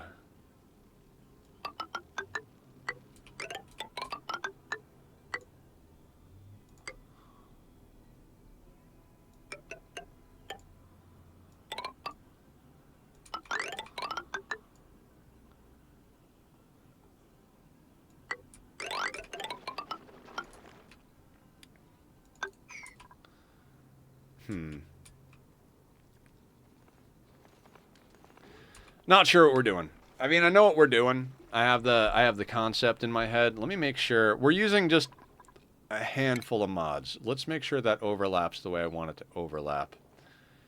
Yeah, 100%. Okay, so that is our design for our industrial Drecko ranch, pip ranch setup. Again, we do have to get arbor trees before we fully spin up the glossies on that one, but hopefully this gets us where we need to go. What we're going to do is we're going to have them come out the airlock and then dig their way up. It's going to be a little cumbersome, but should get the job done. What are we doing over here?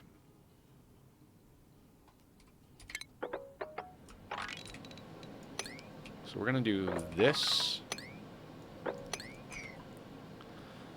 And that should get us... We'll let them dig that first, then we'll dig that out. You know, it'd be nice to bring on some more dupes, but given that we're, like, looking at a maximum of 16 dupes for the most part, I think we just stay at the 9 we have. We've got a lot of projects going on, so... Oh, there's Nightbot. Nightbot, I beat you to it, buddy. You're a good, faithful AI, but, you're a little slow on the draw right now. I got it covered. Don't you worry, my my AI companion here. Let's do a little bit higher priority on this move. I want to get that liquid in there if at all possible, just in case I accidentally fuck up this liquid lock over here. That being said, we also want to move this door over. We'll get that in there. This whole liquid lock system that's in place over here is most likely going to get changed around. It is not super efficient, but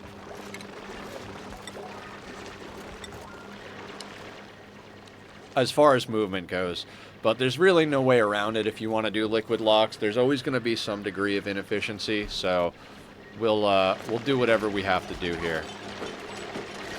Alright, so we've got a blob of petroleum there. Over here, this guy is a lot more petroleum. I'm terrified to empty this, but we'll do it. We'll do it under. We'll keep an eye on this real quick. Barb is coming over. What are you doing, Barb? Digging, building, digging and building, digging and building all day long. All right, Lou, where are you at, Lou? Lou, you don't know where I've been, Lou. You don't know where I've been. Now, we're gonna need to mop hard in these spots.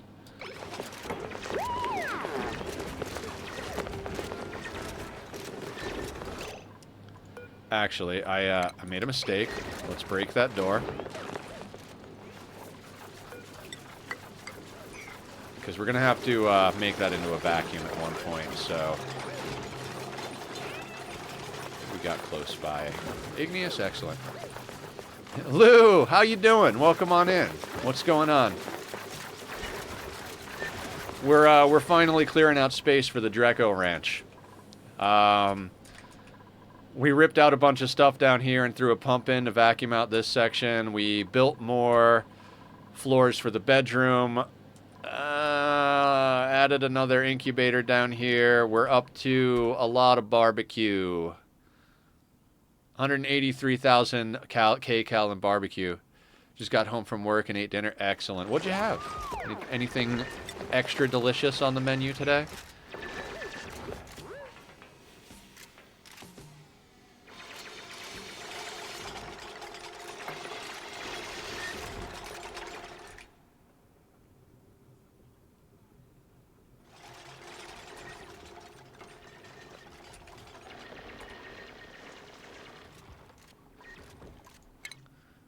Doesn't look like we have meteors incoming. God, I am just such a slow player.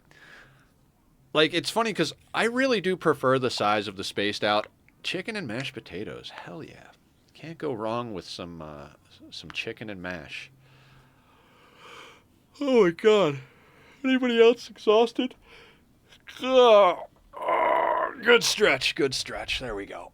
Little neck crack. Oh, got a few sips of coffee. Probably shouldn't be drinking coffee this late. Usually a mistake, but why don't we speed this along a little bit? We have been very, very hardcore stable for a while. We can afford to do some 3 work. I don't know. I get a little obsessed with playing on a 1. I kind of like the chill of it all, but we can definitely pick up the pace here. There's no need for me to be excessive about this. What I would like to do is kind of, what if we cancel this out like that, and we build all this first at a very high, well, not a very high priority, but a slightly higher priority than anything else. That way we can get this whole roof built. Then we'll build in that tile and build in that tile. And our dupes aren't going to get hit by meteors right off the bat. I mean, realistically, those meteors don't do much in the way of damage no matter what we do. So not worried about it too much. But all right, let's dig that tile so they can get at that other thing. So actually what we're going to do is we're going to put the insulated tiles up here on a 7. We'll do that kind of across the board. Then we're going to put our ladders on a 6. We'll do that across the board as well. That'll mean that we put our dig orders on a 5, and that'll make sure that we don't have too much trouble when it comes to them digging themselves into a bad situation. We are going to have to put backing plates in up here, so that's going to be a whole thing. We got to keep an eye on these dupes. They're going to wall themselves on the wrong side of this equation if we're not careful, because that's what dupes do. See, right here. Lou. Not on the outside, Lou. This is, let's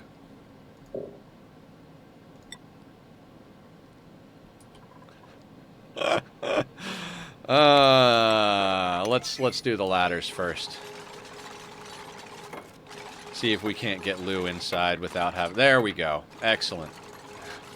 Ladders first, everybody. Shouldn't have put the tiles at a higher priority than the ladders. That was my bad across the board. You're back. Love it. The reason I want to get these done is so... The ice asteroids are not, or meteors are not going to do any type of crazy damage or anything like that, but I do want to make sure that our dupes have something over their heads, you know?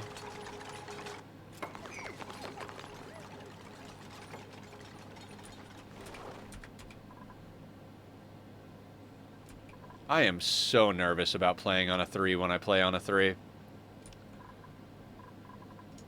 I constantly got to slow down and double check systems, or I get paranoid. Everything seems to be working. Let's keep this party rolling.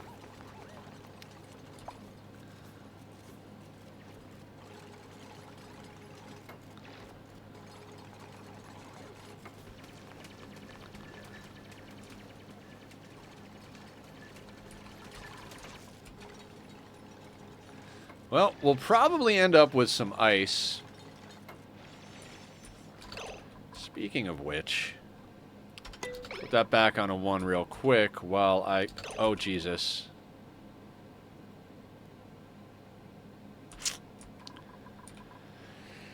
You know what I forgot to do? Turn off liquefy. Fuck, a duck.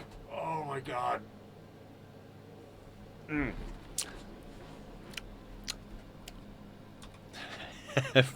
Every fucking time. Every time.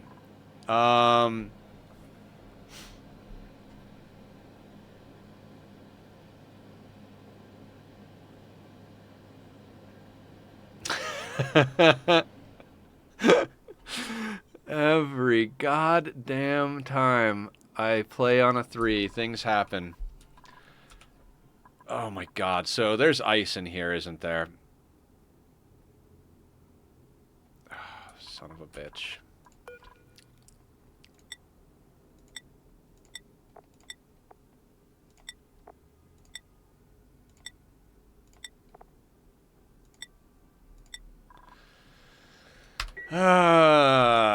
Okay. This is why I don't play on a 3, everybody. This is why I never play on a 3. How are we going to deal with this? How are we going to deal with this? It's too much liquid to sweep.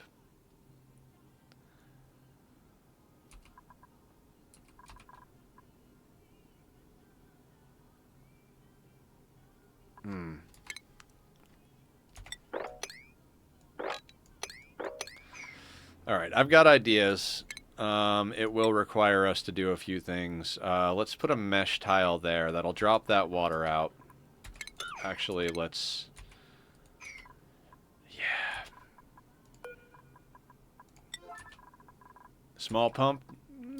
Yeah, we could do that. But I think I might try to cheat it a little. Show you what I'm talking about.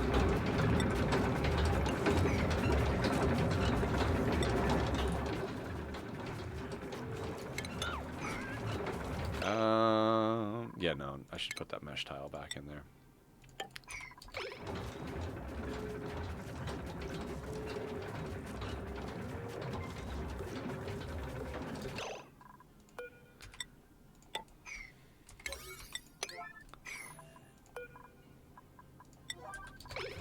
So what we're going to do is we're going to build a tile here.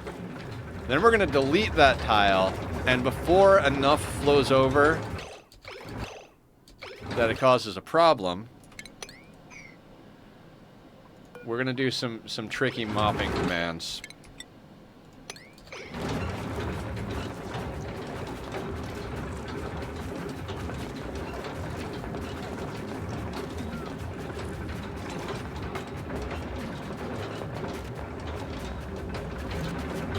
So he's still mopping inside of that tile. That was cool. Alright, so let's deconstruct this at a high priority and see if Nether can cheat the mop system.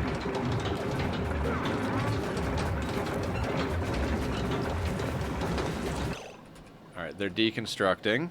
We're going to get our mop command on a very high priority.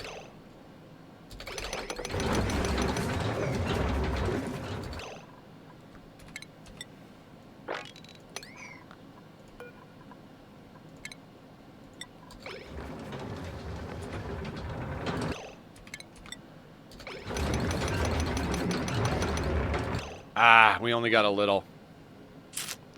Small pump is probably what's going to happen. Oh well. It's a good thing we have a little bit of plastic still in our lives.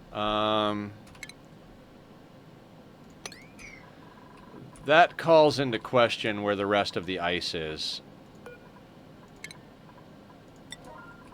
You know what? Let me do something real quick. Low priority on everything up here now.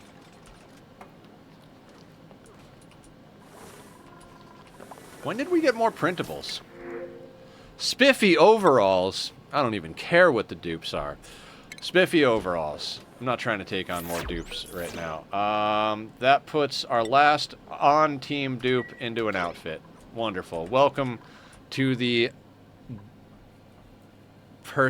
clothing team, Gertrude. I don't know what's going on, guys. We're going to come over here, and I'm going to say liquid. We want water in here, but not with auto bottle enabled. We're going to put one of these auto droppers over here, and we're going to put snow and ice as the liquefiable there. God. I guess this means it's time to deal with this water, too. You know, inevitably, there's a time where we're playing where we wind up having to stop doing what we're doing and deal with problems. And that time is now, if anybody had any question about that. So, let's... I don't know. We're going to jump that over there. Jump that over there. Put that there. That can go there. We'll put a liquid pipe that comes down here.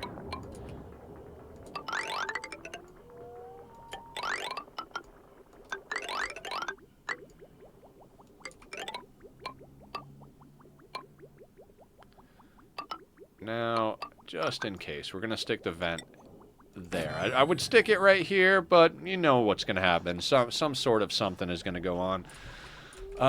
So we'll pump that over there. Go into plumbing. We'll grab a mini liquid pump. We will put the output right by. We'll grab a little bit of power. Bring that down. This is phenomenal. You know what?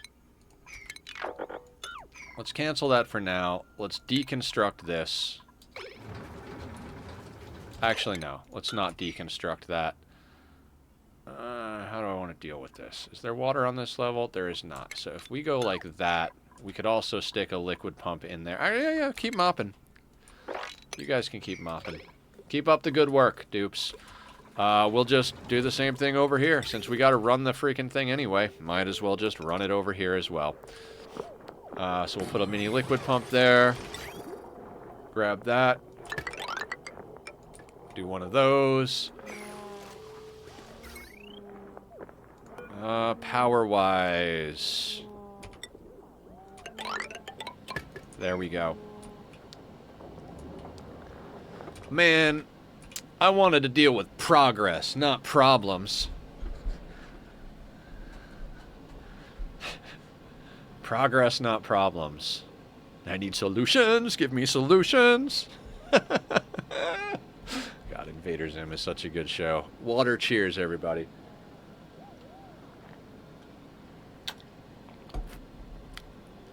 And since water tastes disgusting, little coffee.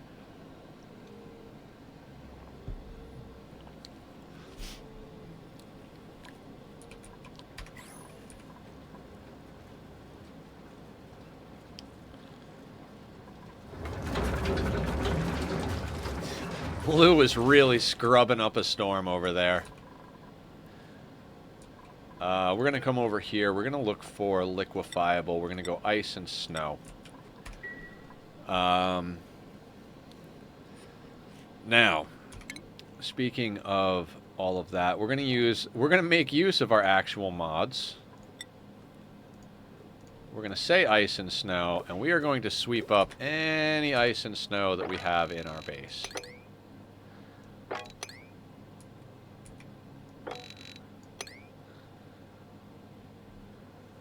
Which, I think it all got melted already, so excellent.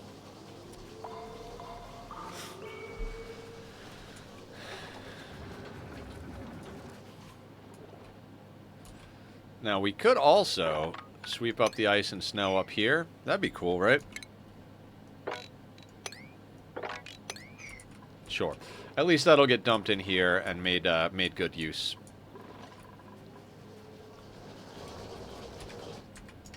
So now we go faster.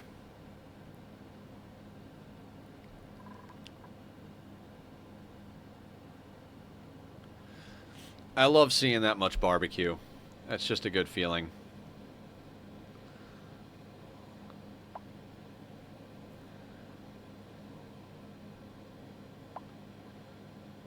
Wow. I can't believe we can still mop that. With, like, the amount of mopping that's going on over there, you would think that we wouldn't be able to even mop that.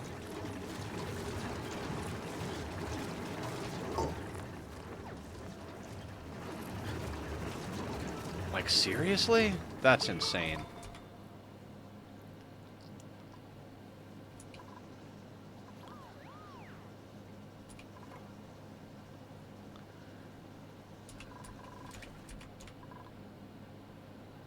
Well, let's look at the ants run.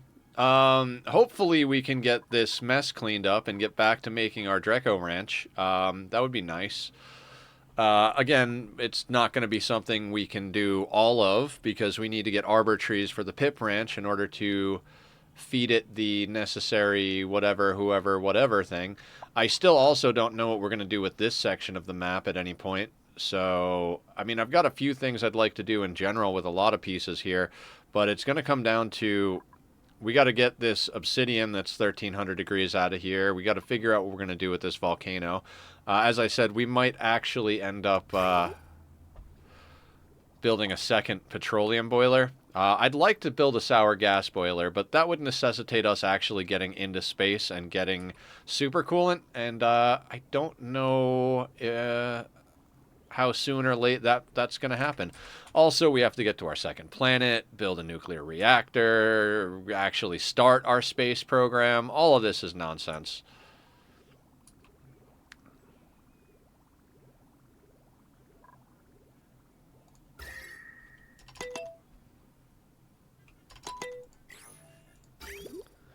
Now, the funny thing is, we don't actually need to be regulating temperature over here. It's toasty over here because they're grabbing hot igneous rock to actually make the pipes, which I'm not overly worried about because of our cooling loop. But at the moment, the cooling over here is more or less just for the sake of it. Like, we don't really need to cool too much of this base very much. We're running cooling here.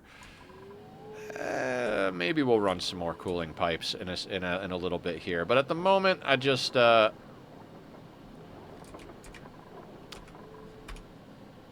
to get our water where it needs to go.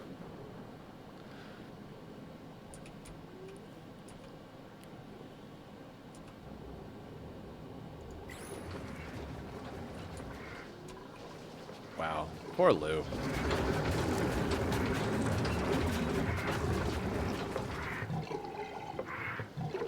I mean, there doesn't seem to be a lot of water there, but it's just taking them forever to get it done.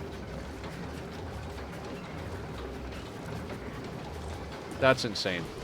Alright, so the water is pumping. This place is still vacuuming. I guess let's get back to normal priorities over here.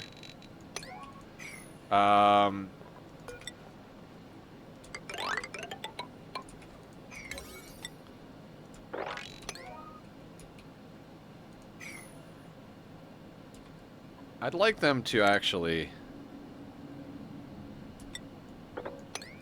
sweep that up first and foremost.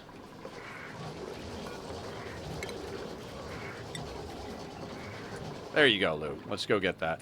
Because I actually would like this ice and crushed snow and stuff to get dropped in here.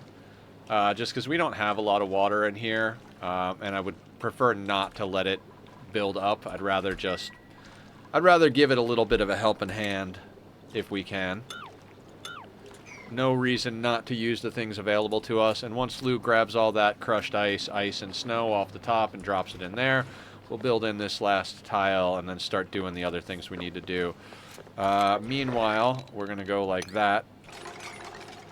We've got the ladders at a 6 priority, so they're going to build the ladders first. So actually, let's put the ladders at a 7 priority. Let's put the walls at a 6 priority, and then the digging can stay at a 5. I just got the hardest ad ever. It was an ad of a bird singing. Aw, birdies.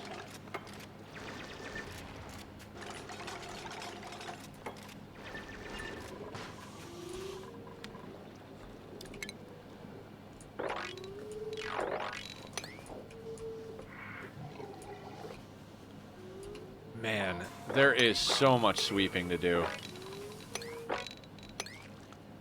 Oh, right. We want to invert this. So, like, literally everything except liquefiable and critter eggs.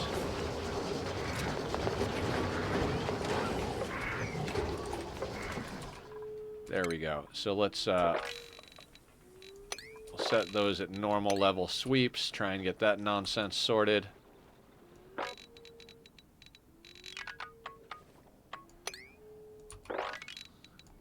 I gotta set up a sweeper over here to deal with the stuff we print from the printing pod, because every time we print something, we just wind up with a massive pile of stuff here. So, it would be nice to actually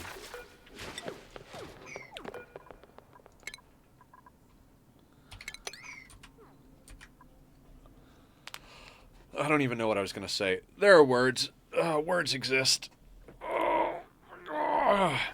So here's what we're gonna do. We're going to dig out and build the backgrounds over here. We're going to close this in, let all of the gases vent into space, and then we're going to break this out and build the rest of it from the inside out. And that should get us in the right direction. In addition to that, we can then continue breaking out all this stuff over here. Words are hard, they are. So I think we're doing okay.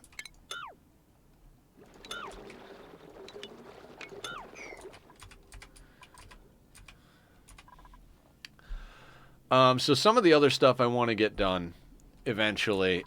This is a leaky oil fissure over here. Not that we need more crude currently, but what I think I want to do is just kind of set this up so it like slides over to the side of the map and just drops down. It'll mean we have to leave a section of this, you know, open, but I'm not overly worried about that. We've got plenty of space to mess with things. Ooh, the vroom vrooms are out, so, you know, spam your vroom vroom emotes, guys. Apparently people think they need to have loud cars out here in Northridge. Those can go there. So, yeah, I've got a lot of stuff going on, right? So, 213,000 calories of barbecue, backup of 172,000 pickled meal, and then we've got, what, 67,000 calories of muckroot and nutrient bars, which we can use for our space program when that comes along. So, all in all, we've got a good calorie situation.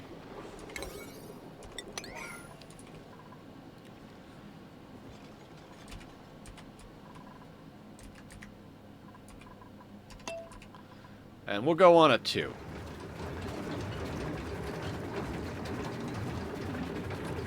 They're making progress mopping over here, so that's good. Looks like they got that little bit of ice and snow off there, so let's put this at like a way higher level build so they get that done. Now they should not get smacked in their heads by asteroids. We can dig this out.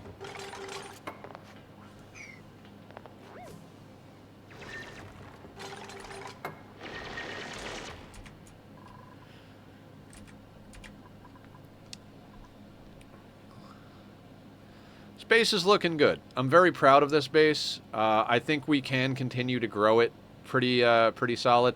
So this is what happens to me. I wind up getting sucked into making good use of the first planet. I'm like, I want to get all of the systems going. I want to make use of all the geysers, all the volcanoes and stuff. So when I'm playing a quote-unquote casual playthrough, I tend to spend a long time on the first planet. I will rush to the second planet if I need to for a playthrough, but if I don't have to go to the second planet, I will put off going to the second planet until the first planet's running like clockwork. You know, once we have all of the stuff going that we need going, and we have rockets going into space to do space research and all that stuff, and like I could literally leave the game on a 3 and the first base is just not going to have any problems, that's usually when I'm like, all right, let's go to the second planet. It is not the most exciting way to play by any means, but, you know, we're not here for exciting, we're here for cozy, so that's what we're doing.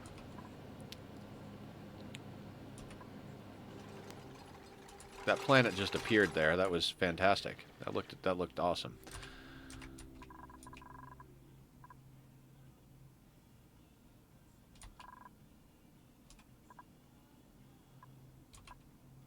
How are we doing over here? We're down to... We've literally got just a few grams of gases over here. We're venting all those into space. The reason we need to button up this side over here is that we are pumping gases out here, and space isn't good enough where this is at. Like, some of the gases are still getting trapped over here. So if we wait for all of this to get vacuumed out, because I don't want chlorine in the base. That's the whole reason we're doing it this way. Is it necessary? No. Is it the way I like to play? Yes. So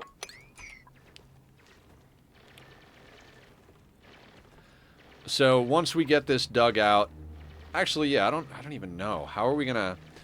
What I'm probably gonna do is leave a couple of tiles up at the top that are space. Oh yeah, you know, this is a whole thing, huh? Actually, we could fix this. I can fix this. We'll just put a little blob of liquid there. And then we'll let it vacuum out. That way they can still get in here and do stuff. And then once everything's vacuumed out, then we'll do the backing tiles.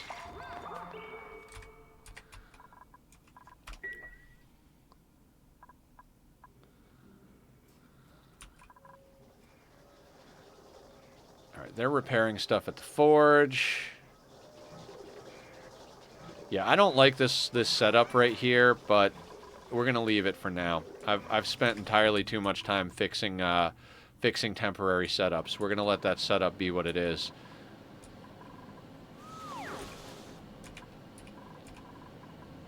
Alright, I'm willing to try a 3 again, but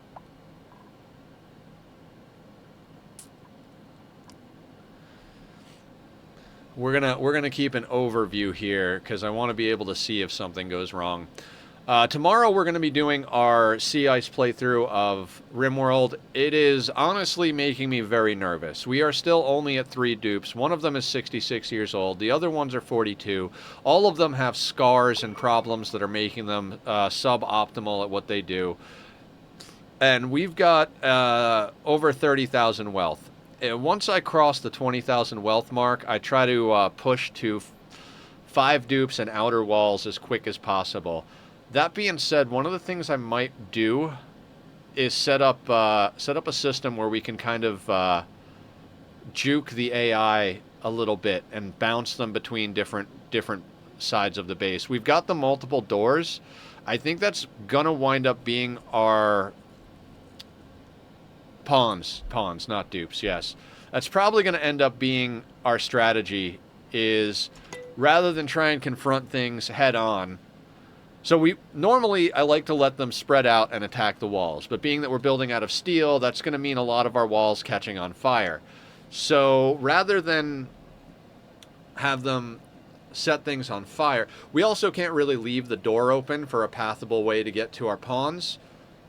So that leaves us in a situation where we're going to have to try and manipulate the AI in other ways.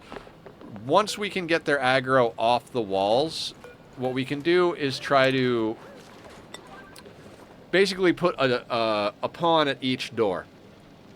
And then this pawn opens the door, they all aggro. As they get along close, the other pawn opens the door first, and then this pawn closes the door. And that should juggle them back and forth while we pop out and take pot shots at them little at a time. And with any luck, that strategy will sustain us until we can actually get a higher population and get to the point where we have overwhelming firepower. But it is not going to be any easy feat dealing with any of the raids or anything until we can make a little progress here. That's fine. We can leave that like that. So now this place is isolated gas-wise from this side over here. So this should all start to vacuum out into the background of space. It's already at milligrams. So we're going to continue ripping this bit out. Then we're going to let all this vacuum into space. Once it's vacuumed into space, we make these tiles here, break these tiles out so it's part of the base. The hydrogen will rise, which is actually okay since we need hydrogen at the top of our Drecko ranches anyway. You know, at least there's that. We will have to balance it with chlorine and carbon dioxide or oxygen, because the mealwood for the glossies is going to have to be in carbon dioxide or oxygen. Yeah, and I do go back and forth accidentally calling dupes pawns and pawns dupes, you know. If I'm playing Oxygen Not Included and I'm talking about RimWorld, there's a good chance I might call the pawns dupes and vice versa. So, you know, I apologize if I confused anybody. And I hope that I provided some degree of entertainment with my nonsense. You fully understand and do the same thing? Yeah. Awesome. I might just leave that a mesh tile, because invariably I'm going to end up accidentally pumping something in there again. So we can mop that up now. I might leave this pump here. There's a chance that something like that's going to happen again, so I might leave that pump there. Do we have water here? We do. We can mop that tile. Oh, I keep getting printables because I'm running on a higher speed than I'm used to. Athletics, machinery, unempathetic, irritable bowel, handy. Devon is not a bad dupe. It's just a question of whether we want them yet. I really should be starting to up the dupe population. I don't want bubbles. That gourmet thing, it seems like it's a good thing, but we've already got our second cook. Gertrude's going to be our second cook, and their decreased food morale bonus makes... Food is one of the easiest ways once you get to mid to late game to make your dupes happy. Everybody's on barbecue, but if she's not happy with the barbecue because she's picky, she's not going to get as much of a mood bonus. We already have 2 ranchers. I don't think we need to go into a second rancher, and a rancher that has critter aversion is terrible. Decreased bathroom use speed. You know what? We're going to go with the Bristle Blossoms. If he didn't have irritable bowel, I might take Devon on, but I know it's not a big deal with the irritable bowel, but still, I'm just not willing to deal with that. Not willing to deal with anything, you guys might notice. In this game and RimWorld, I do believe that good colonies in both games are built on the backs of good traits and good passions.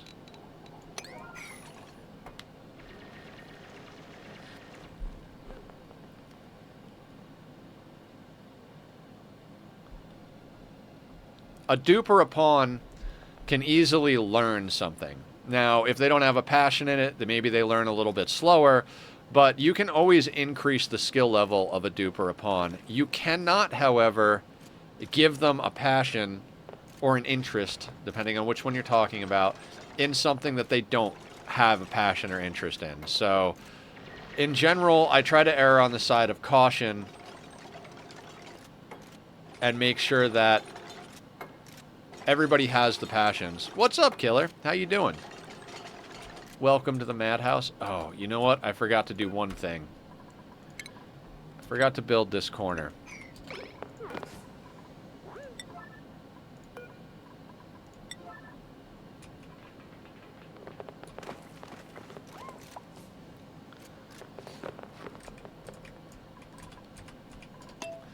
Alright, we can go on a 2. I'm not going to push that 3 button right now. It's never a madhouse. Oh, you should have been here when I dropped all the ice into the main storage system and water went everywhere. It was a little crazy then.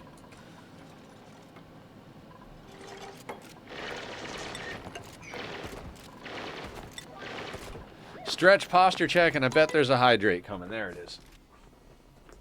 Oh my God, I don't know if anybody could hear that. That was intense.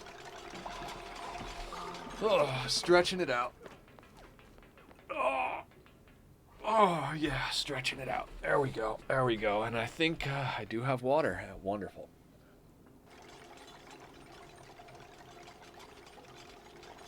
All right.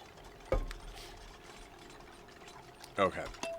Let's go a little bit faster. In fact, here we go. Let's do a 3.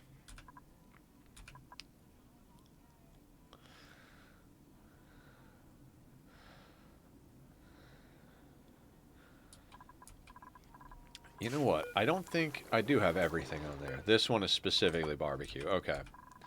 Forgot to tell you yesterday to get water from the store. I got it. I got it this morning, but I did get it.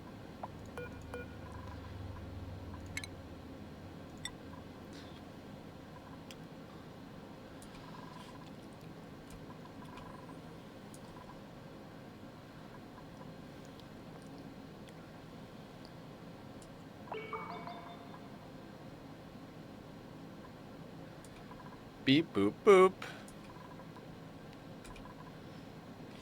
Now, I do want to leave this pump down here in case of accidents, but we are going to snip the pipe because it's not always going to be water that ends up in there, and I do not want to dump other liquids into this. This needs to be just water.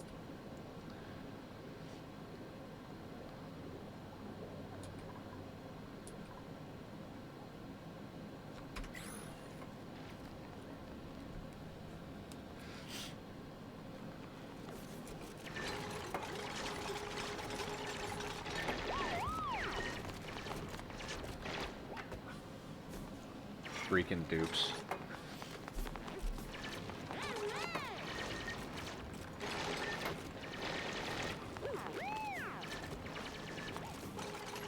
So many materials.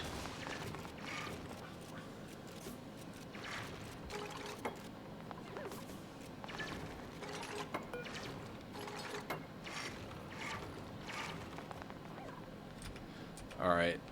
We are going to have to put in some extra ladders so they can get in and wall in these sections up here. We're going to have to do like a...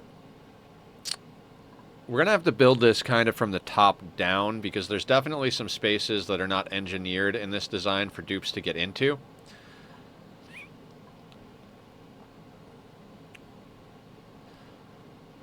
I actually think we're probably going to end up building this off of looking at it as opposed to using the blueprint. I like the idea of a blueprint mod, but when you're doing larger scale stuff like this, I do feel like it can kind of be a little too much. So, I don't know. Wait. Is that a Killer Jam 25 I see? Y'all know? Yeah, Killer's been coming here for like almost a year. We hang out all the time. We were watching The Boys last night on stream. Or on Discord. We play Palia together. We play Minecraft together. Yeah, we've known Killer for a while over here. Good dude. You know Killer, Mandu? Obviously.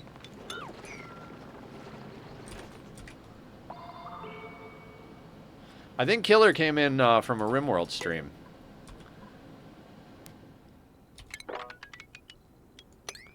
Alright, let's get that broken out, and then let's figure out how we're going to... 2, 3, 4... So, I'd kind of like to... We're going to have to do something like that.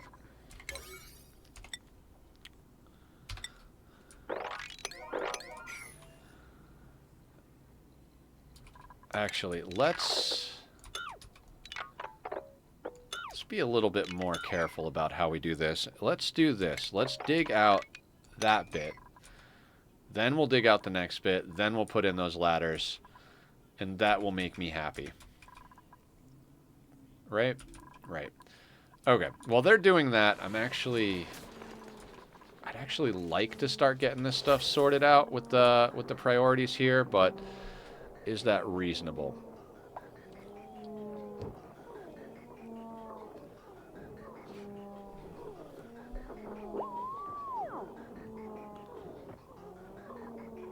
Okay, so what we're probably going to do here is we're going to have this pipe deal with these two top ones.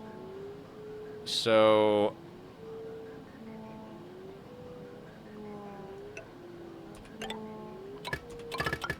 we're going to do that.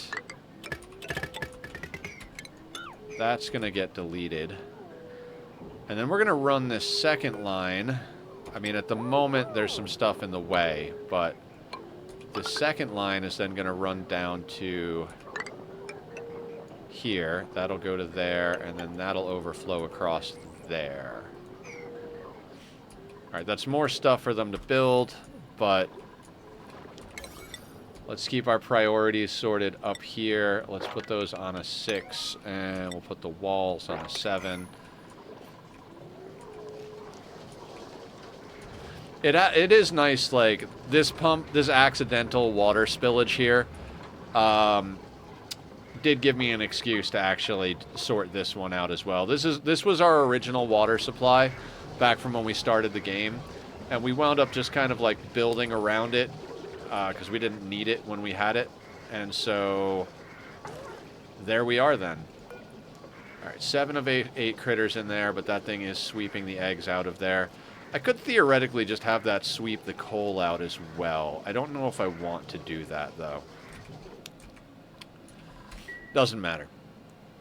None of it matters. 117.4 tons. How much refined carbon do we have? 10.9 tons. How about lime? 745 kilos.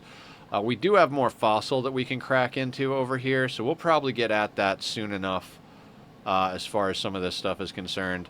We are going to have to make adjustments to this whole setup over here. I'm not sure what kind of adjustments. I think I know, though. I think what we're going to end up doing is... Hang on, let me think about this, right? So we got 96 tiles there.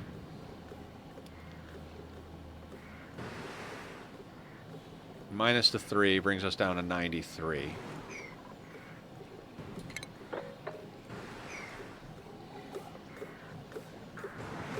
So we could put a tile here, and then a door here.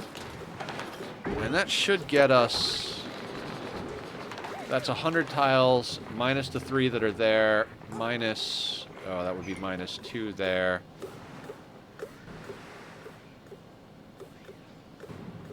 I'll figure this out later. I don't need to figure this out right this second. I do want to put this corner tile in. In fact, I'm going to do that. It will break this. Never mind. Never mind. Let me not get ahead of myself here. Let me let this finish vacuuming out. Then we'll do the shenanigans that we need to do. Because I want to break this. Actually, that is on this side, right? Yeah, that won't actually change anything. So we can do that.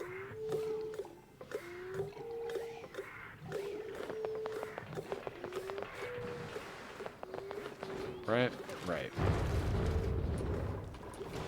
Ah, the meteors. Now we get to see if that's doing any damage to the tile. It's not doing any damage. We've got snow up here.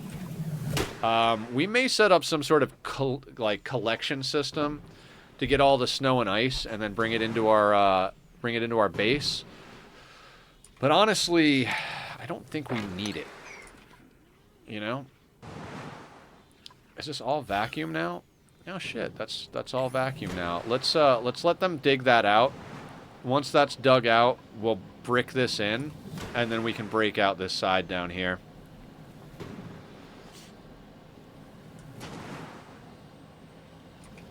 Everybody is so happy in this colony.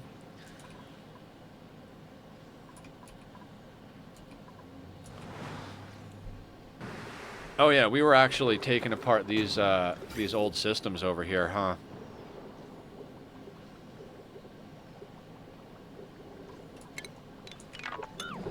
That can get destroyed. This can all get mopped.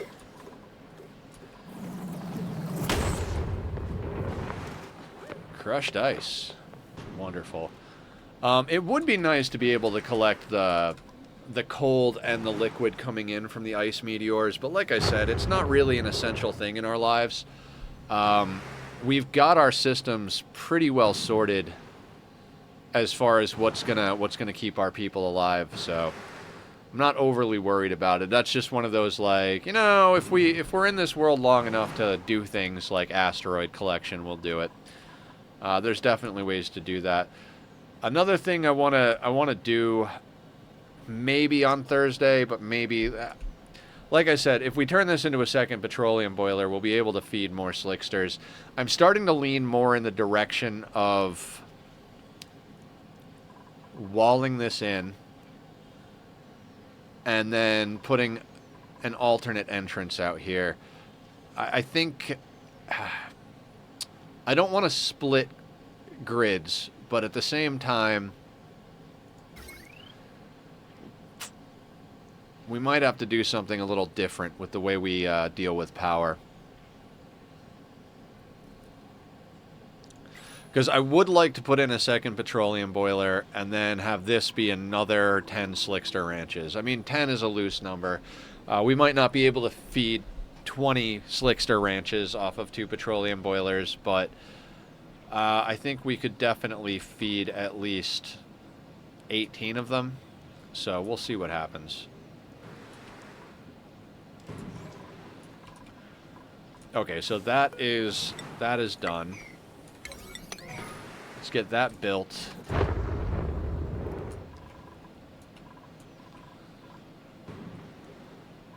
And I do want to have these dupes sidestep when they come up here, because I don't want to delete that tile and have it drop to the bottom, because now we have that pump in here, and then we'd have to plumb the pipes, right? Right. All right, so let's figure out what we're doing here. Is this whole place vacuumed? The whole place is vacuumed. So we need to actually get backing plates in here. That. Oh, wait. That is the next project before we can connect this to the base. I do apologize. So let's go in here and go drywall. Do we want to do any type of pattern up there? I'm not particularly bothered by that. Nope. Let's just do fresh white.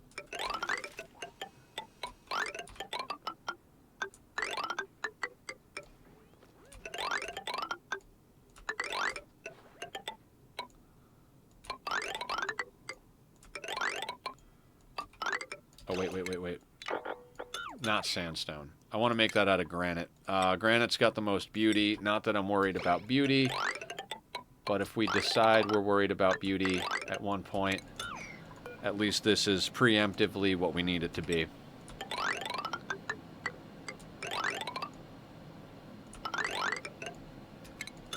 Don't overwrite the tiles because it'll ruin the thing.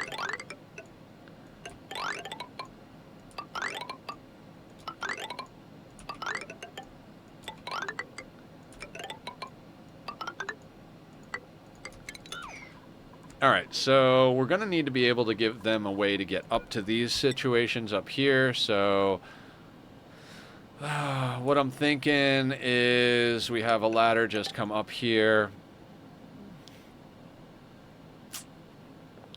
and go across like that, and we'll have one there. I think they'll be actually, it'll be fine. So we need them to do all those backing tiles before we break this out. I forget, you know, we can't skip steps. We've skipped a lot of things as far as steps in this game.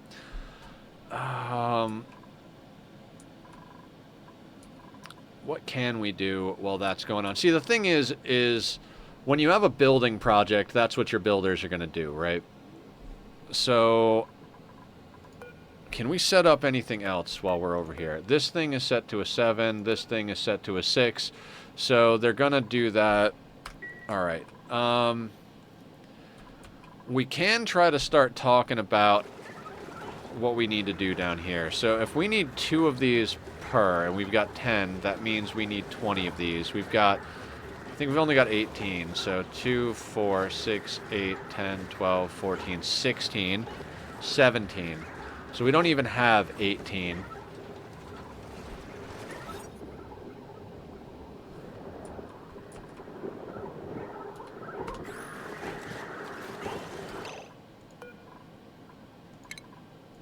I don't think molten slicksters can even survive down here yet. It's not hot enough.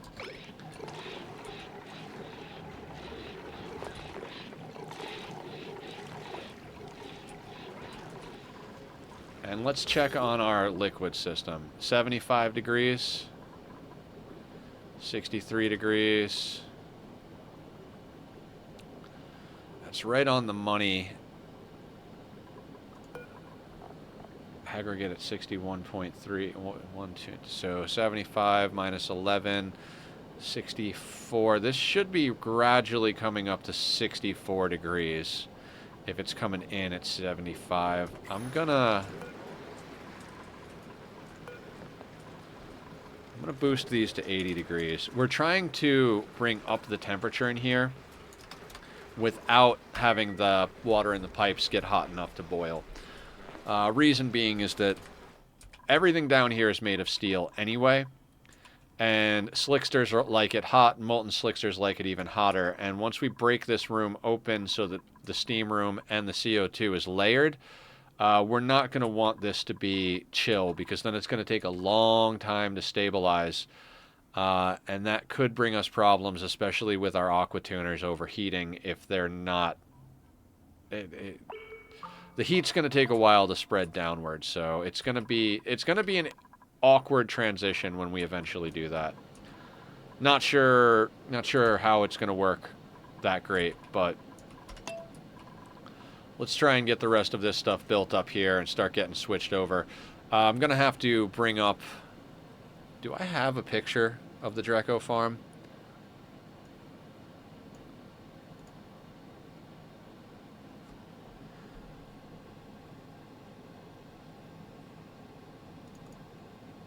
kind of. This was before I flipped it the other way. That should work. I'll put that, like, up here, maybe.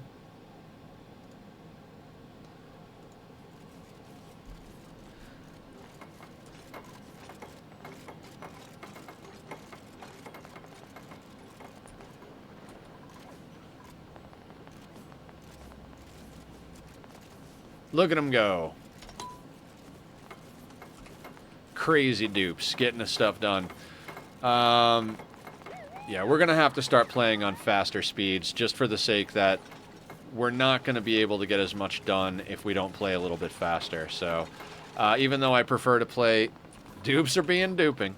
Yep. Even though I prefer to play on a 1 in general, our systems seem reasonably stable enough that playing on a 3, we're going to have to do that just in order to get work done quick enough on this.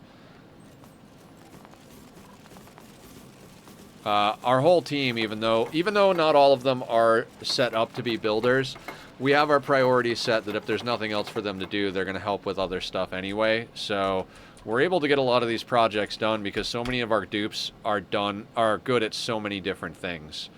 We don't have over-specialized dupes. Our dupes are good at what they're good at, but they have enough skills that... Alright, that's a printable. Sorry, I was looking at something with that oil reservoir. Decreased machinery, needs light to sleep, you know, fungal spores. There are so many solutions to things in different ways. Like, we could have totally made some sort of naturally planted fungal spore setup. We could have had the pips basically plant the fungal spores along the bottom of the map where all the CO2 is going to collect, and then temperature manage that for mushrooms. That way they wouldn't need slime, because we don't have slime on this map, so without slime we can't keep them alive indefinitely as a domesticated plant, but a wild plant doesn't require those kind of resources. Okay, so that is sorted out. Let's grab ourselves a tile right there, and then we'll put... I want to do that tile first, because that liquid will guarantee that it stays vacuum. Then we'll do that tile, then we'll break this tile, mop that out, and then rip out the rest of this as we need to.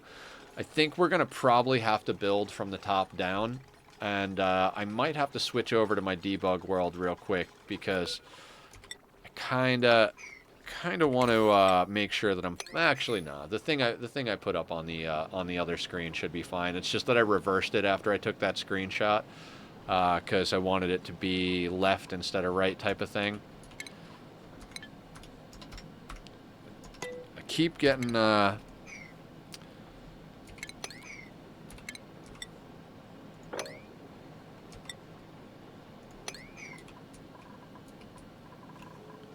I keep going to press the 1, 2, and 3 buttons like you can in RimWorld. In this game, you can't press 1, 2, and 3 in order to change the speed. You have to press the tab button. So, you know, sometimes when you play multiple games, hotkeys get a little confusing in the old noggin.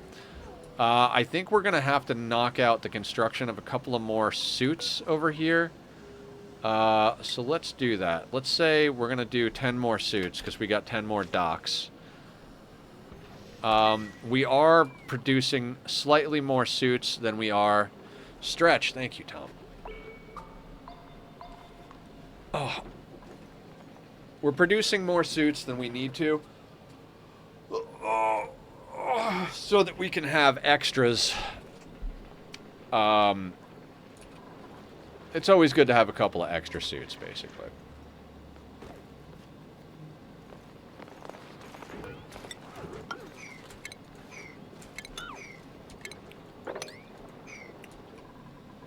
Alright, so all that should be pretty good.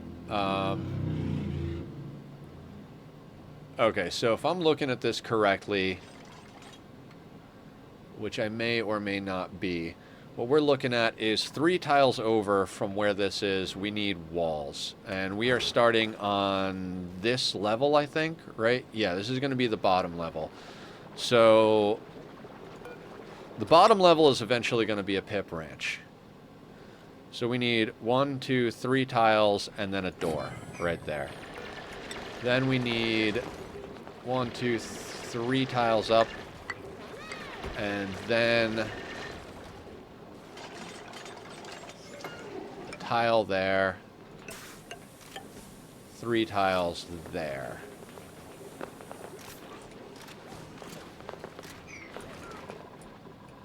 All right, so this is going to be a whole to-do, right? That's going to go there.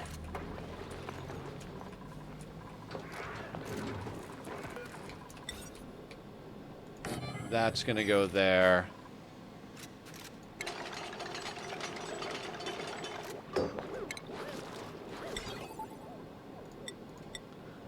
Critter sensor is going to go here.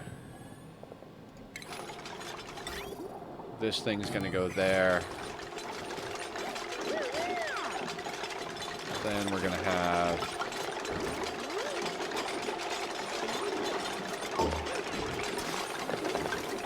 that like that.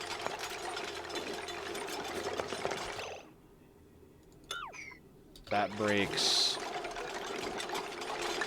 there, there. That stuff like that.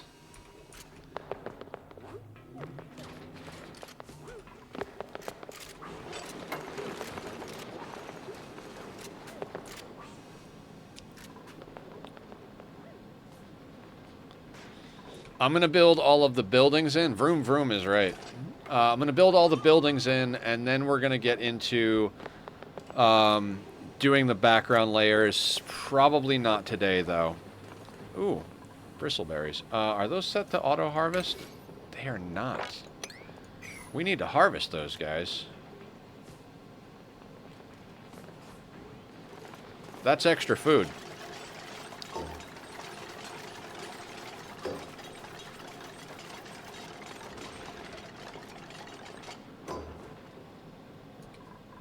Alright, so then we can start breaking this out over to here.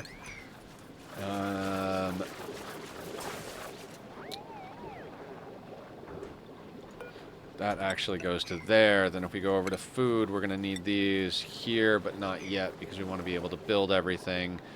But we can put those. We're going to put 2 here. 1, 2. Then we're going to go over here and go... Oop. That's the wrong button. Is it O on this game? I'm not pressing the right things. No, there it is. 1, 2, and 3. Then we skip a block, and we're 1, 2, 3, and 4. And then this should be 3. These go here and here.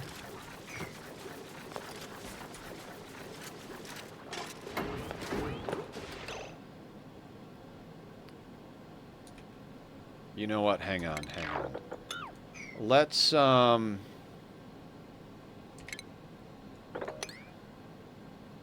do this a little different. Let's break those blocks out first. This way we can just drop everything.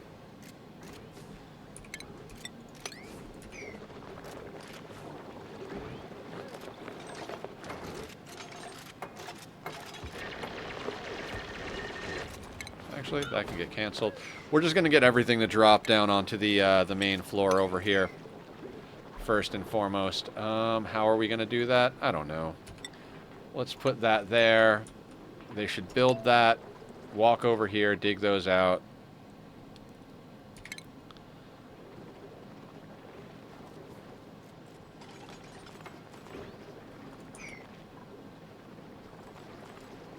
Such a crazy thing to see the hydrogen start to just flow upward.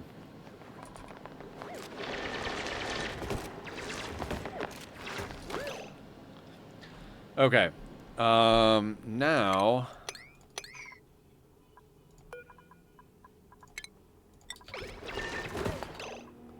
You bastard. Fine, fine, fine.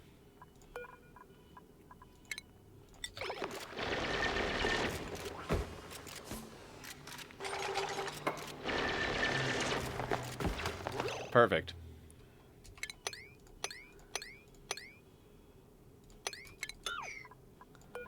we're just going to do a little micromanagement over here on our killer dupe.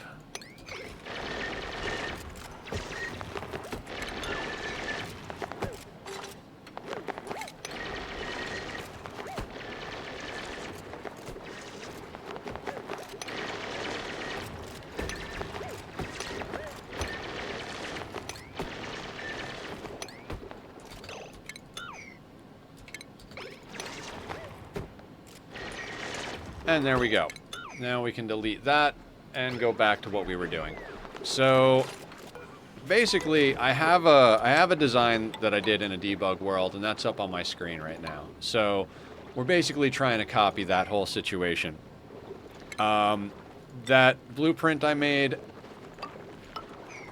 is good, but I don't want to slap the whole thing down all at once. So we're going to do it this way.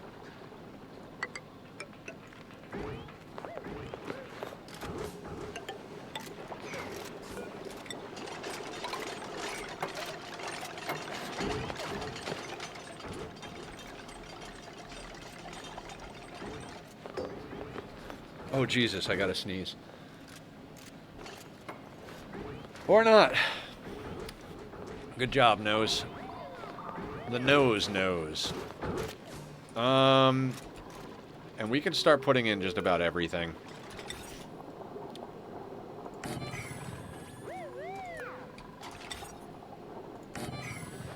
Those will go there. We'll probably have to put in some ladders to build some of the systems I want to build. So let's say, I think there and there ought to do it, but we'll see. We might need more than that to put in the things we need. What we're going to need over here is one of these here, here, and here. Wait, nope, nope, nope. I don't have this right. 1, 2, 3. It is... It's hard to do things backwards, guys. It's hard to do things backwards. That is there, is where that is. And that means that this is here.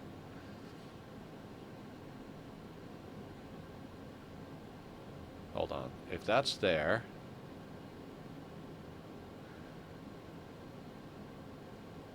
Yes, I think I might have set this off. I think I might have offset this in an awkward way up there. That goes there.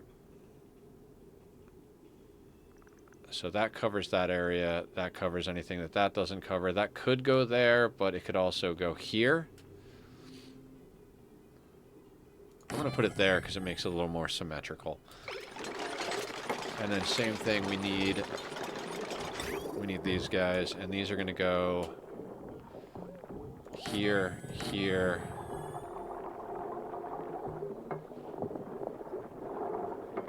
here, and here. Like I said, we'll focus on getting down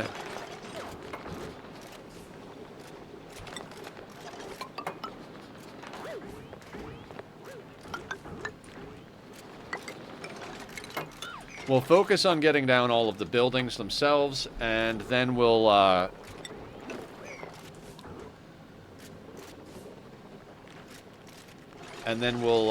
do all of the background stuff as a secondary thing. It's the only way my brain's going to be able to handle this. So, stretching. We also need a chute right here.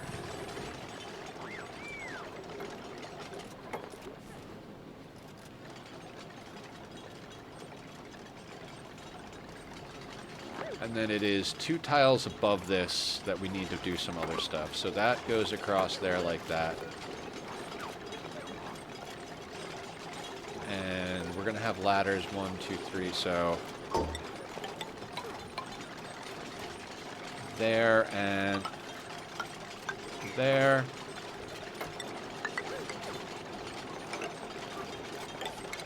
And those are going to go there.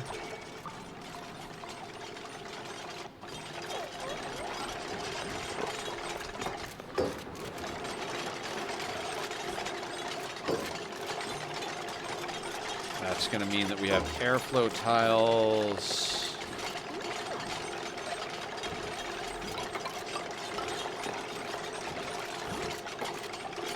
Wait. Nope, that is the correct location. So we have 3 there. Then 1, 2. We need 2 spaces there. That adds up.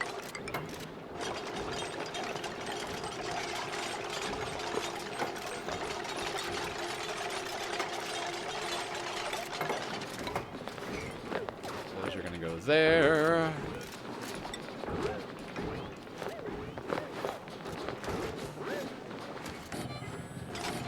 Those are going to go there.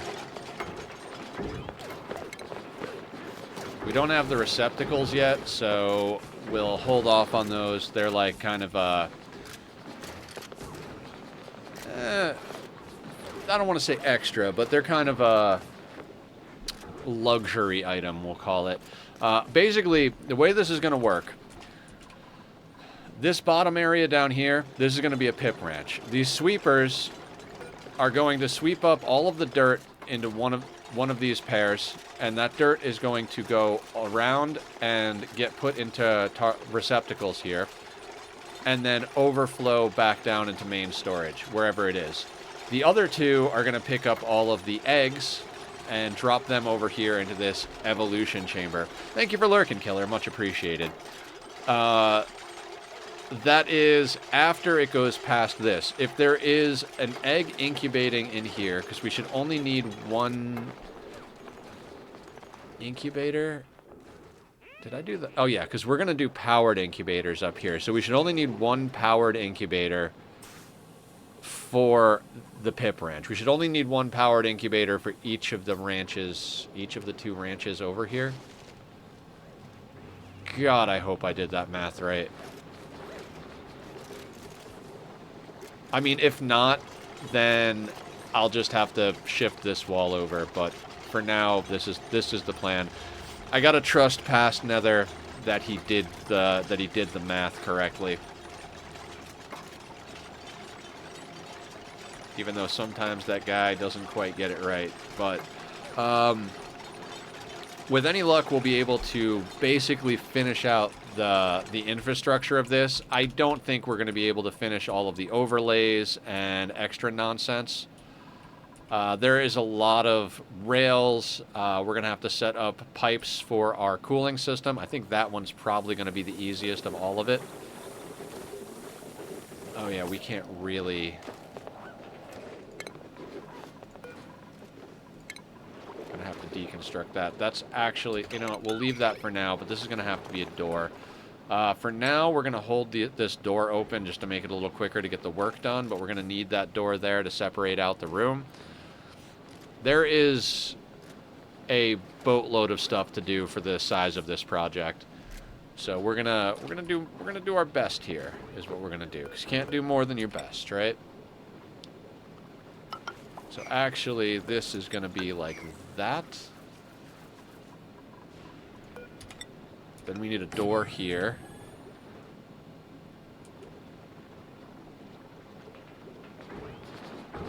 Right.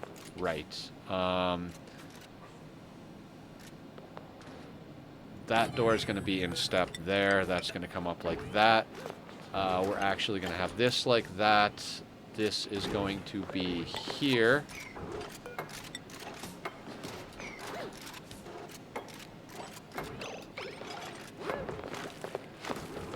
This is why you build, like, piece at a time. The fact that they were able to get out of there, because that one walled himself behind that thing, right?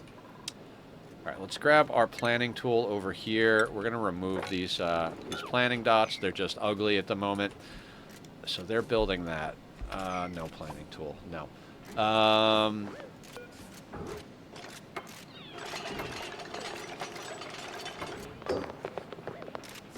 then math, right?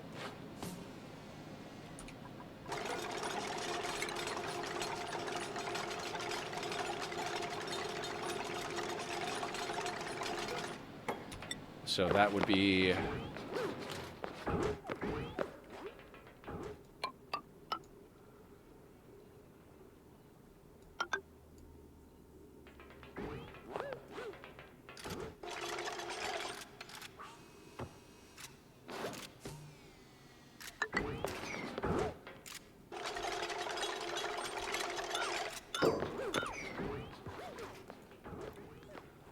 Okay, so then this is going to have to do other things.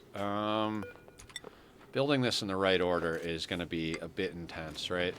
So there, 1, 2, 3, 4, 5. 1, 2, 3, 4, 5. That should come up to there. At that point, we're going to need insulated tiles. 1, 2, 3, 4, 5. Yep.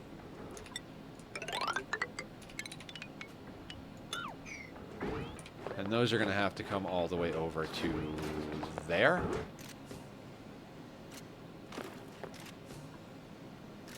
No, hang on a second.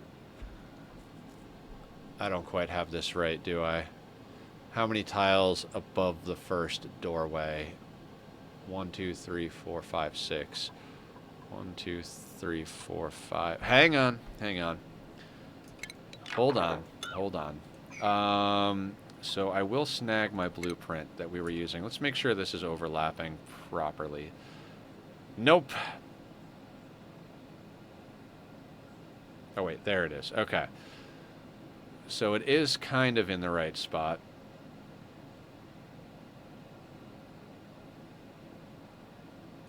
Okay. Not as bad as I thought. So, this actually comes over here.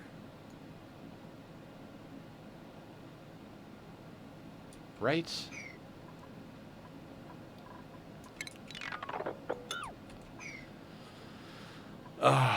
The things that nightmares are made out of. Can I flip this image horizontally?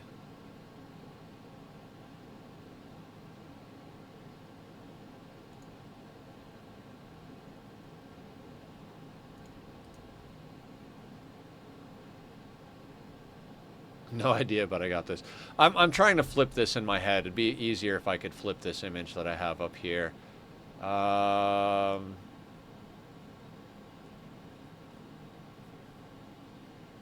don't want to have to open Photoshop to do this, but I might have to.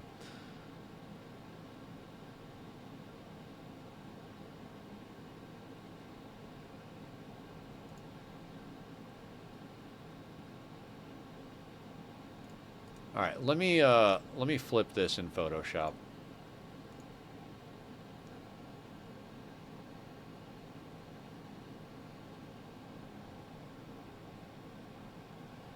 No, I'm good. I got it.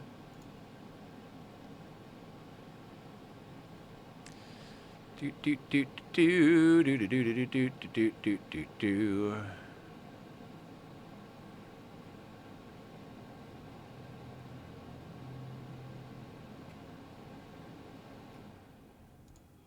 There we go.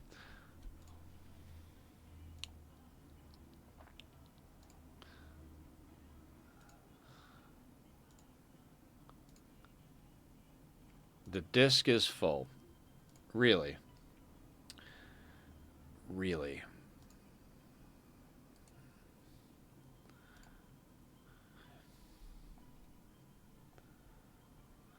How?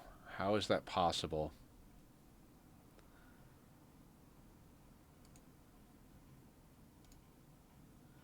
Yep, disk is full. Oh, because I'm downloading something and I didn't delete the old VODs. Oh my god. Did I download something? Oh my god. I can't right now.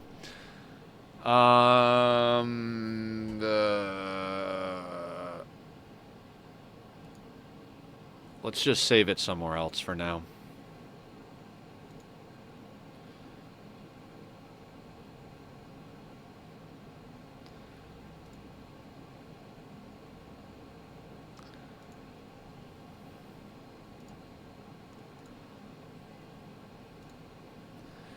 Do do do do do do do do do do do do. God, that looks so weird to me. No, I'm not going to send it to you. I got it covered. Don't you worry. I'm good.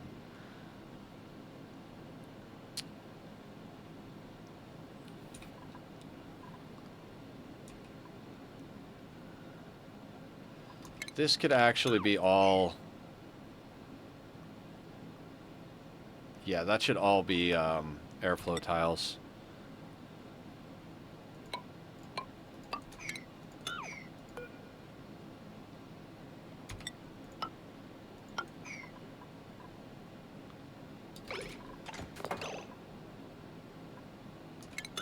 Temporarily, we'll leave that one out.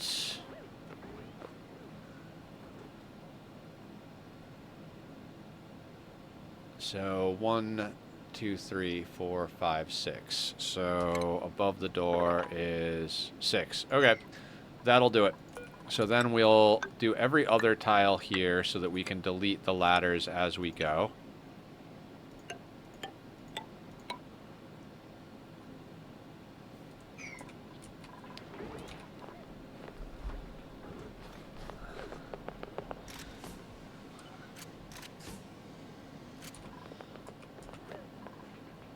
Right, right.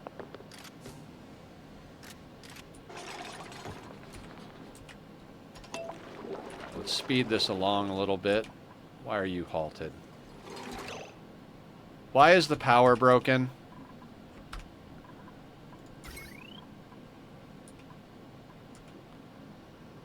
Hang on. Why is the power broken? Fuck, fuck, fuck, fuck, fuck. Okay, this is not good.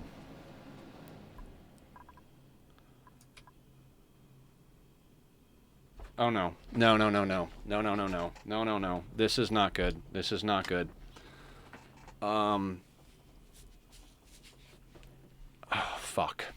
Never play on a 3, Nether. Never play on a fucking 3.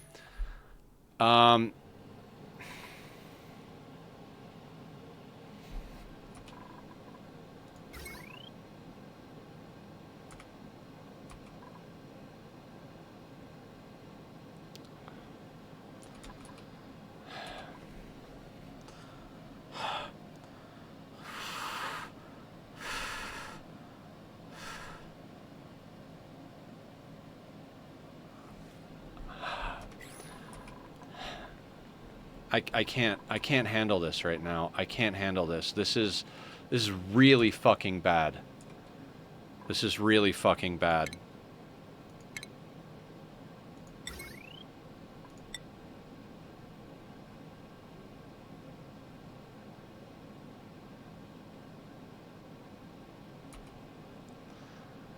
This is really bad. Fuck.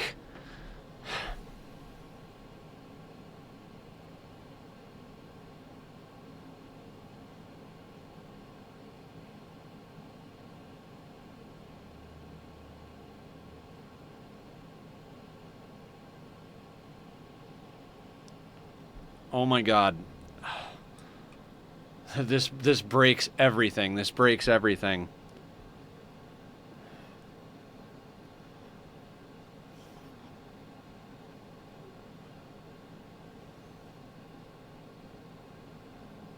Everything breaks. I don't... Fuck, this is bad. This is really, really bad. This is really, really bad.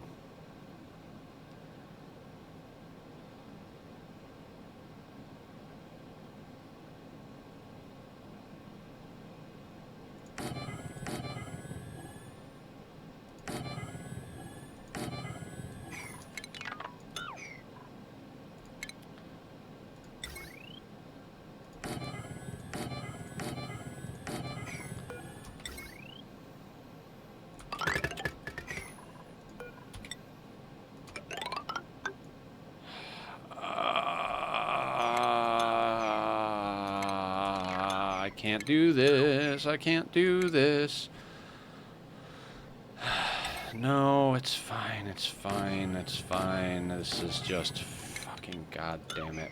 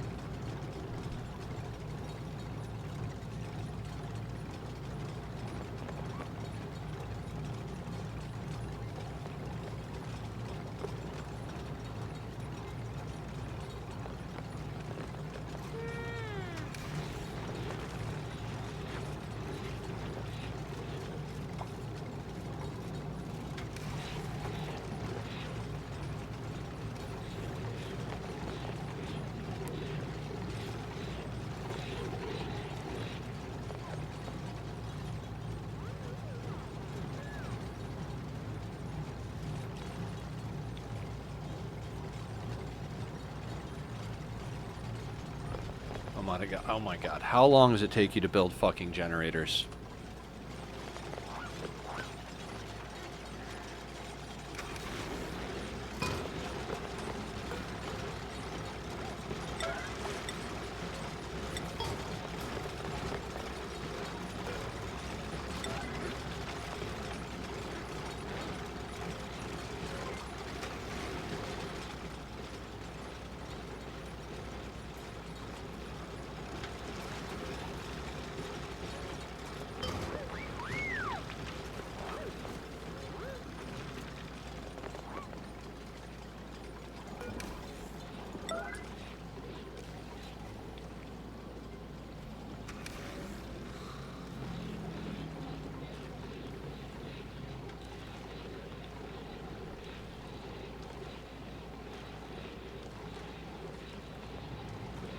System should start flowing again.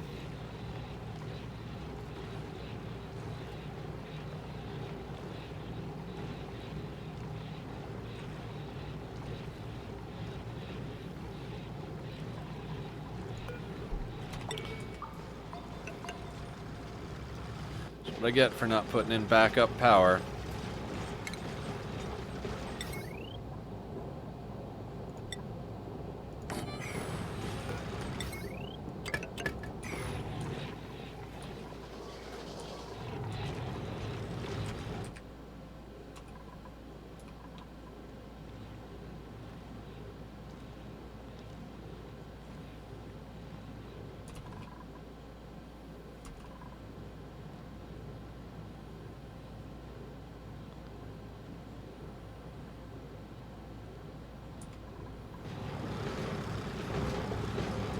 Hi, miss.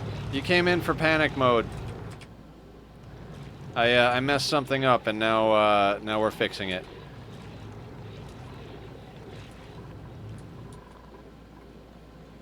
Why are we building up there?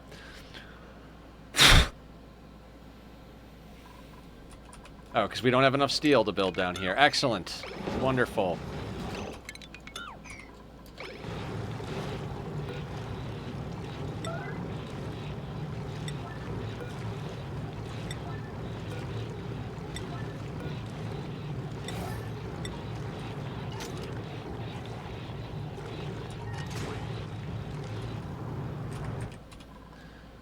I'm reading the chat. Looks like something went really wrong. Yeah, power stopped flowing.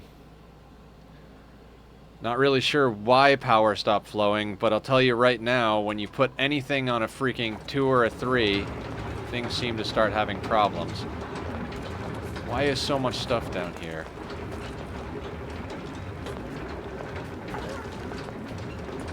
I understand this game, so I can't say I'd be any help. I mean...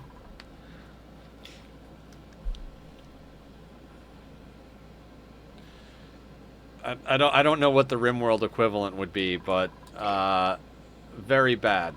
Very bad is the name of the game here.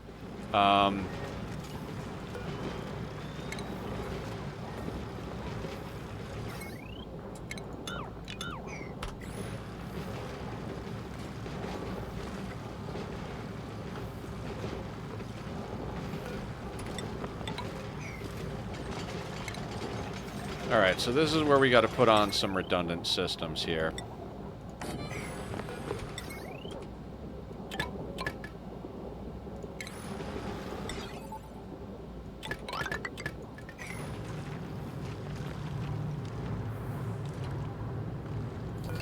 Okay, so these transformers overheated. That was the problem.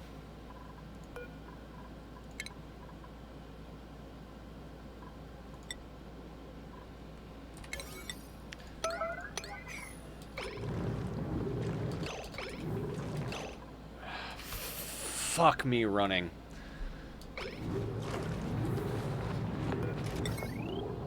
Because they were the one thing that wasn't built out of steel over here. Gotcha!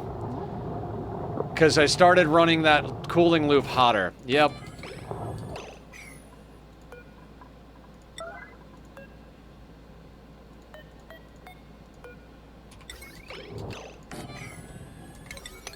I was like, we want to run the cooling loop hotter because we don't want to have problems with this stuff down here.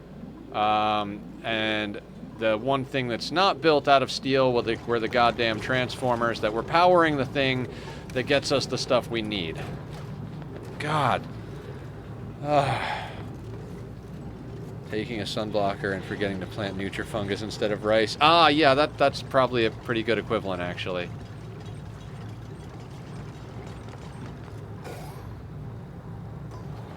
Oh my... And oh my god. I am on the verge of losing my shit right now. Emergency construct that. God damn it. Please. Please. Please.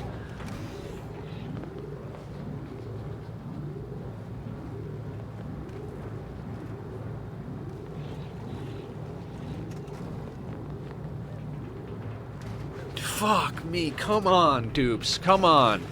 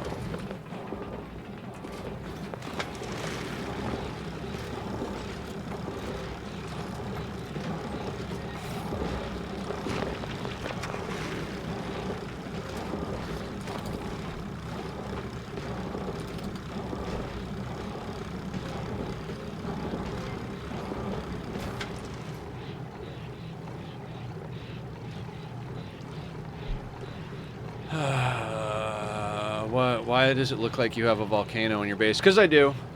I do have a volcano in my base. Okay.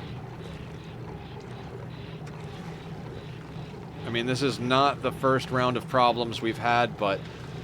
Okay. Okay. Okay. Okay.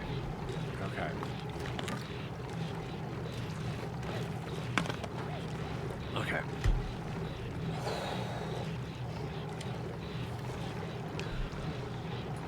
So, I was turning up the temperature that we were running this place down here because this place was running too cold. We were starting to mutate long hair slicksters, which is something we don't want. We want slicksters and molten slicksters.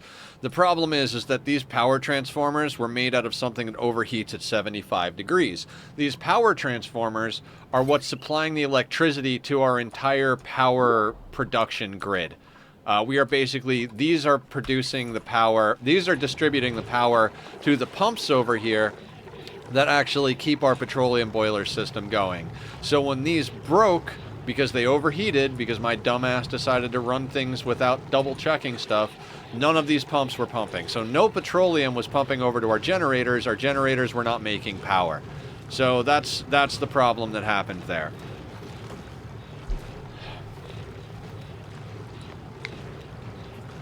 And since no petroleum was pumping over and no power was going, then there was no power going to the pumps to pump the stuff to make the power. It's just, the loop just collapsed. So, yeah. So what we're gonna do is add in a few things. Are we out of copper entirely?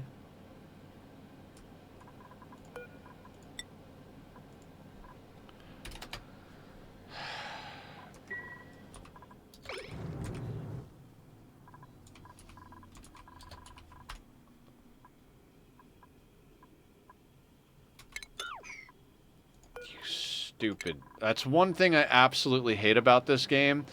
If you run out of a resource, the game will automatically pick the next resource to make things out of. So I had a bunch of stuff queued up to build out of copper, and it was all built out of lead, because we're out of copper. Wonderful. Stretch. Thank you, miss.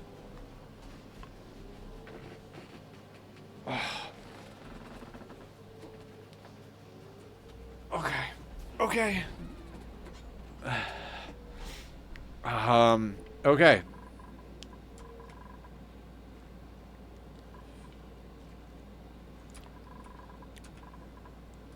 Bad setting and should be removed. Yeah, it is a pretty obnoxious setting.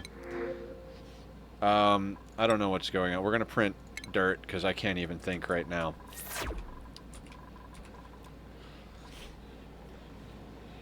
Okay. Calm down, Nether. Calm down.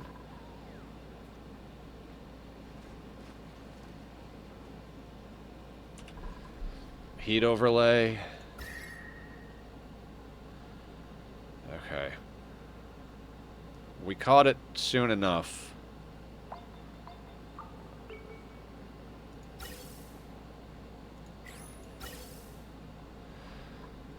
Oh, I don't have that. That's...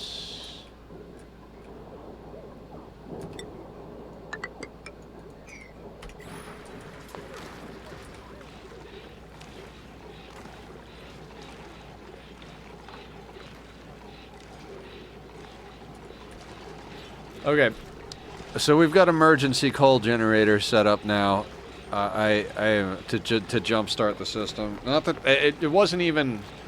It was. I was worried. I was like, are we using that much power that 5 petroleum generators and the power we're recycling from our other systems are legitimately not enough? No, that wasn't the problem. The problem is the transformers got cooked. Oh my god. Heart attack time. Well, at least it makes for good content. I hope everybody is entertained. What is the goal? So there's...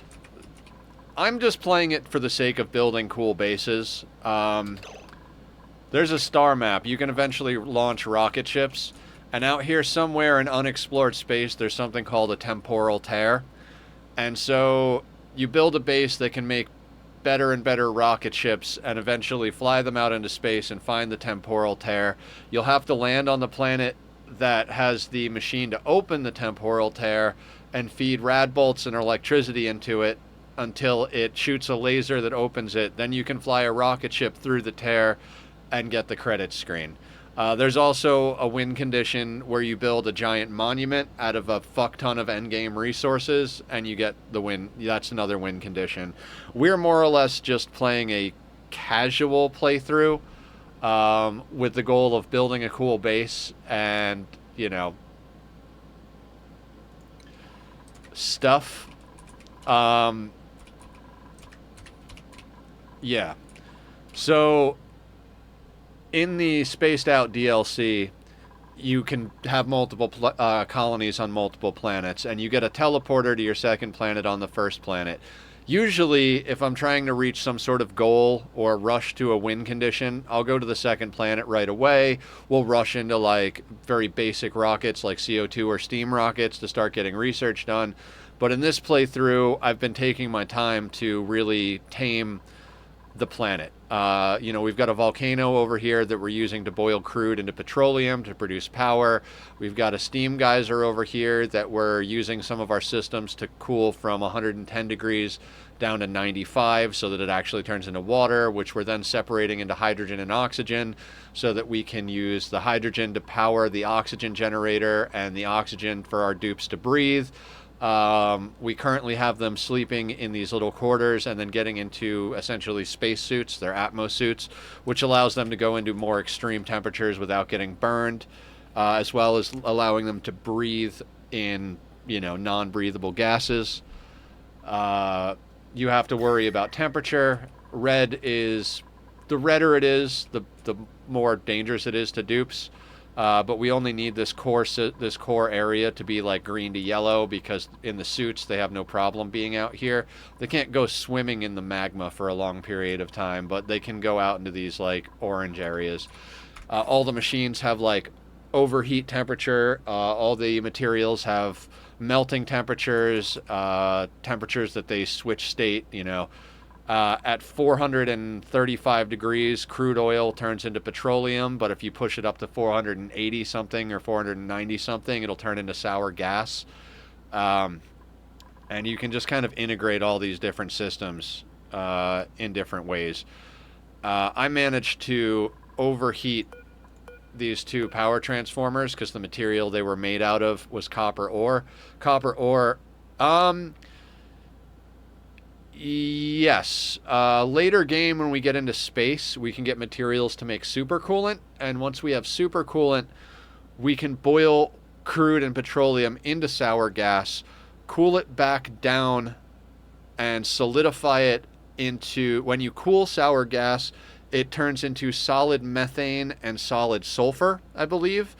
And then we then take the solid methane and reheat the solid methane up to natural. When it turns into gas, methane becomes natural gas, and then the natural gas can be fed into natural gas generators to provide lots of power. They also output carbon dioxide and polluted water. The carbon dioxide can be vented into space or fed to slicksters, because slicksters will eat carbon dioxide and produce crude oil, which is what we've got going on down here. These are ranches, so our ranchers are making sure that these little pens, each floor here is got the maximum number per space of slicksters. Because what we're doing is we don't have the materials to go into a sour gas boiler. The sour gas boiler technically produces more power per kilo of liquid, but takes up a considerable amount more space and requires space materials to make, because you need stuff with a way higher overheat temperature and coolant that can do a lot harder work than the coolant we have, which is more or less just water. So what we're using now is the heat from the volcano to boil crude into petroleum, counterflow it against itself. Yeah, these are cracking.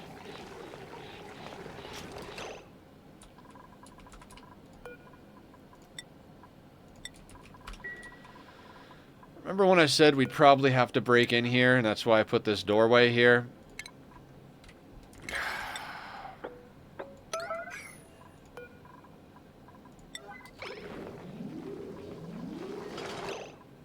Let me make sure.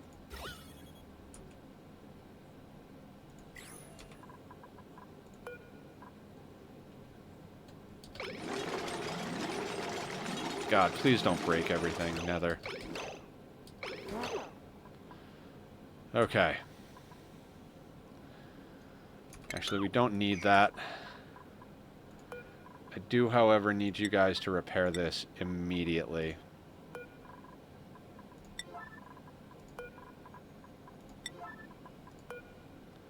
It is very complicated. It is a nerdy game for nerds.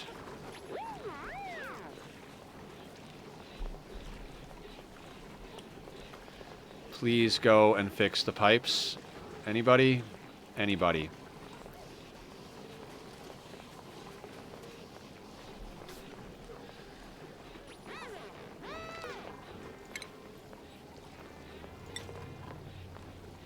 Come on.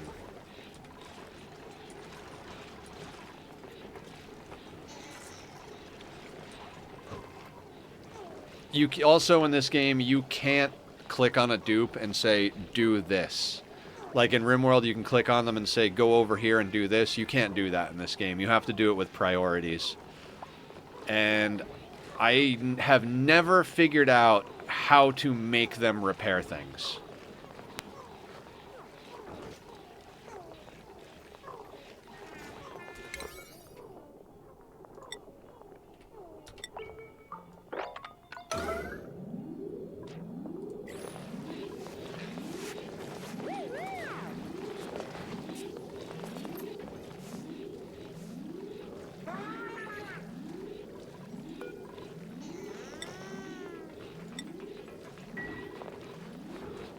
They won't. I hate repairing in this game.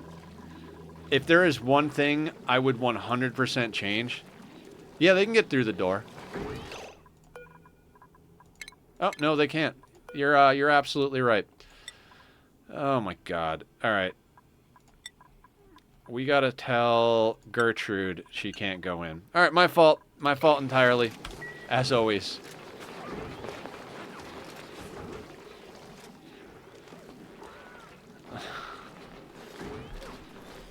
Please, game.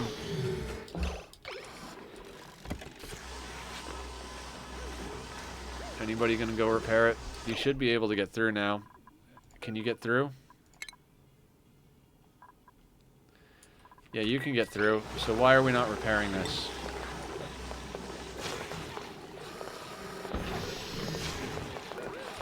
Does anybody know this game well enough? I just mean because they was also one block. I thought they had to have 2 blocks. They can go down through this. Since there's 2 blocks here and 2 blocks here, they can move through it. That's how you airlock. There's a piece of petroleum right here. So this is vacuum and this is atmosphere. But I don't know how to make dupes repair things. Like, I legitimately just don't know how to make them repair things. Hold on. I'm gonna look it up.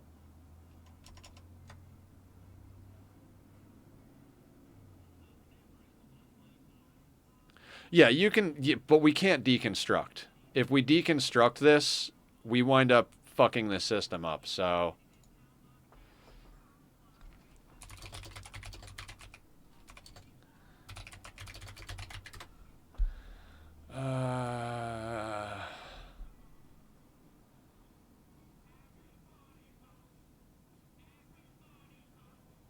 Oh, we don't have the copper. That's why.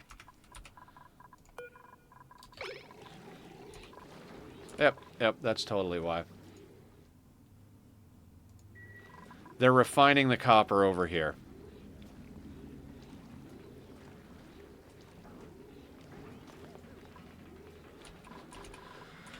They repair buildings, not blocks.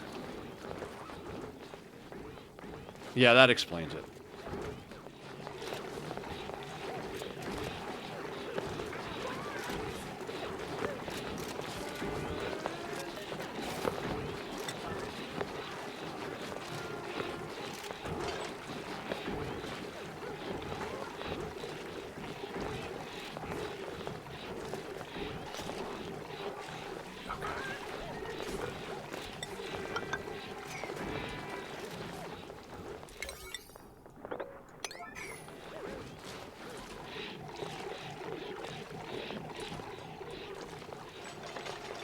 Is everything working now?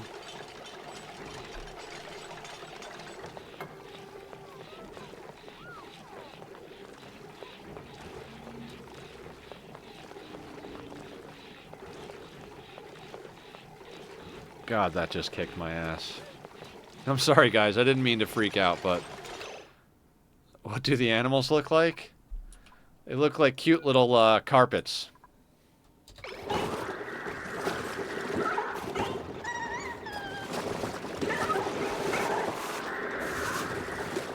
And then there's these animals. And then there's these animals. These are pips. There's a lot of different animals. Yeah. So, okay. So we got it. We got it. Things are repaired. Systems are back working. Now their stupidity is sorted out.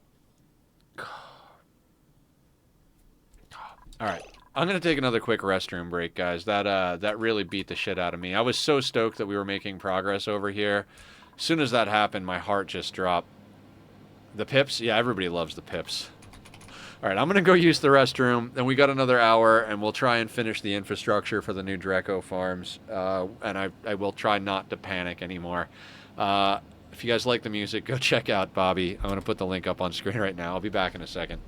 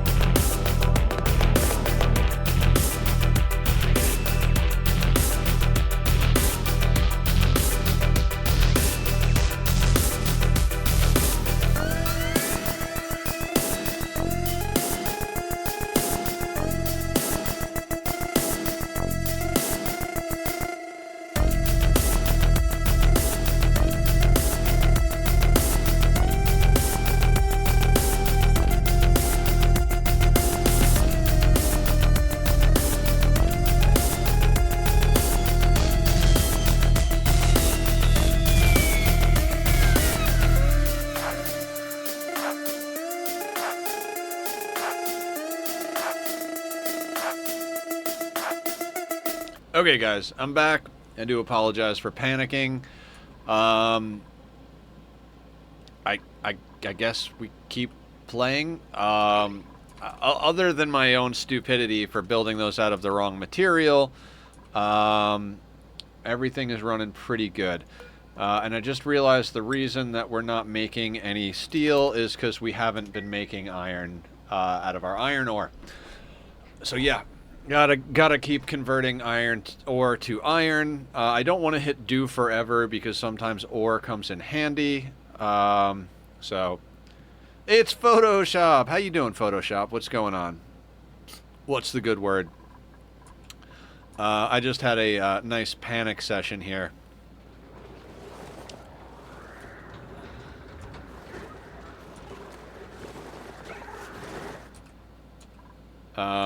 Built something out of the wrong materials, and the whole base started to collapse in front of my eyes. Okay. This is what happens when Nether puts his 2 or 3 on the... It always happens. Every time I try to go faster, shit goes wrong. If you have panic section, then I will have a heart attack in this game. Yeah, it was a whole thing.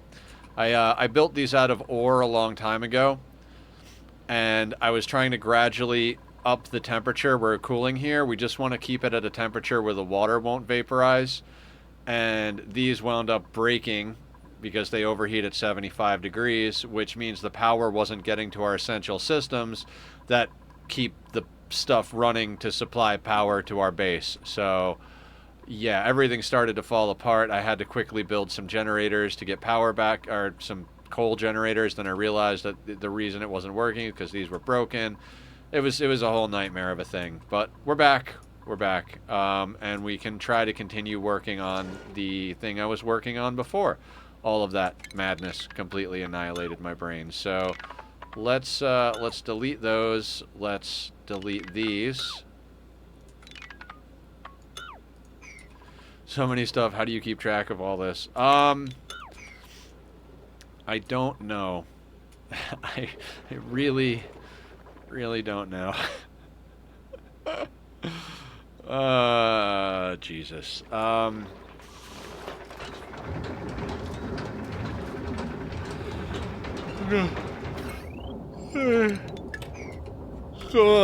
Apparently I don't. Apparently I just let it all fall apart. So, you know, there's that.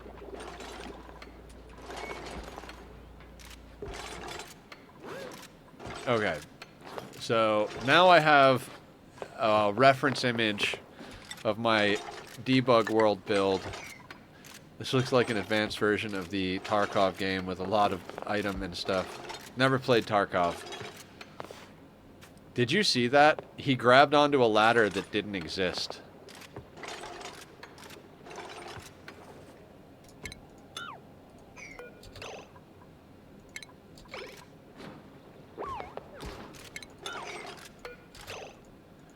And that is glitched. Let's save and go to the main menu, because now we're getting glitched blocks.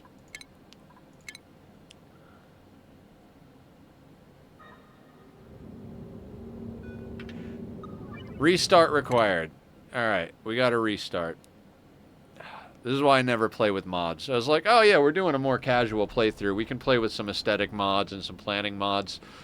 And, now we're causing conflicts. Thank you all for hanging out. Again, I do apologize for losing my shit there for a second. Yeah. Yeah, mods will make things crazy. Tarkov is a shooter, isn't it? Very different game.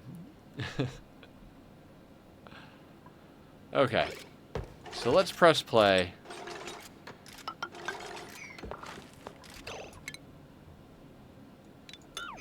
We'll do that first. That way they can build that tile. We're not playing with anything crazy as far as mods go. We're just playing with some mods that change the look of everything. And add some tools for planning.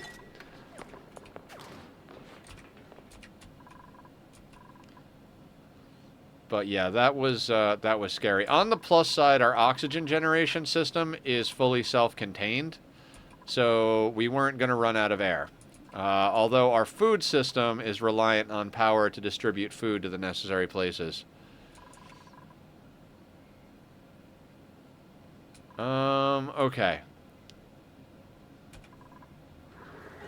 How are these ranches doing? 8, 8, 6, 8, 8, 8, 8, 8, 1. Okay.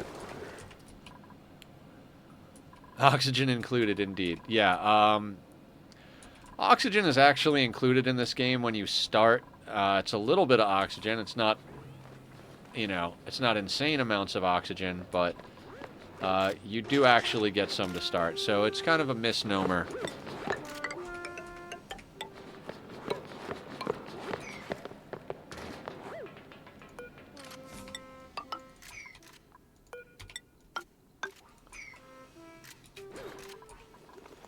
Okay. We're back in action, guys. We're back in action. We can start putting everything together.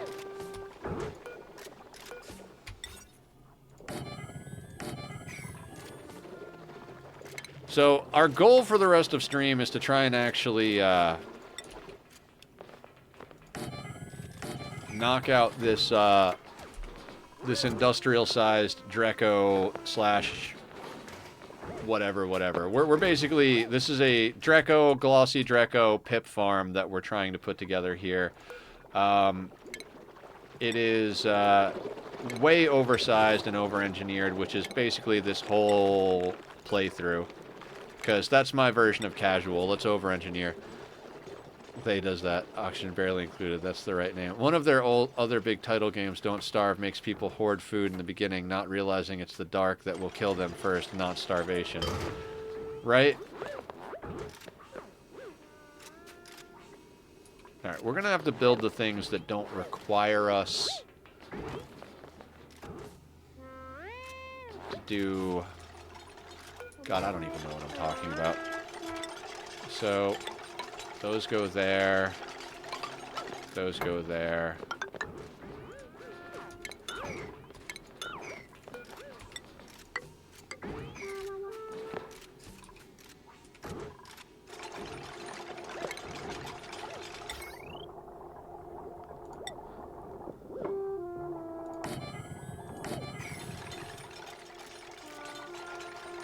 They, like, gotcha. Oh.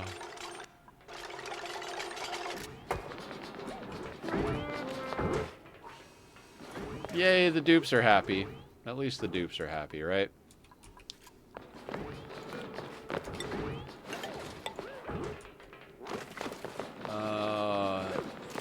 Three, 4, 5. So 3, 4. That's going to come up to there. That's going to come up to there. Airflow tiles there. Airflow tiles there. Funny thing is that airflow tiles, you can't build airflow tiles and a backing tile together, but putting airflow tiles in a tile that would have space in the background still won't vent the air into space. The game is smart enough to know that somehow.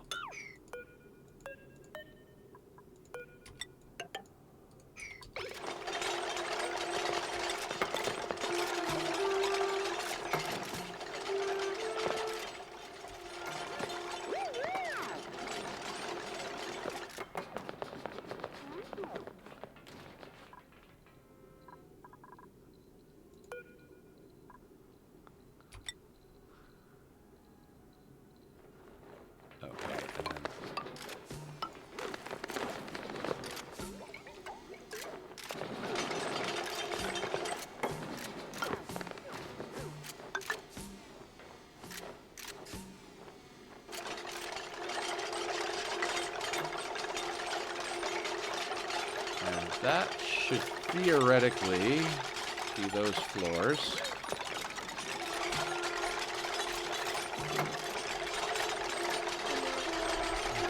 Lurk is included from now. Enjoy your lurk and take a breather from the chaos of oxygen not included. You have no idea, Frostybot. You have no idea. Okay. I guess I could try and explain what's going on down here, right? supposedly. Let me do duties real quick. Let's do that. So this section down here is going to be a ranch for pips. These are pips. We're going to be putting pips in here. We do have to do some shenanigans like we did with the nature reserve, so we can trick this thing into believing that there are natural tiles up here. I will deal with that later, because we don't have the arbor trees to do it right now anyway, so we're just going to try and get the basic infrastructure up here.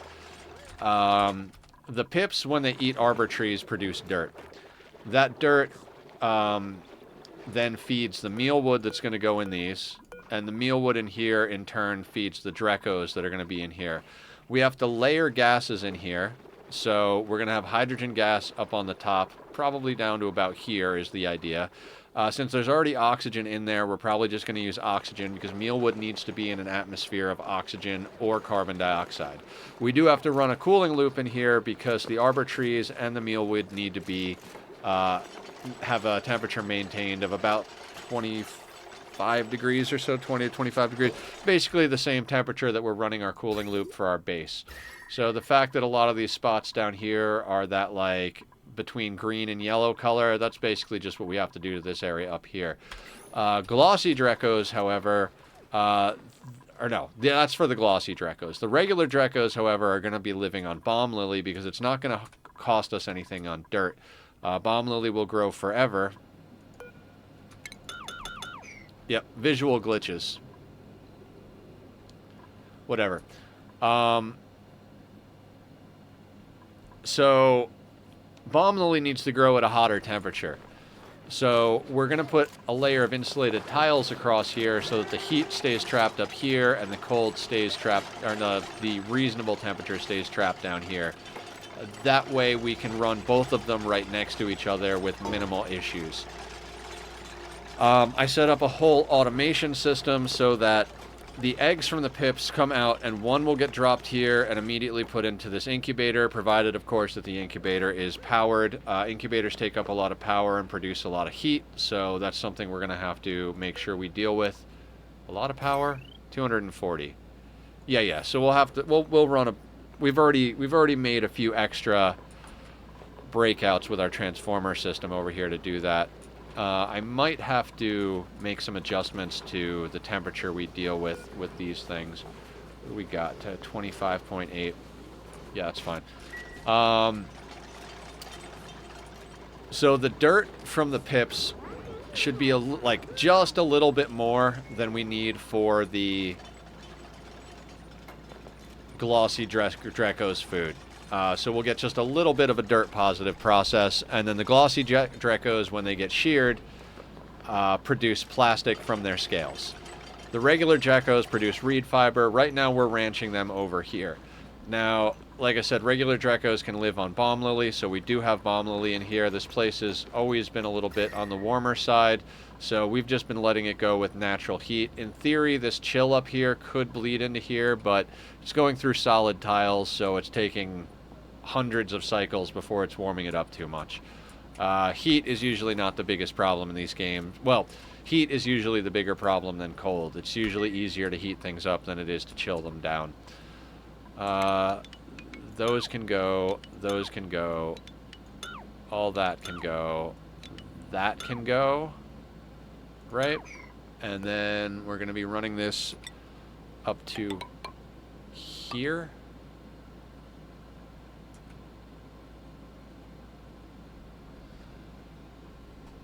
Yes, and then right here, we're going to be putting a tile. That can get deconstructed. All of these ladders can...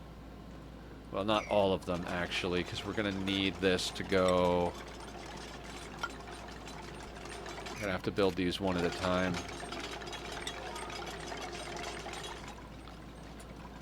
It's a lot of airflow tiles. We're burning through a lot of our resources, but... we're putting in a lot of permanent systems.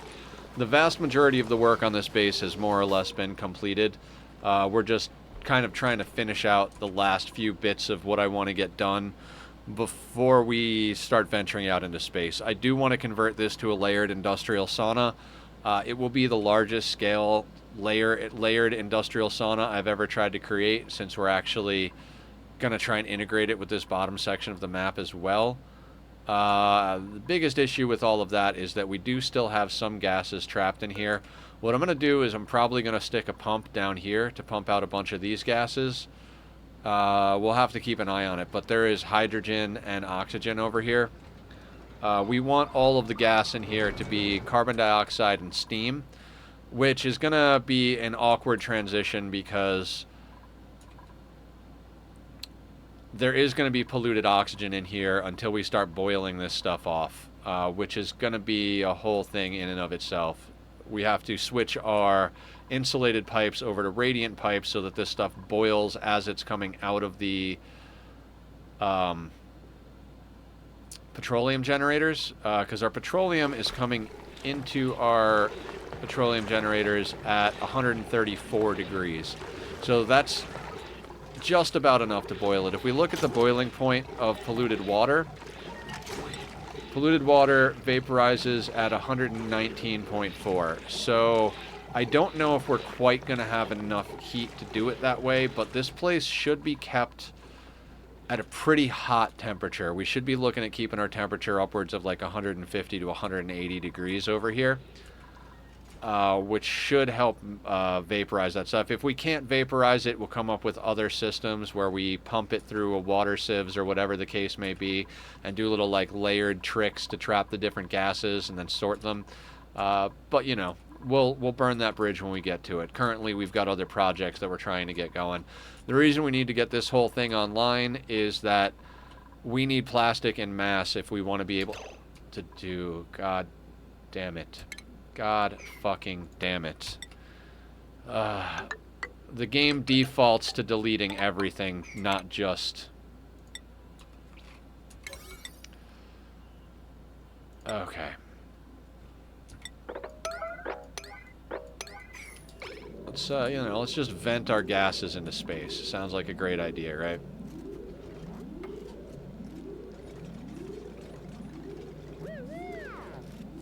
There's a mod to fix that, and I haven't installed it yet. Usually the first thing I do when I log in is switch this over to buildings as the default deconstruction tool, but since we reloading, that didn't work.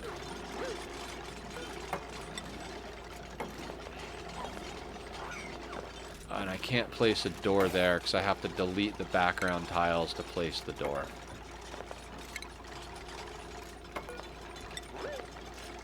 Not gonna lie, guys, I'm kind of looking forward to finishing up the day and eating some dinner. Although I do have to run some errands for the house when I do, so... You know, it'll be what it is. You know what? This really should also be an insulated tile, and then those should be insulated tiles. So we'll get them to do that. Now that that one's in place, we should be able to run these down to there. We're also going to need to delete the backgrounds here and replace these with a door. Oh boy, it's getting exciting now.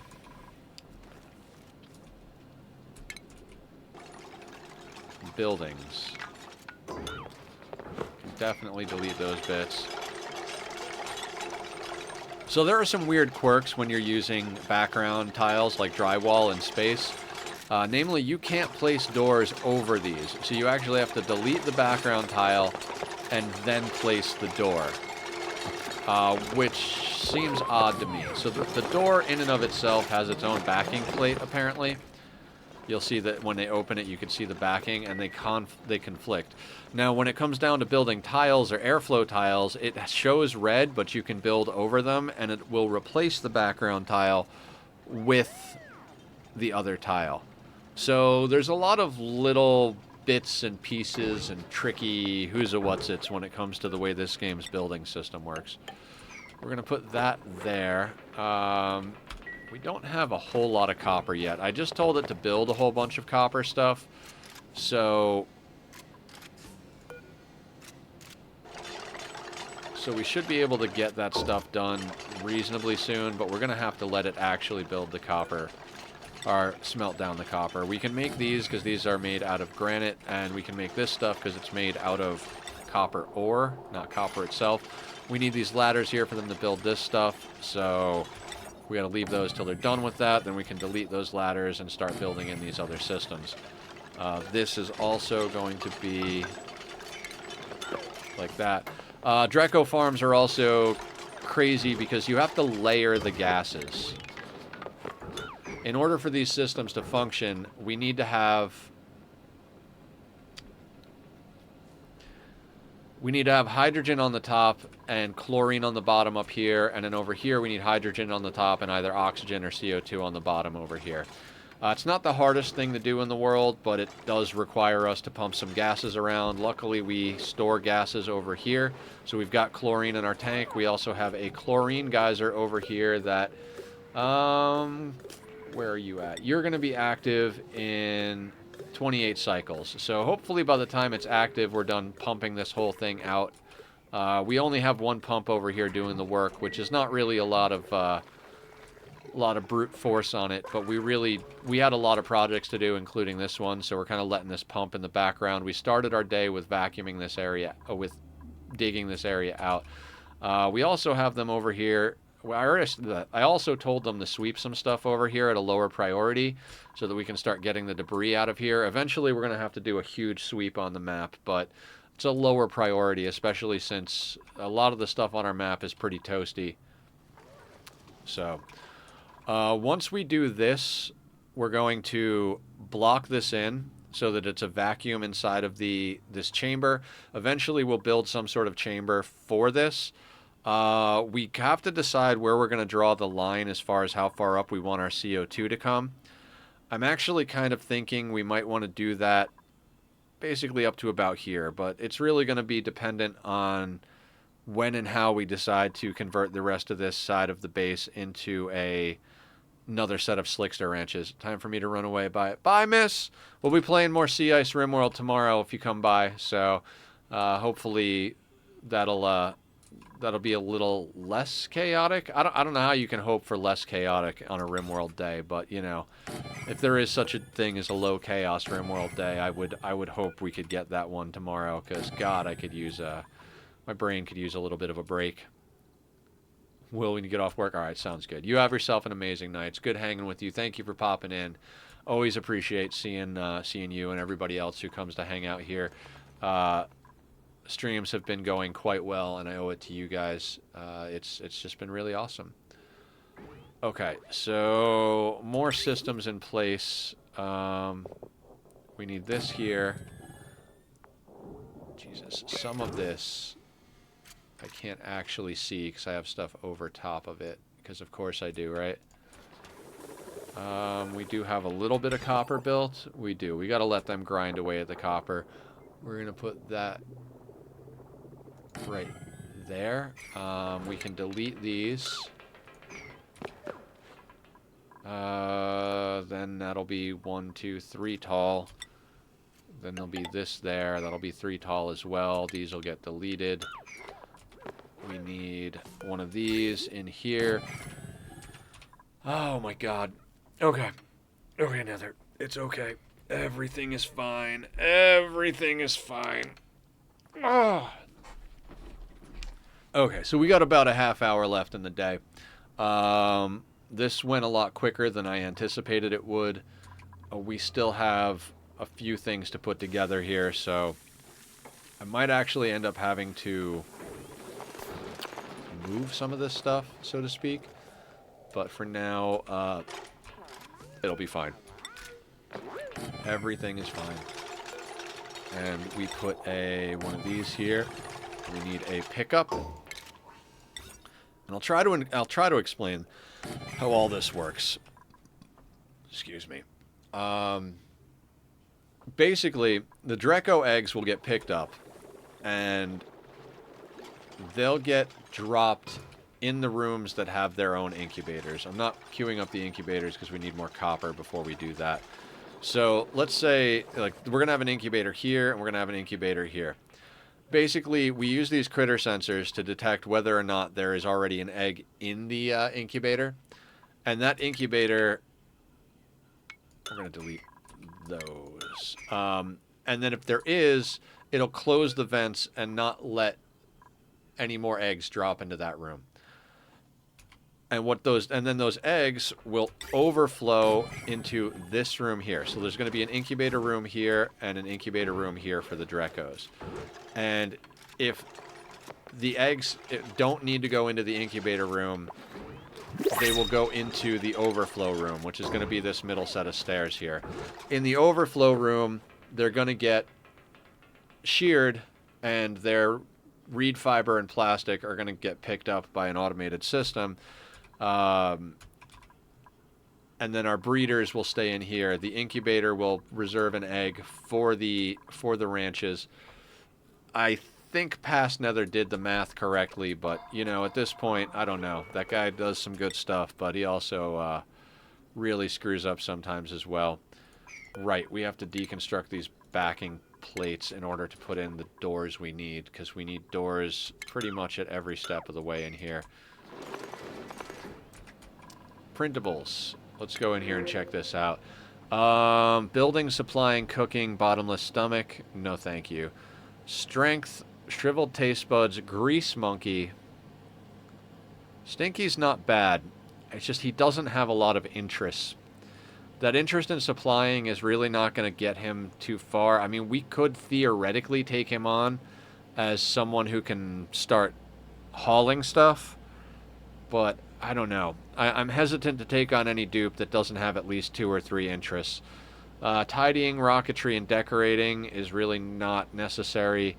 Not a fan of nyctophobic, even though we have one already. Bottomless stomach, also not a fan. Doesn't really matter because we've got way too many calories. But construction, strength, and cuisine. Cuisine doesn't really fit on there. I'd prefer suit wearing. Buff and iron gut are great.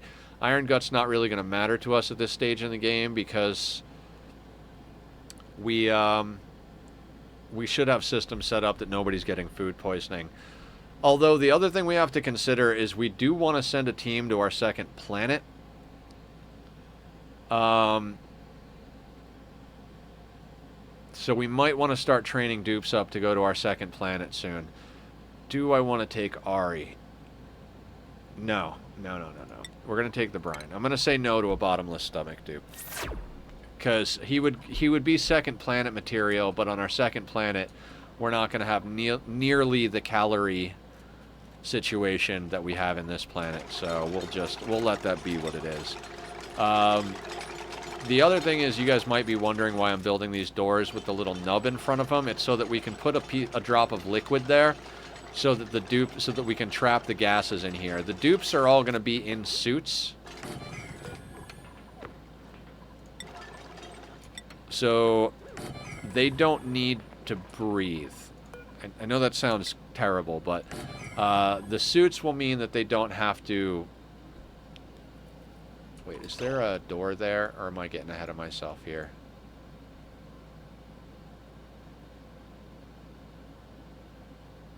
There is. Okay, so there's a door there, there's a door there. Why do I have doors there again?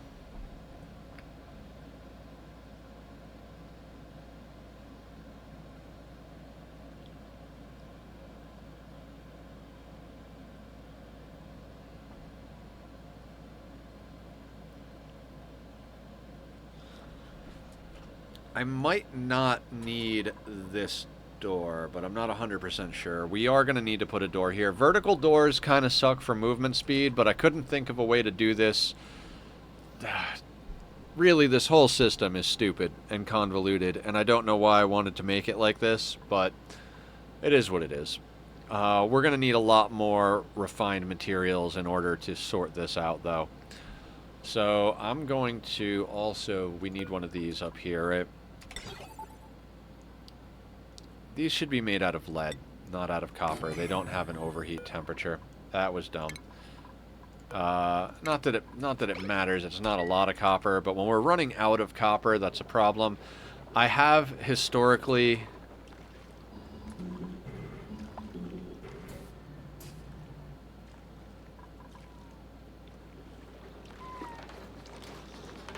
Are these working?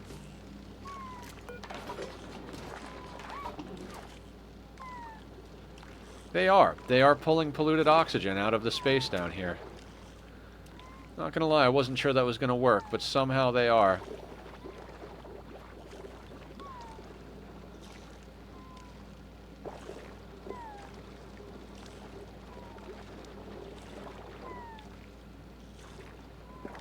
Huh. Anyway, that system seems to be working all right.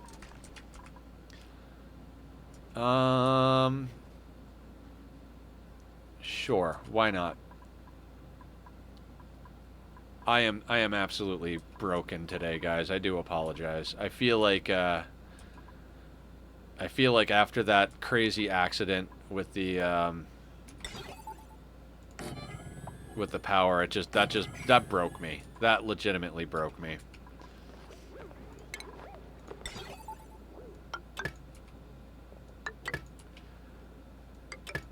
That's like, this isn't supposed to be stressful. RimWorld is the stressful game. This game is easy. Not easy, but like, this game is chill. This is supposed to be the cozy vibes game. RimWorld is supposed to be the one that breaks me, but, you know, guess this game can break you too.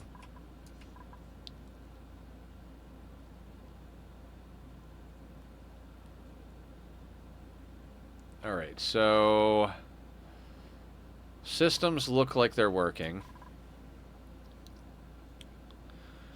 They're processing iron, they're processing copper, they're turning the iron into steel. So the refinery is working. I'm not even sure what to do right now. I gotta be honest. I have very little idea what to do right now. I'm very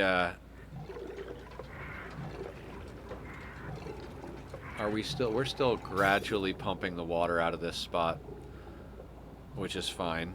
So all the water that was in here is getting moved up here. We dumped a bunch of ice and snow and crushed ice in here, which is probably where the vast majority of this water that's in here came from. And then we've got our cool little, like, uber redundant system going over here. We should be getting clay now. Not a high dose of clay, but this does seem to be working. If we look at the contents of these deodorizers, they do have polluted oxygen, clay, and sand. It's picking up the polluted oxygen that's getting put off down here, which is not a lot because there's not a lot of polluted water. So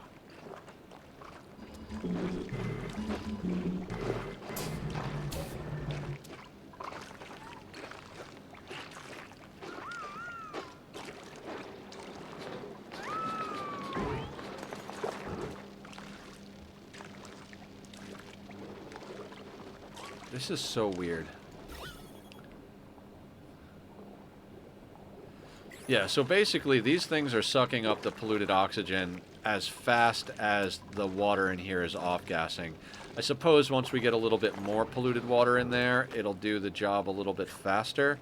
But more or less, this is working the way we intended it to. I can actually deconstruct this thing. It is not necessary.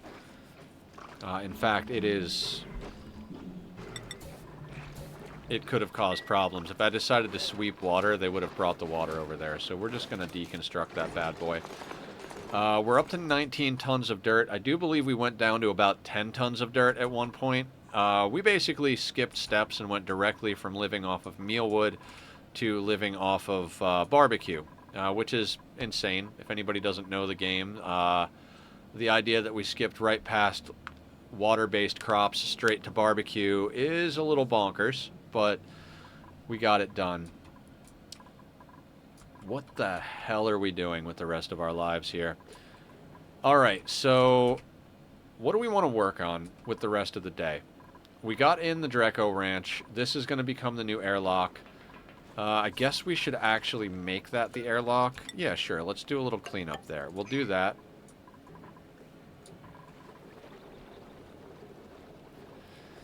We are going to end up having to reroute a few things as far as piping goes, but, you know, that is what it is.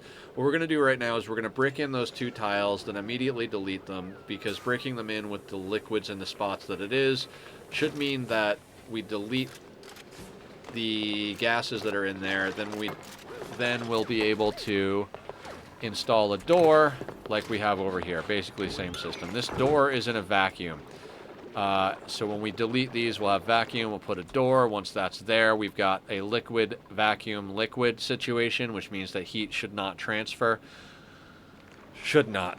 I mean, we went a little crazy over here and did 3 blobs of liquid with vacuum in between all of them, just because this place is a steam room. So wanted to make sure we didn't fuck that one up. It nearly, you know, that was one of the more important ones.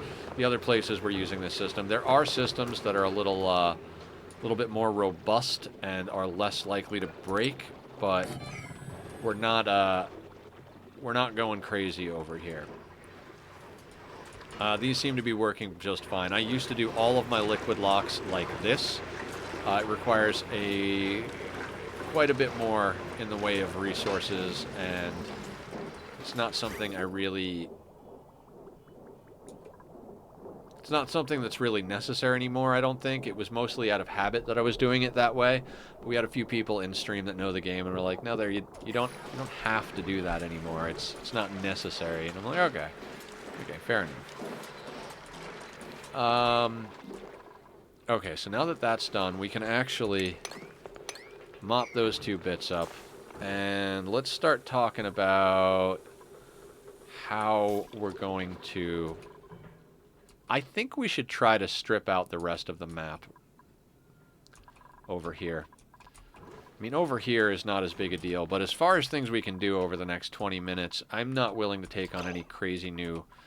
How is crude ending up over there?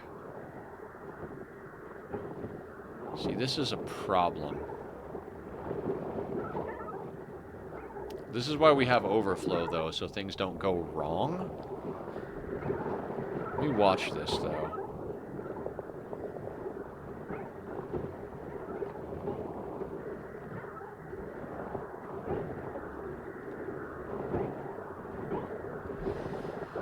Okay. So, I'm going to do something real quick over here. Let's put down a bottle emptier. I'm going to make it out of obsidian. We're going to put that right there.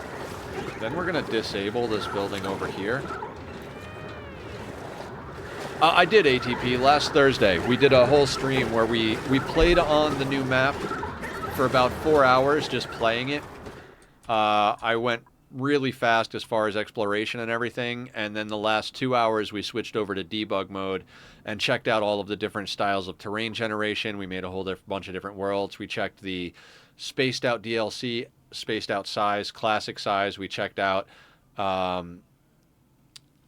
what the other planets look like. If you start on a planet, do they have they integrated the new stuff yet? We went through a whole bunch of stuff. The reason we're not playing on the beta is I don't want to commit to a world on a beta, and I've really been enjoying this world. We had that panic moment earlier, but I don't want to commit to a world on the beta and then a week later have a whole bunch of stuff change and be like, well, the world's broken, we have to start again. I'm not trying to start 10 different playthroughs, you know, in the next month to play on the beta. We checked it out. Stuff looks amazing. I'm really happy with a lot of the changes they're adding. Like the new critters and the new buildings and the new systems are all fantastic. I'm really digging what they're doing. Let's put that stuff there. Let's break that out. Do we want to strip all of this out? Part of me is like, yes. I kind of feel like, why the hell not, right? And since it's,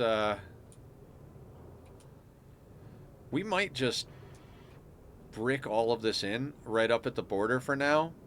And then after we start getting going on our rocket system, I mean, I don't know. Is that a reasonable project to be doing right now?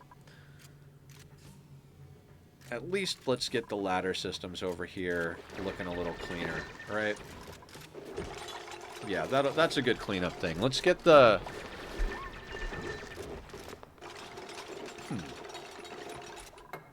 I'd like to dig all this out because there's building materials, there's uranium.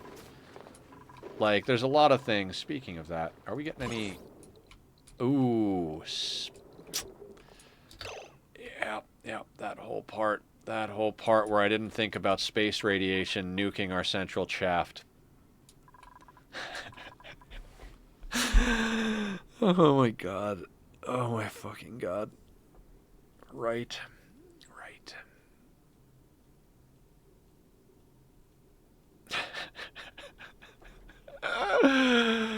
uh...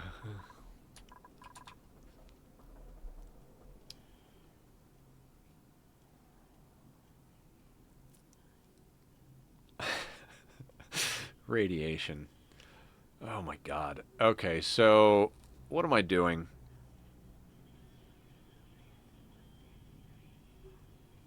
I mean, we've got lead. Lead and plastic both block radiation, so we could conceivably, you know, put like a couple of layers of lead shielding. Am I gonna do that though?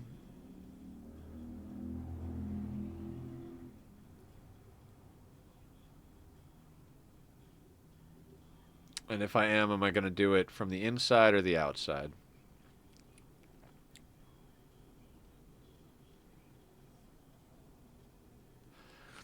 I think the reasonable thing would have been to make this entire ceiling out of lead and then put the insulated tile above it.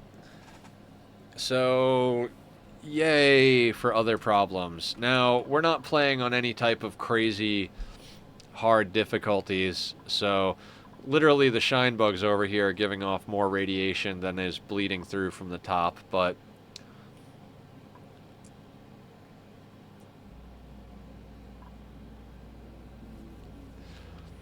what do you guys think?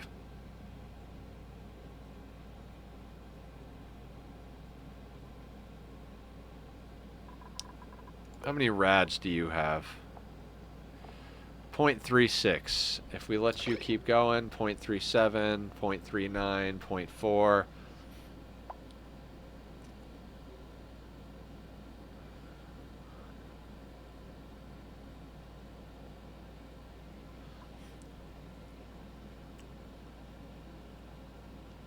I mean, they shed rads when they use the bathroom, so I don't think we have to worry about the main travel spine at the moment, but eventually we might have to worry about it.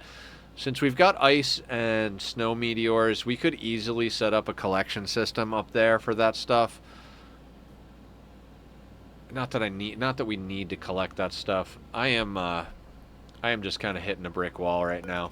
I really wanted to go late today. I was like, you know what? We might do like a 7 or 8 hour oxygen not included stream today in my head. And now I'm over here like, yeah, it's not likely to happen at this point.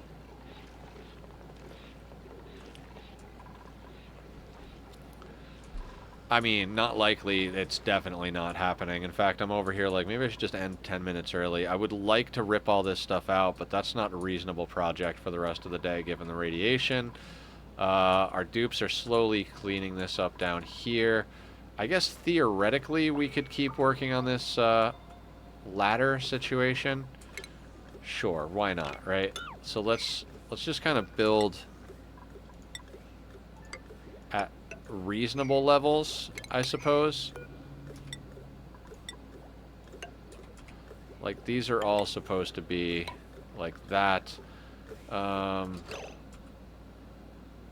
We'll let this be an up and a down. We'll delete this over here. That really doesn't need to be there. Sure, we'll do some ladder cleanup today. That'll be the main jam here. We'll start deleting out these ladders.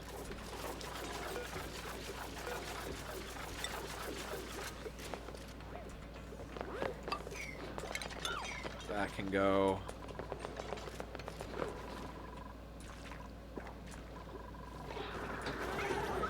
That building is disabled. We're going to go over here and click crude.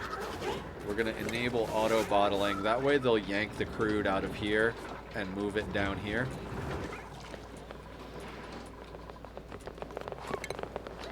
That was kind of the plan with that overflow. If anything goes wrong with the filtration, the extra stuff gets dumped down over here, and then they can pull whatever they need to out with the pitcher pump. Apparently that system works. Hypothetically, I suppose we could just dump it and let it fall down here, but if it's any other liquid other than crude, then we run into a problem. The reason we have to set this system up is that when we start getting molten slicksters spawning, that liquid needs to slosh over this way as well.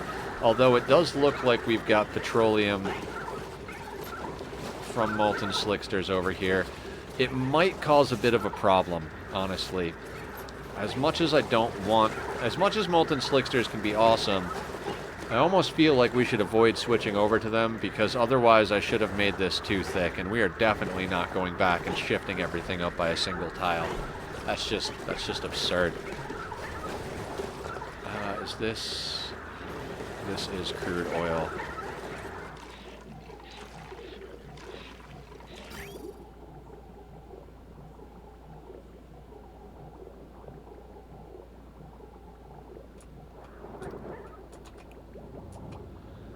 Okay, our oil wells are working. We're pumping enough water that 2 of them stay up full time, and then the other 2...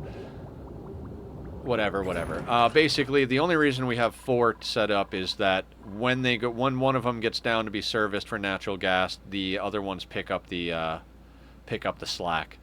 That way we get more than our full 10 kilos per for the water we're putting in. That doesn't need to be there. And let's build this ladder system coming up like that.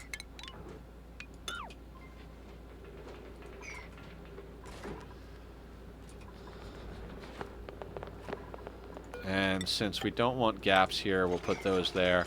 As I was talking about earlier when I was watching Too Legit City, he was talking about how the duplicates, when you have gaps or stairs, it slows them down because it's actually a teleport with an animation. So they don't move. Their athletics aren't going to affect how fast they hop over a gap or go up and down stairs. At least that's how I understood it. Maybe I was misunderstanding what he was saying, but basically, you're gonna want to have your dupes running in a straight line left to right, or going straight up and down a ladder or fire pole. You're not gonna want to have them doing like the Minecraft stairs to go up and down. The fact that we have to do these little ladder gaps here is really terrible. I really should redesign this whole section of this and like make use of more space, but I was trying to cram it in as tight as possible because I'm an idiot, more or less. 3, 4. Alright, I'm not going to go crazy because I don't want to get into the whole dealing with radiation thing, but I do kind of want to break in here a little bit. Just to vent some of these gases into space.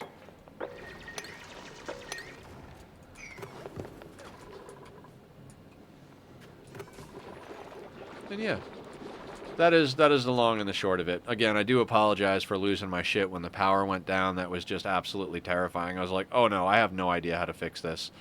I mean, we did. We fixed it. It's not actually a problem. It was just like, no, I don't want to lose this base. This is the chill thing. We got almost half a million calories in barbecue, K-Cow, whatever. So on Thursday, what we'll do is probably start layering the gases in here, and we're going to have to get over to our second planet sooner rather than later. We might decide to pick a candidate to go over there and start the second planet base on Thursday, because we need to get arbor trees for this ranch. We'll also do that trick that we used down here to convert some of these to natural tiles. These pips, I'm going to disable these buildings real quick. Actually, that one needs to be disabled. These don't. Basically, these pips in here, they're probably going to escape when we do that, so I'm not going to worry too much about it. This, I don't know if this needs to be insulated tile, but I think we're going to put that there. It might not need to be. We'll see how things work out. Like I said, I don't know what we're going to do with this space over here. I was planning on doing our rocketry program on this side. So it is what it is. That does require me to actually clean up a bunch of stuff here. Did I do the math up here correctly? So if we go all the way down, that's 45. We're talking 50 tiles. Tallest rocket is 35, plus 2 for the platform, plus a little bit. So if we go up to like here, we could start our rocketry floor here. And I think that might be what we do. We'll have people come out here and then go up to the rocketry floor and give us this space for other activities. Not sure what those activities will be yet, but we might incorporate that into the core of the base and maybe even move this liquid lock up. Welcome back, Mandu. I am almost done for the day. We're just kind of talking about the goals for next time and the long-term ideas of what we're doing. I'm a little beat up after screwing up that power thing and having a panic attack. I don't know if you were here for that, but we were raising the temperature on the cooling loop for this industrial area because we don't want it to actually be cool. We eventually want to break it open and layer the gases, so I was slowly bringing up the temperature so we could see how hot we could keep it without boiling the liquid. Of course, these were made out of ore instead of steel, and as such, all of our core power systems broke. I rated and I hope you're... Oh, you rated in! Hell yeah! Welcome back, welcome back.